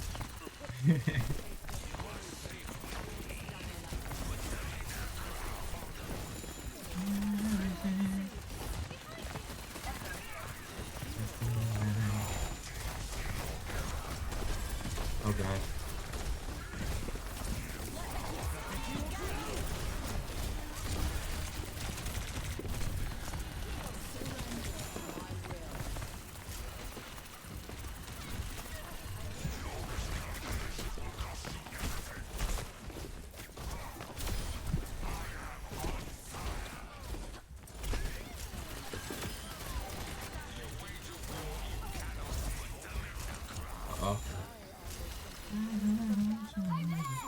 You're my queer heavy from the beginning when I know you are like half Filipino. Yeah. I mean, my sister calls me that. Anyway, what? Oh, hello. Hello. Hi. Hi, bestie. Oh.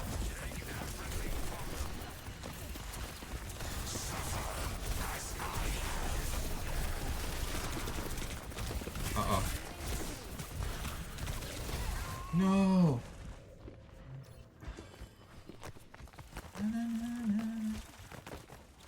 Hi, bestie.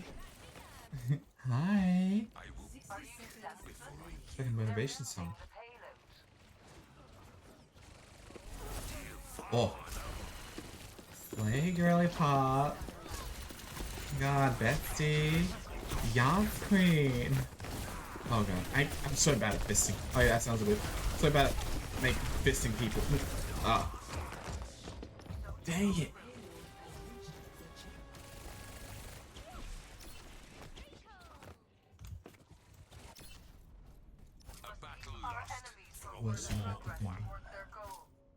Y'all, LeBron, how you doing, bro?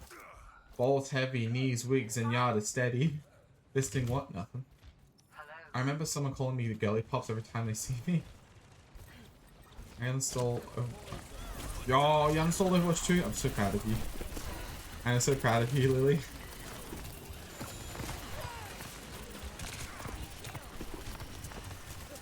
How you doing, LeBron? Oh my god. Me? Why me? Oh, I'm just that big.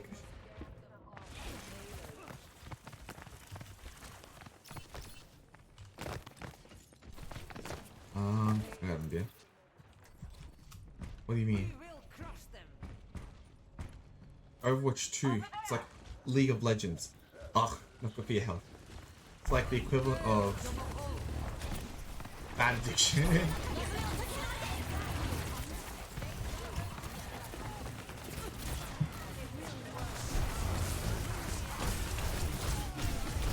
Uh-oh.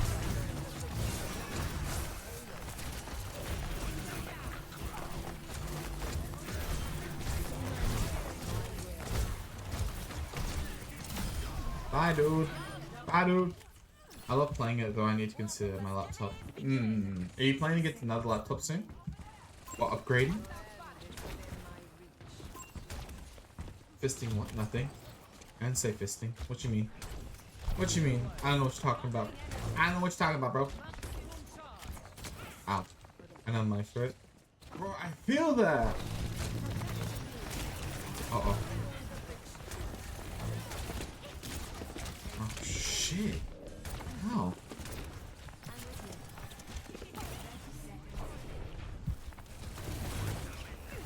I am broke stream. I'm just broke. I ain't even shooting no more. Ah, I feel that, dude.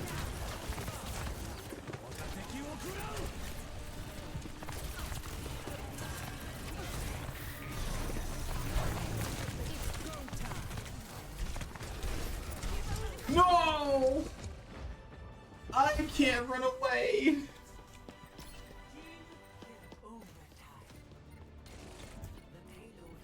I can't run away from danger. It always finds me.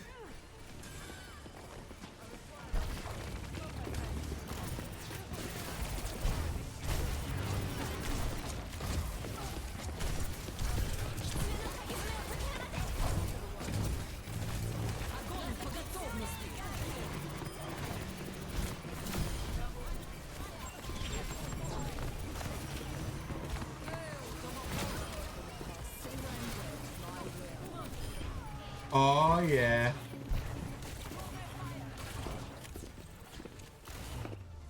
Ooh, okay. GG again. Do you know what I say to the other team? Too baby. Oh, look at me. It's me, your boy.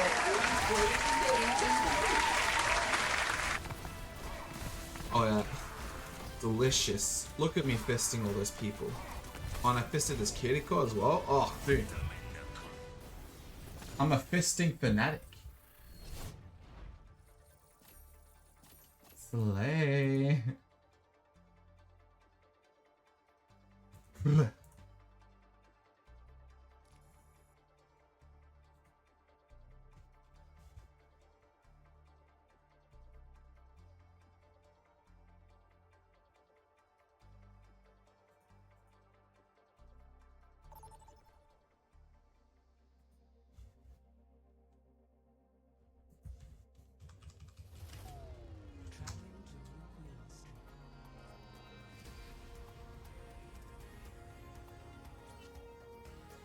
Ooh. Which tank should I play, by the way? Waff was saying that out loud. Well, fisting fanatic? I'm the fisting... Never mind. Which tank should I play? Which tank?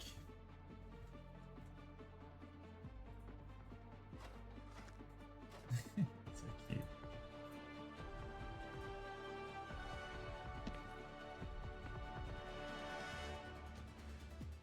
Right? Okay.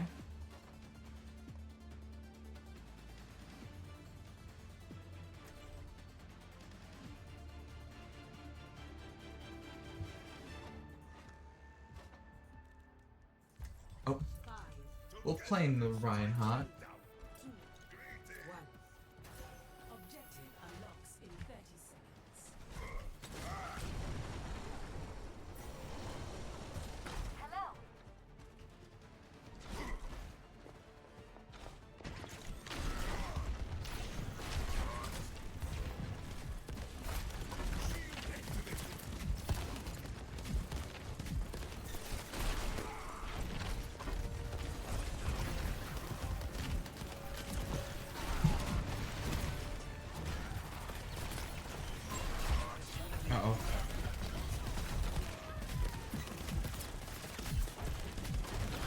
Yo, Paimon, how you doing? Oh god. What's up, Paimon? How are you? Oh god. Oh god. I need help. I need help. I need help. I need help. Ah. That's not good. Don't let them push.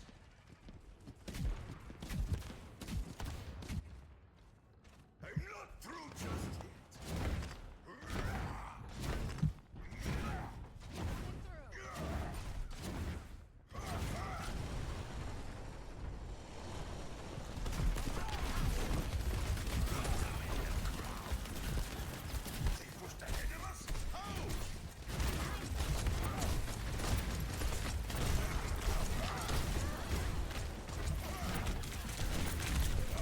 Uh-oh.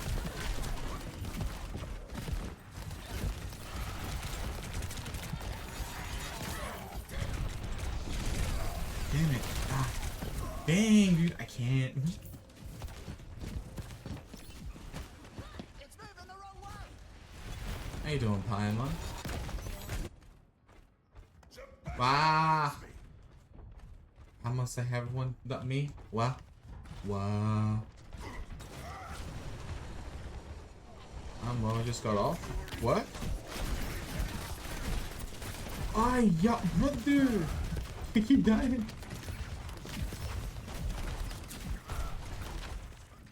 Hey, it's Eagle.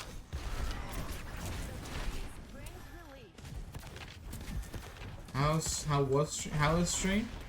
It's good. It's good. It's good. We did book reading earlier. Now I'm just chilling, playing Overwatch. I won't be streaming for like a whole, well, for 3 days, so make it nice. I just. How was work? How was work?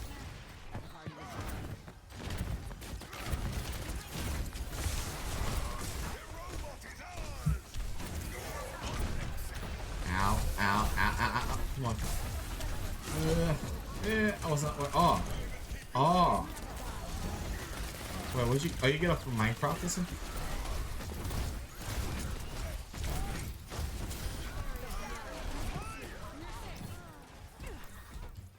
Thank you, my friend.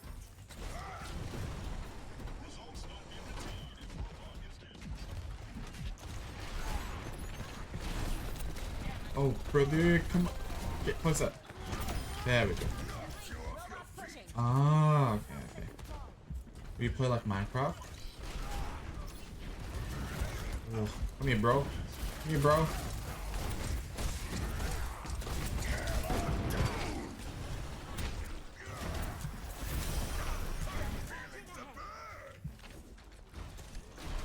Come on, let go. I'm curious. Well, up. Ah, I got you. Got you. Got you. Okay. Okay. Okay. Oh, good.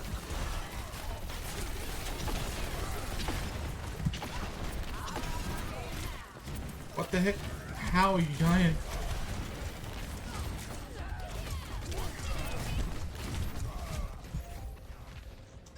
They've taken the robot. Ladies and gentlemen, There is no challenge I cannot face. How long have we streamed for? 4 hours and 23 minutes. Hey, not too bad.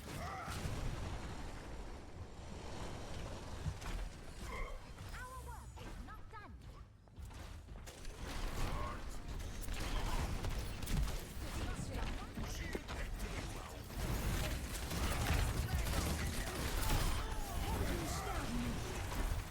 Come on, I dare you to. I dare you to rest. I dare you.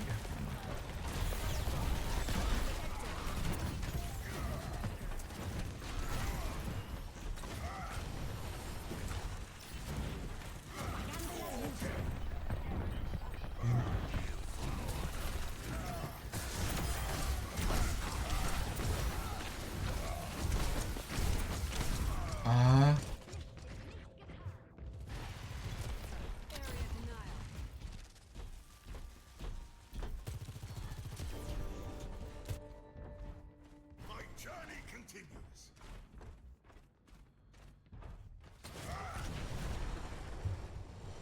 I'm trying my best.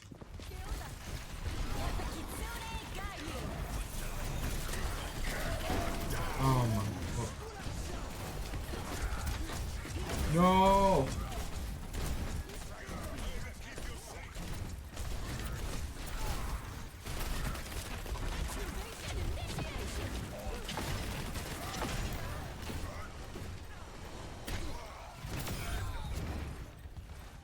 Oh, sing along, the raining, clang, clang, and da da da da. Right.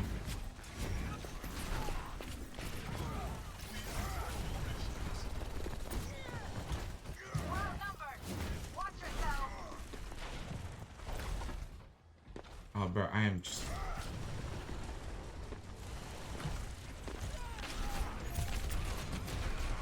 We can't let them progress.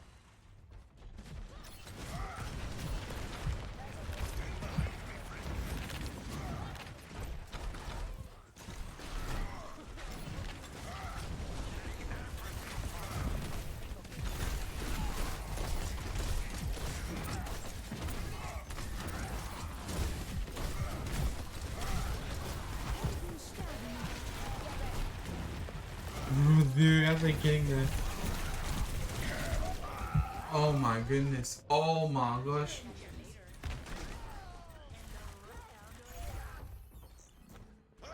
They took the robot from us. We must stop them.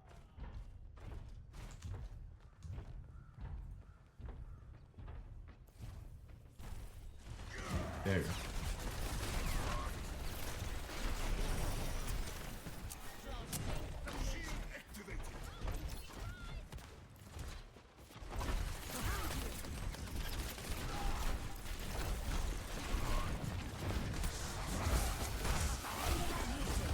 How are they doing that?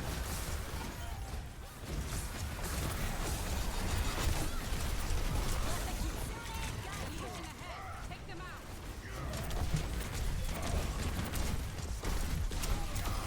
Woo!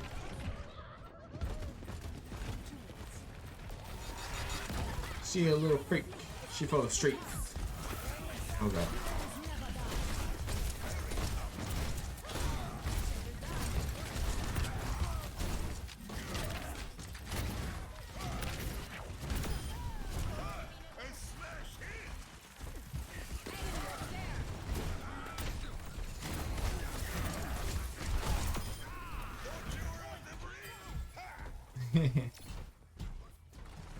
Oh, C'est La Vie? Is it? Vibe with the song. BB No Money is so good. Yay! She a little freak. She's supposed to react to the game. Huh?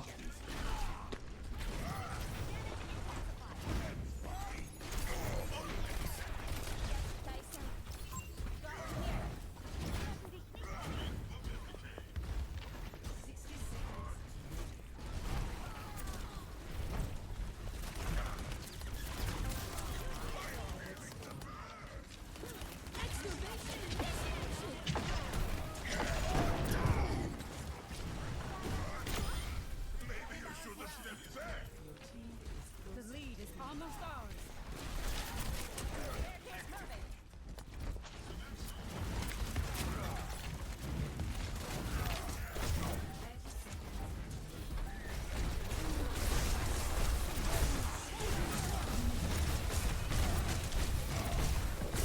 Damn.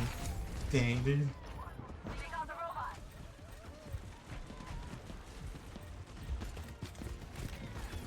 It's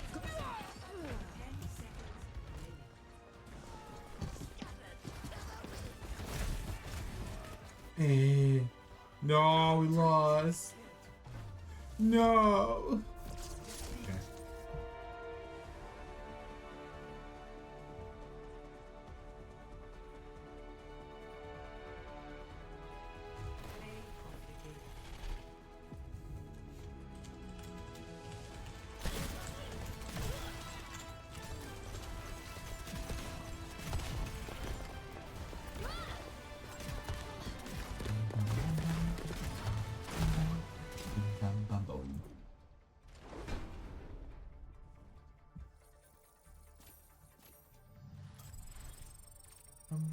Bing.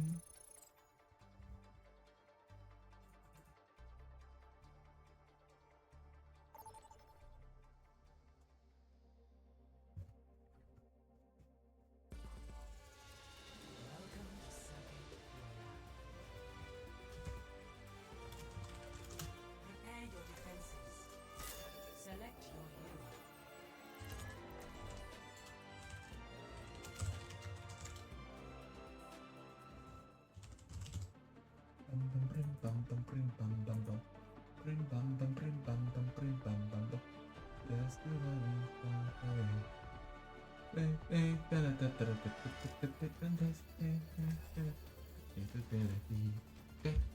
Hey, have you watched Hunter x Hunter? I have not. I want to though. It looks like a classic anime. And I'm in my classic era, Paimon. I still got so much. Wait. I am watching Spy X Family though. I'm watching the first couple episodes. I've only seen the first couple episodes. And I really like it. He's so good. Yeah.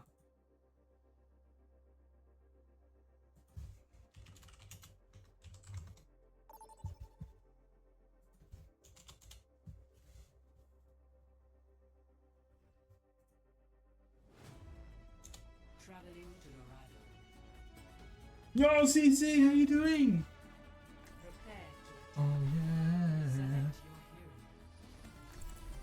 select your hero. I'll play, Kiriko. Hi CC, how you doing?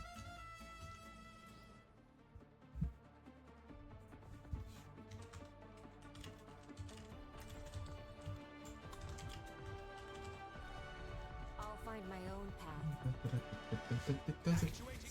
Sabranyong. And I'll keep you safe. Hey, how you doing, CC? Distracted by the song, I know. Bring bum bum bring bum. Oh, I love this song. Oh no, it's just so... I love this song too. It started bubbling.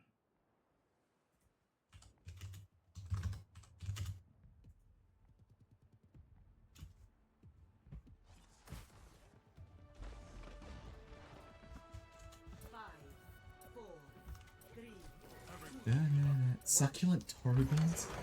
How you been, CC? What you been up to? Hope everything's going well, CC?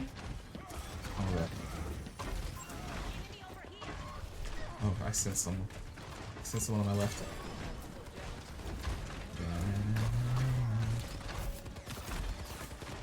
I'm just trying to draw anything with my... Ooh! How's that going? Wait, I gotta go. Oh!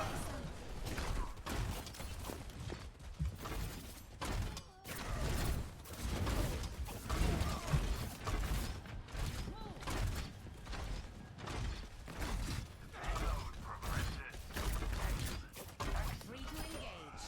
What's up?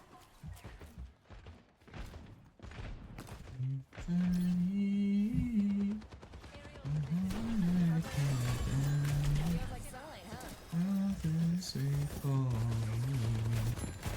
You're too sweet for me.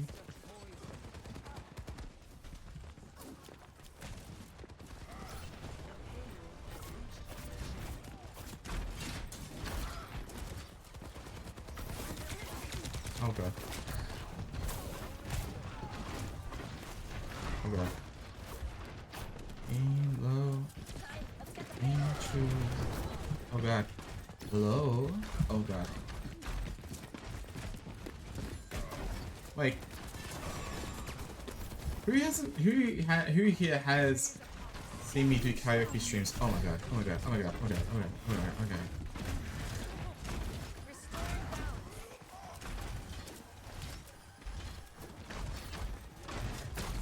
F4 sketches? Ooh, nice. I'm gonna take you to do the sketches. Oh shit.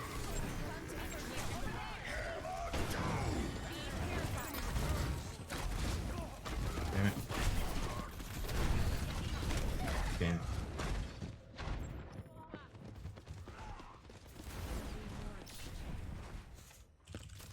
Help me. Why we stop? Done playing around.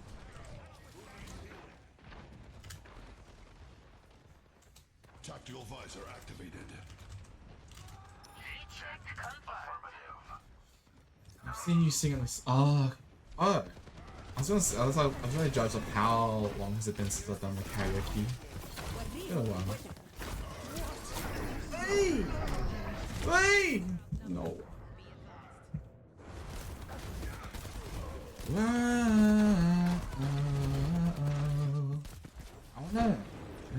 to learn new songs. It's always hard to learn new songs, that's the problem. At least to me anyway. Alright, there we go. Hello. Hello, buddy. Oi. Oi! Uh-oh. Oh god. Oh god. It's so long, bro. You need a break? Oh, me. Got to save from me. Oh, original.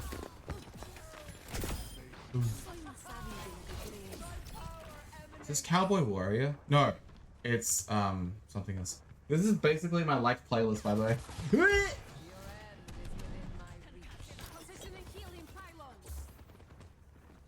Ashley! Look at me!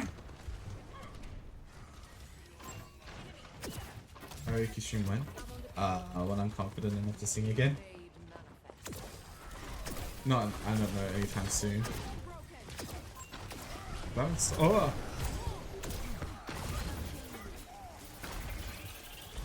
Get my ass up and draw. Nah, go.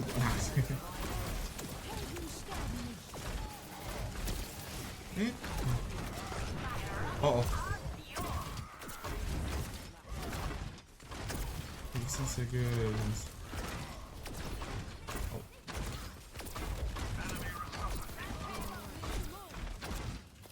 Oh. Uh-oh. Nah. Ow! Or at least someone trying new songs out. Hey! Destroy my healing pylon. That's racist. That is racist right there, bro.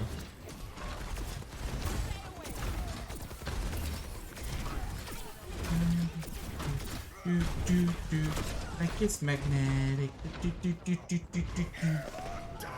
Okay, I'm not doing enough healing. I'm gonna go.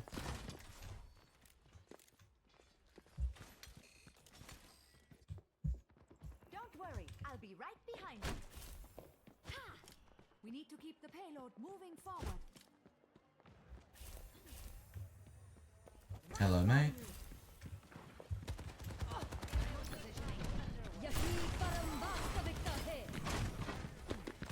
Tactical visor activated.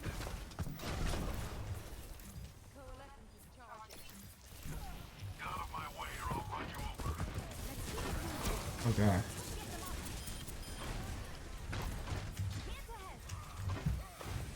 Hello? Ooh. Thanks, Doc. Thanks. Bro, really? Wait, how long is... Bro. I don't know if my memory's going bad, but I can't remember me doing the book reading stream. I cannot remember that.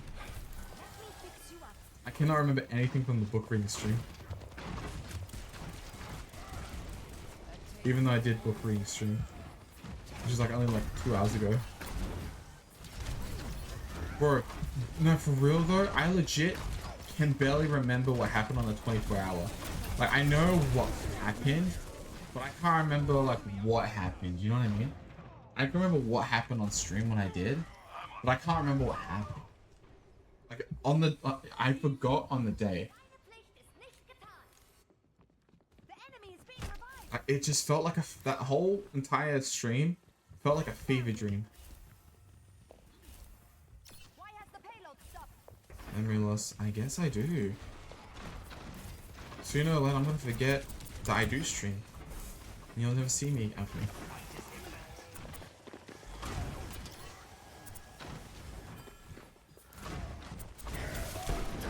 Oh, not me. Don't forget. Nah, never. What is that melody? Medical technology is truly extraordinary. I'm here to support.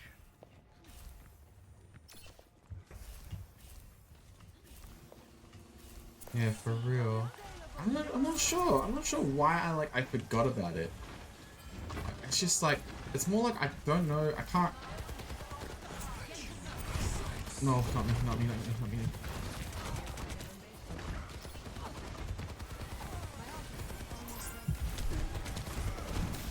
Oh my god.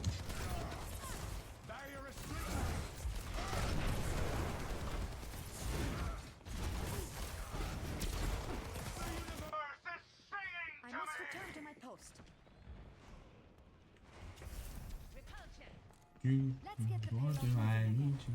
I don't know. Make. I do remember me doing more. That's what I remember. I remember doing the more impression.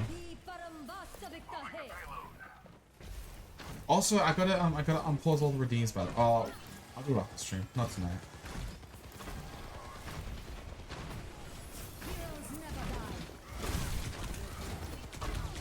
Damn it.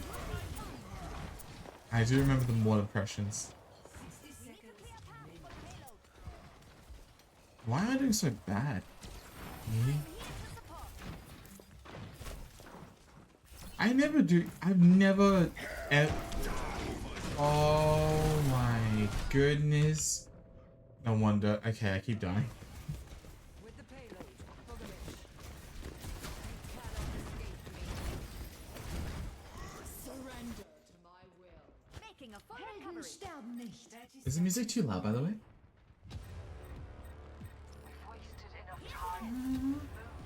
Wonder what?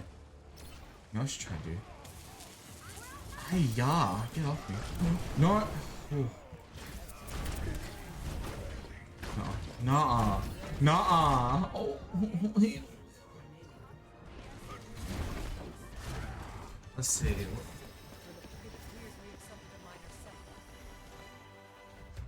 He did. Oh my god. Oh, I had this song.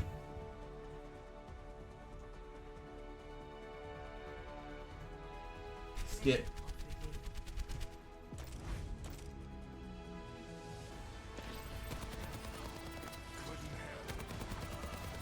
I want to listen to.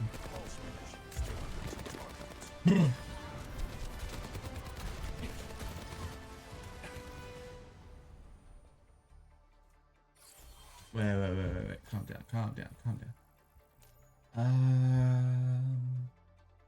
Tell you what, you know what I'm gonna play me go to the bathroom. Alright, I'll be right back. Hopefully I don't get into it again. No! Hi, Cinnamon Bun. Wait, give me a second. I'll be right back. I'll be right back.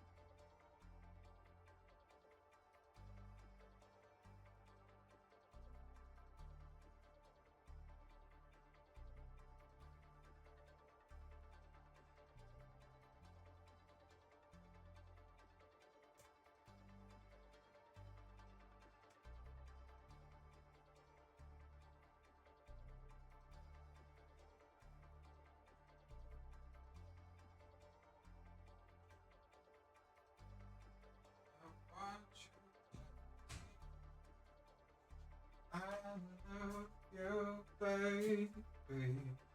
If it's quite alright, I need you, baby.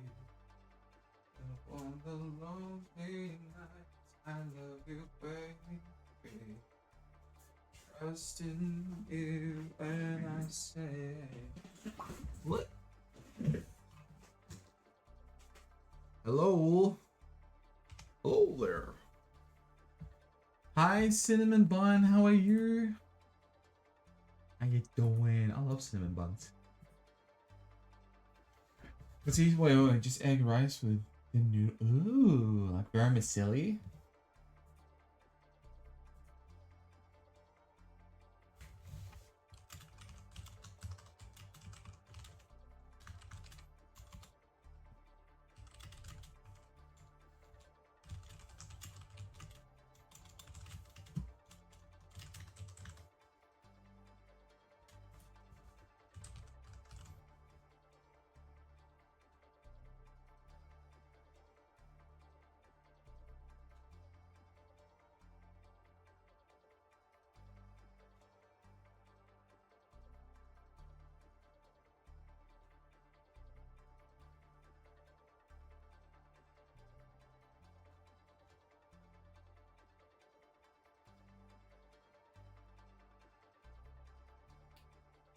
Give me a second.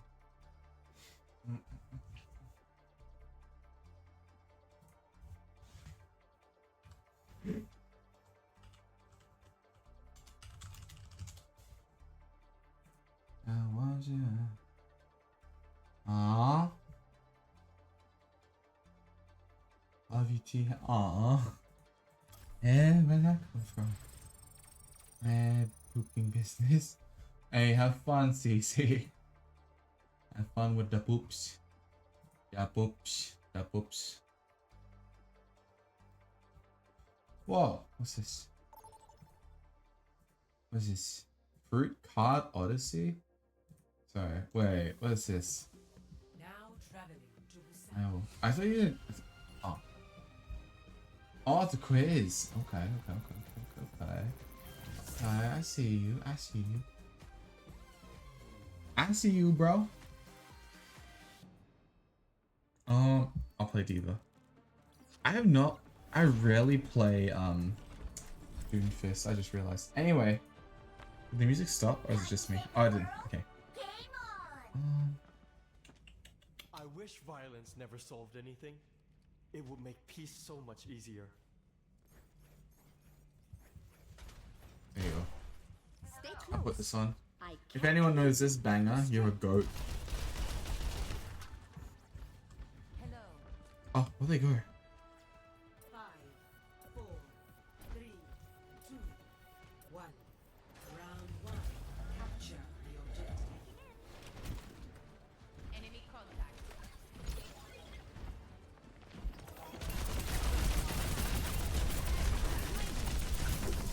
Really?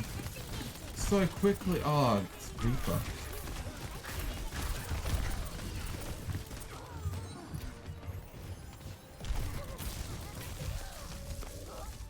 Damn. Dang it.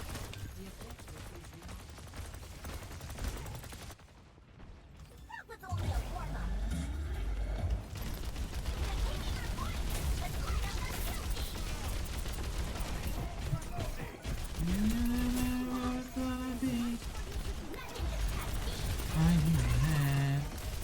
Do you know this song? If you know this song, you're the goat.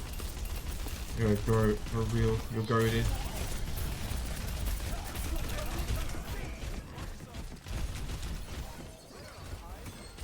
Lemonade. Yeah, there you go. Over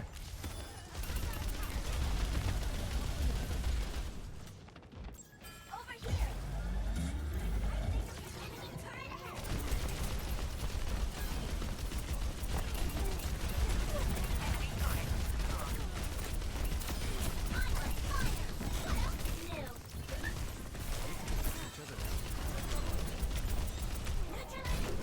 Damn, dude.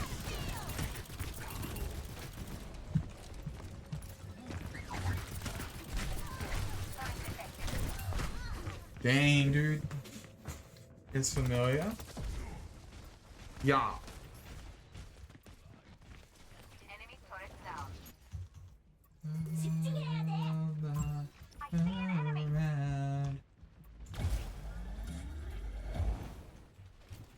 My servants never die.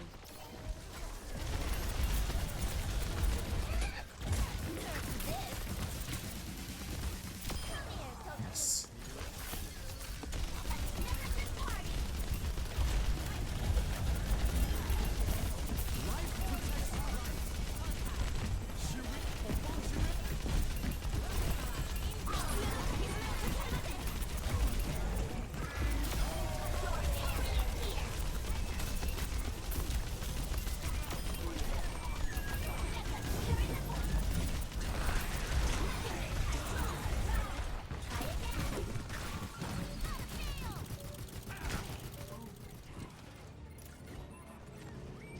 Yeah, where'd you go?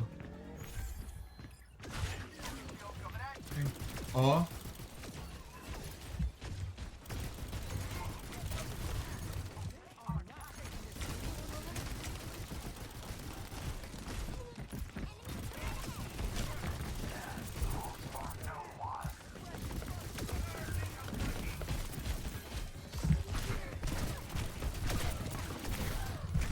Damn, dude. Reporting first round lost. That was only a warm-up. Season. 0-1. For him some me. Back for the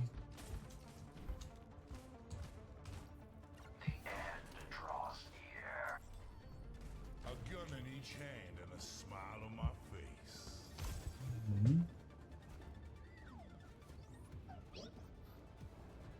good boy. Good boy. 5, Good boy. 3, 2, Alright. What are the chances I'm gonna win this, by the way? capture the objective. No? What? Charging through. Ready for some carnage.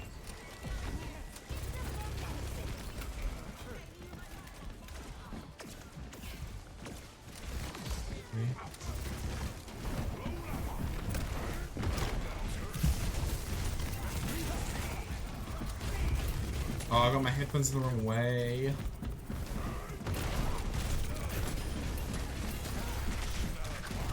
Oh god, oh god, oh god!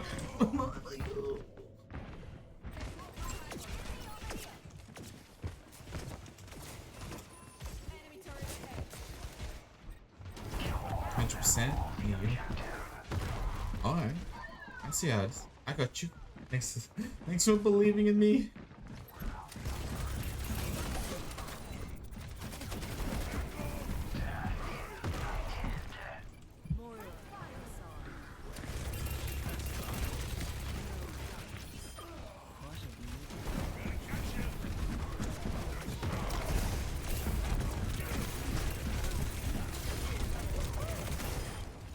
He's Odin. That's it for their turn.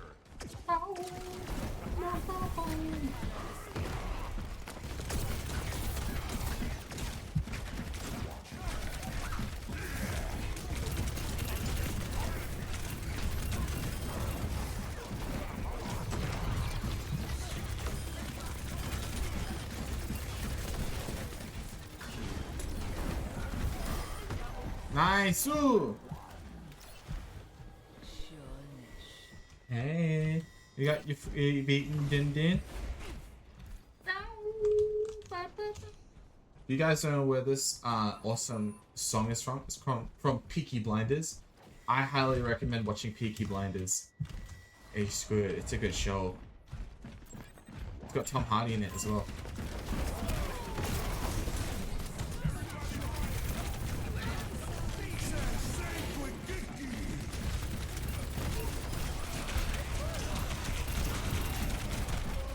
Damn, bro. I got too focused on compiling documents, I just got think, hey, what's with Din Din?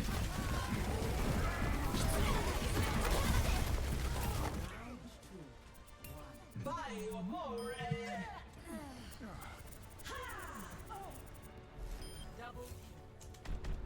1 to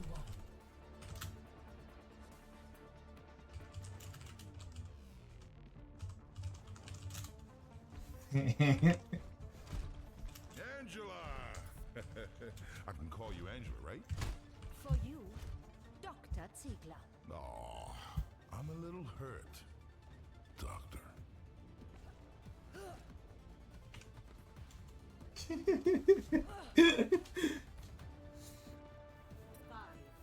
4, 3, 2, 1.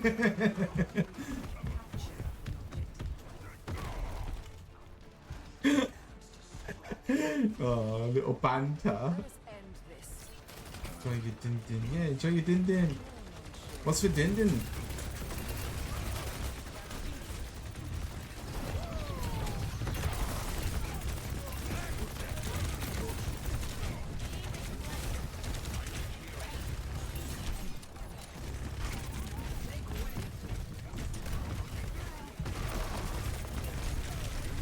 Oh shit. Dang, dude.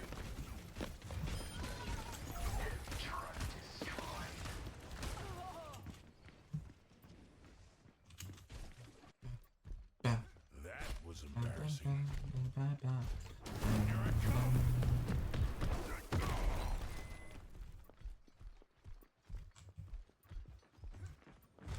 Hey, hey, hey!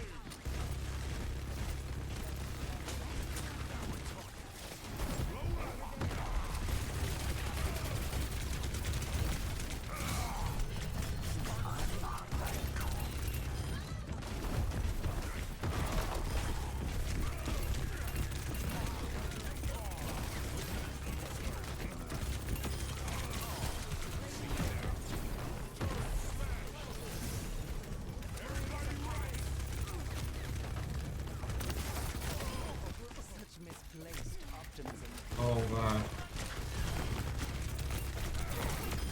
Not that song. Ah, what's wrong with Bruno Mars? I see your face. Why was the song even created? Yeah, what's wrong with? I love Bruno Mars. What's wrong with Bruno Mars?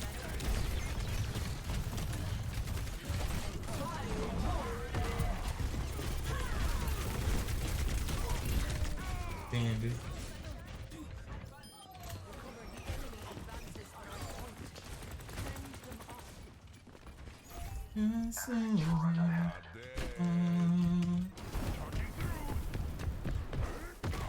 Morning by Rick. Oh yeah, I'll play. Wait, let me play. When I die, I'll play something. Okay.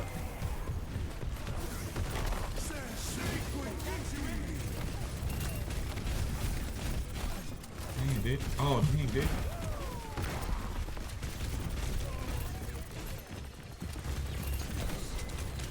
Hey.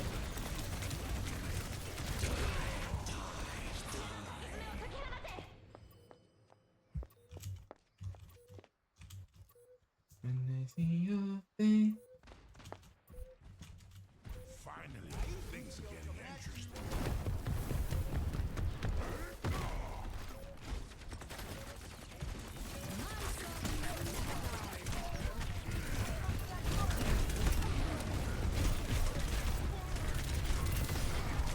Oh god.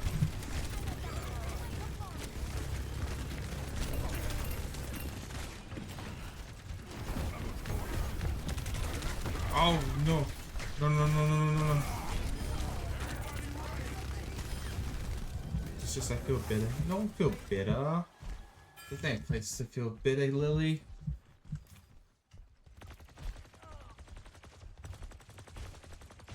Oh gosh, what am I doing? What am I doing? What am I doing?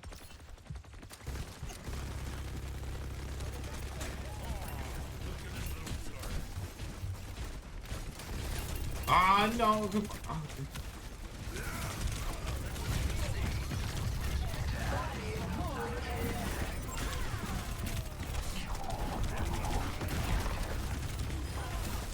Oh, yes.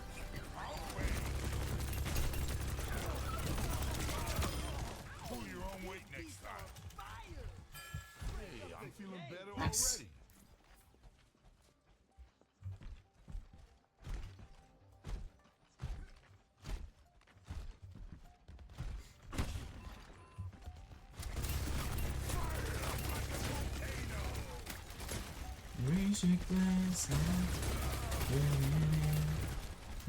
All my friends have partners in life. I feel that.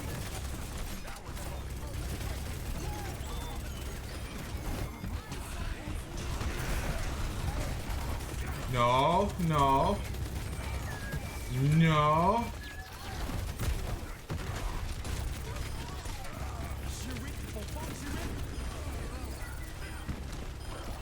Nah, I feel that, bro. Then they put me in the day and I feel like a third wheel. Oh!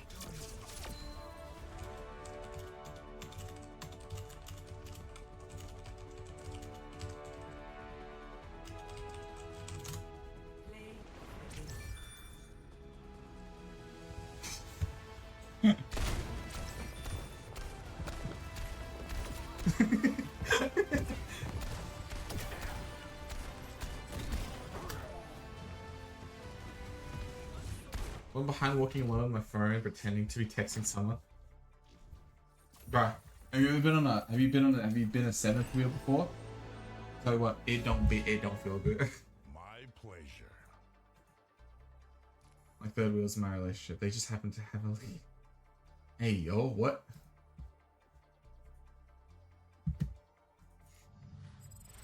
Oh wait, the song, wait. Where is it? Where was the song we recommended? Wait, well... Wine by Rocco? Oh god. If we're defending, I'm leaving. Better not be. Oh!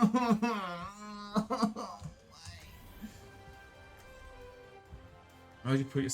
Bro, it wasn't... I didn't put myself through that. My cousin put me through that. I didn't really care though. I knew all of them, so it was alright. Trouble with relationship. Having a relationship. That's fair. Anyway. Hey y'all, why can't I? Hey.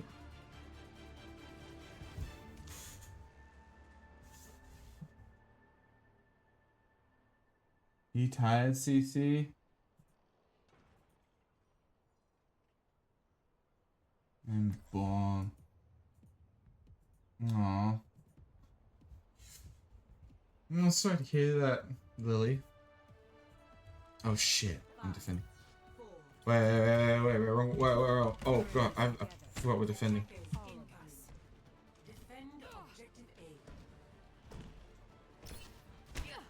Nah, but hey, you'll feel better soon. Hopefully you feel better soon, Lily. Hopefully my streams can help you. Hopefully I can help. Hopefully the stream can help you, you know, get through it. Re-enabling reward. I can do that. I can do that after stream. Probably not tonight though. Is this something you recommend? I can do it after stream. Swag. I'll just leave it off for tonight. Cause I'm gonna go. Hitting the ground running. I don't know what to do. Also, thanks for the tutorial, by the way.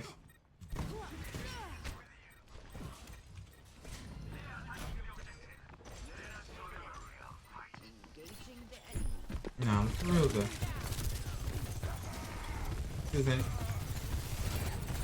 I hope you feel better soon, Lily. Oh god. Oh no, oh no, oh no. Ugh. Objective lost. Stop the payload. I'm not a fan of setbacks.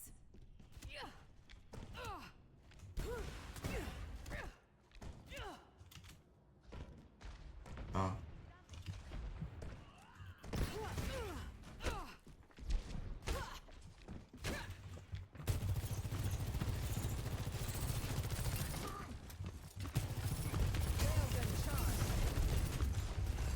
Me, you big rock, Dwayne the Rock Johnson. More like Dwayne the Pebbles. toilet bowl. Oh. What? Run!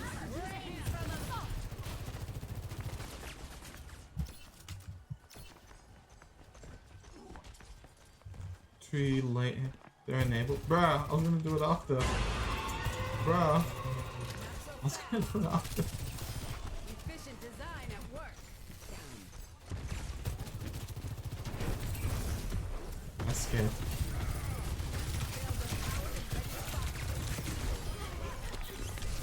A lot. Fuck, I legit said I was gonna do it after. Okay, whatever. Fuck. Dude. Really? Hello. The payload has reached the checkpoint. Oh god. Hey, yo. Area denied. Oh.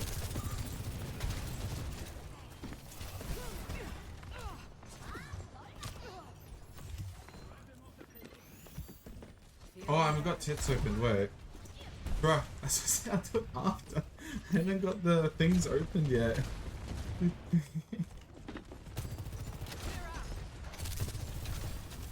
Wait, still I get able to refund,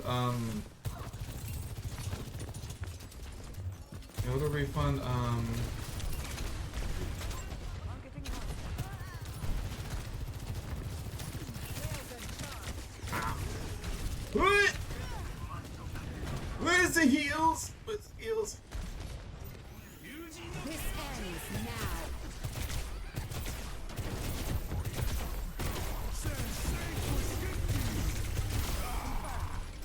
Cybernetics regulating. Railgun powered and ready to fire. Wait, Keishin, are you able to refund Zodin's points, please? I haven't got the things opened. Area denied. Wait, what are the alerts open though? Oh god. No! I'm stuck! I'm stuck! I'm stuck! I'm stuck!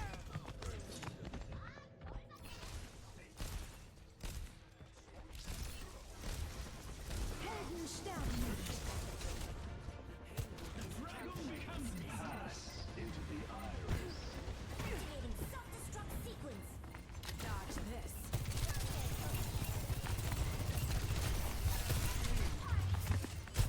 Oh god. Wait, I'll refund your points. I'll refund your point. Wait, give me a second. Let me find it. Oh, the phone's not working. No, because I don't have it on. I haven't opened them yet. And plus what? I'm already ending. I have lots of song I could recommend. Yeah. We had a memo. Oh yeah, let's see. Shades one, because that's not we funded it? Okay, sweet.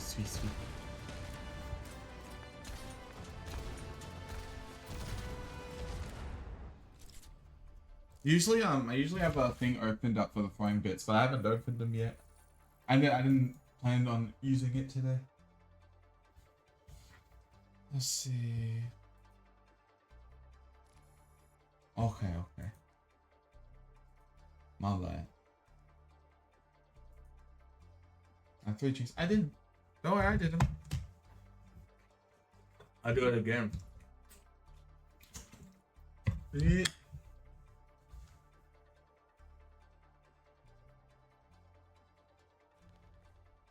Let's see. What? Wait, I meant to end it. Wait, I meant to. I did. Wait, I thought I closed queue. Oh. Alright, last game. Oh, hell no. Nah. Oh. Overwatch sucks.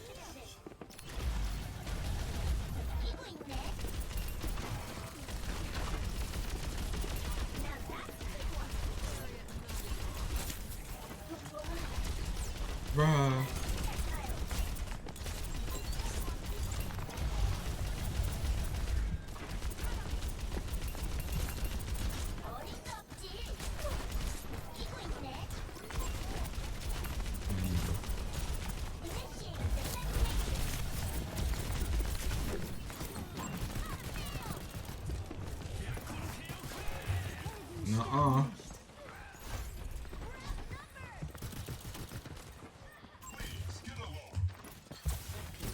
Ew, no! No! Stop that barricade in its tracks.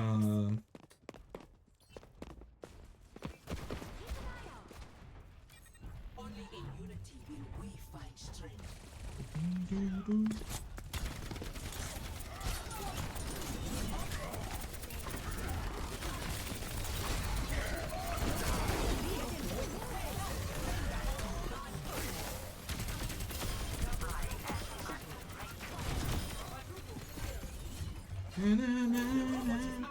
She's showing that kid drown somewhere. It do be like that. Oh, whoa. We got plenty of time. Damage output Da, da, da, da. Ultimate is ready. Go. Move. Move your butt. Move your butt. Move your butt. Move your butt.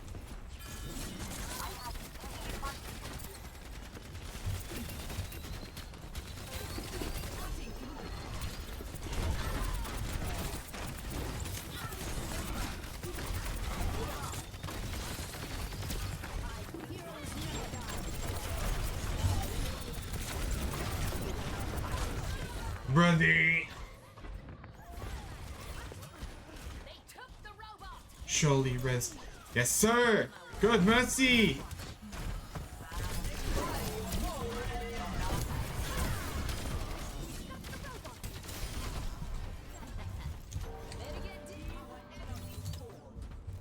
Let's get this barricade moving.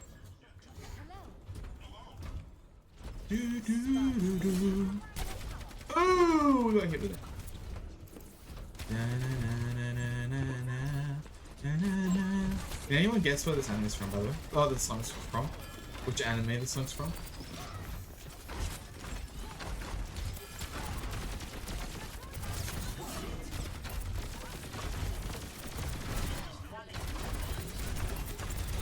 Bruh. Oh god. Ooh.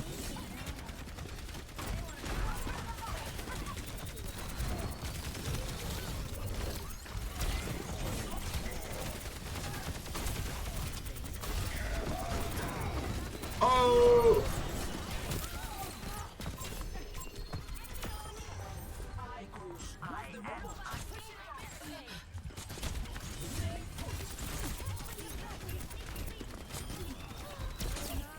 No! No, don't eat me. I mean, don't sleep me. Where are they? Where are you? Yeah, what's up, Lily? Na, na, na, na, na, na.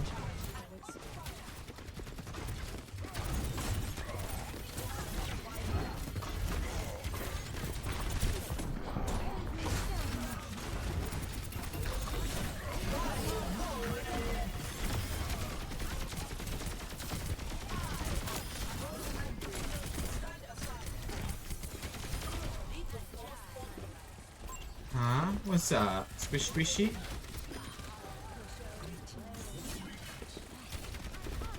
Aww. You like the emotes, Lily?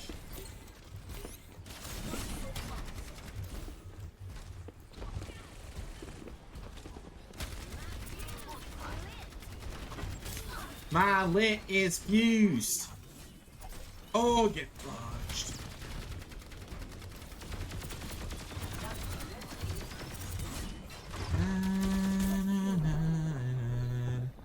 Yeah, shoot. Ah, damn.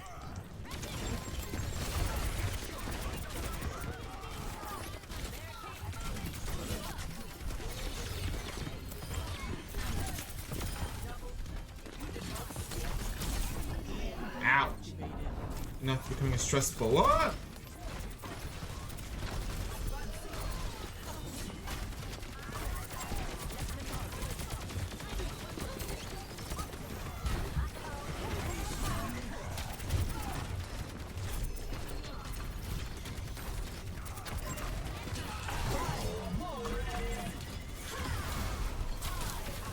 Oh god.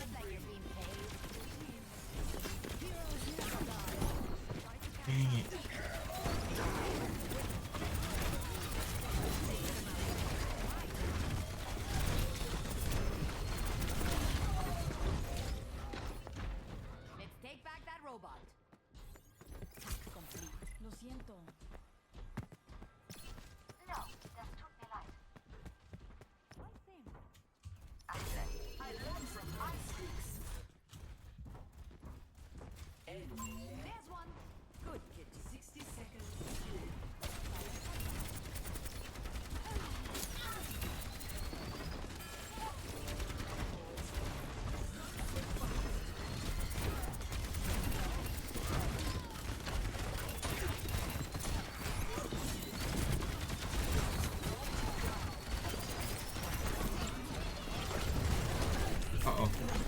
brother.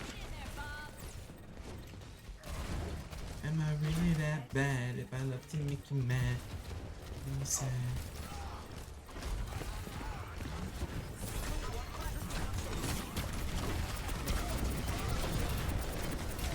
Damn, dude.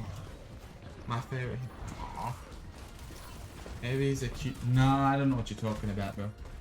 I don't know what you're talking about, bro. You must be confused with someone else. It's not me. No cutie for bro. I don't know what you're talking about, bro.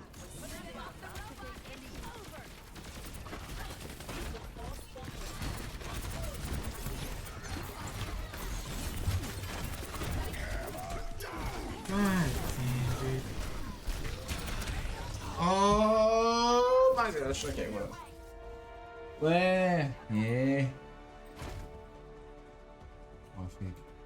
Did I end on a loss? Do I end on a loss? Do I want to end on a loss? I don't want to end. Do I end on a loss? Yeah. Why you like that? Why you like that, Lily? Huh?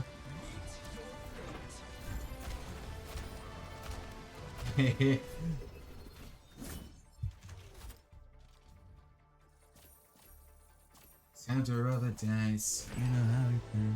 Time to waste my life. Not afraid to die. Okay, we want. Okay, well, okay, we have to end on a win. We have to end on a win. I've been there. Alright, Lily. Aw. Yeah, no feeling. Yeah, no feeling. What? Eh.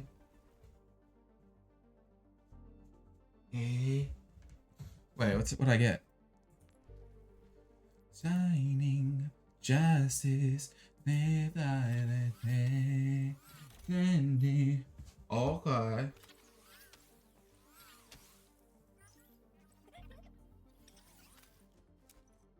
Hi, Lily.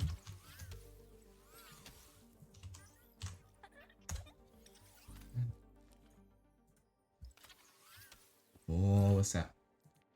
Cute. What's this? What's that?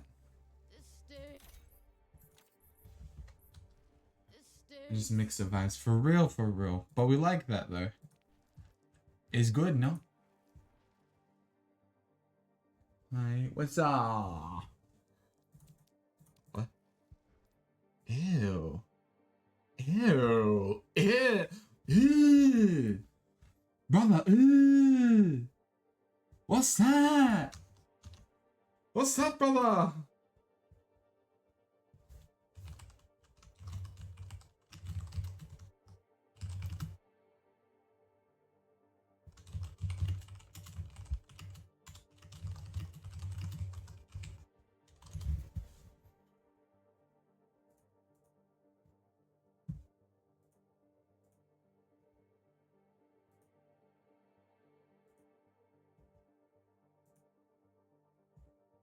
I have a secret to tell. Do you know? What is it?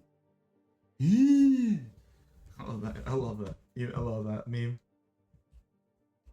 Maybe it's a kid. Y'all.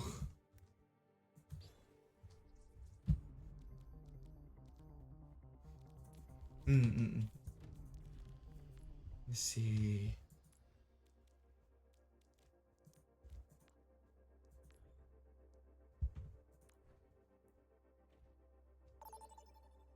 Yeah.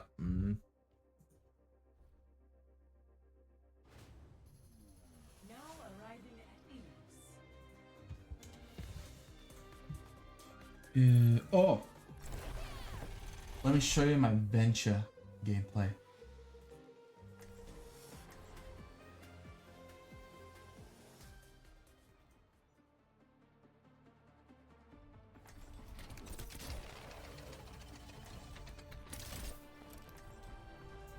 Let's make history.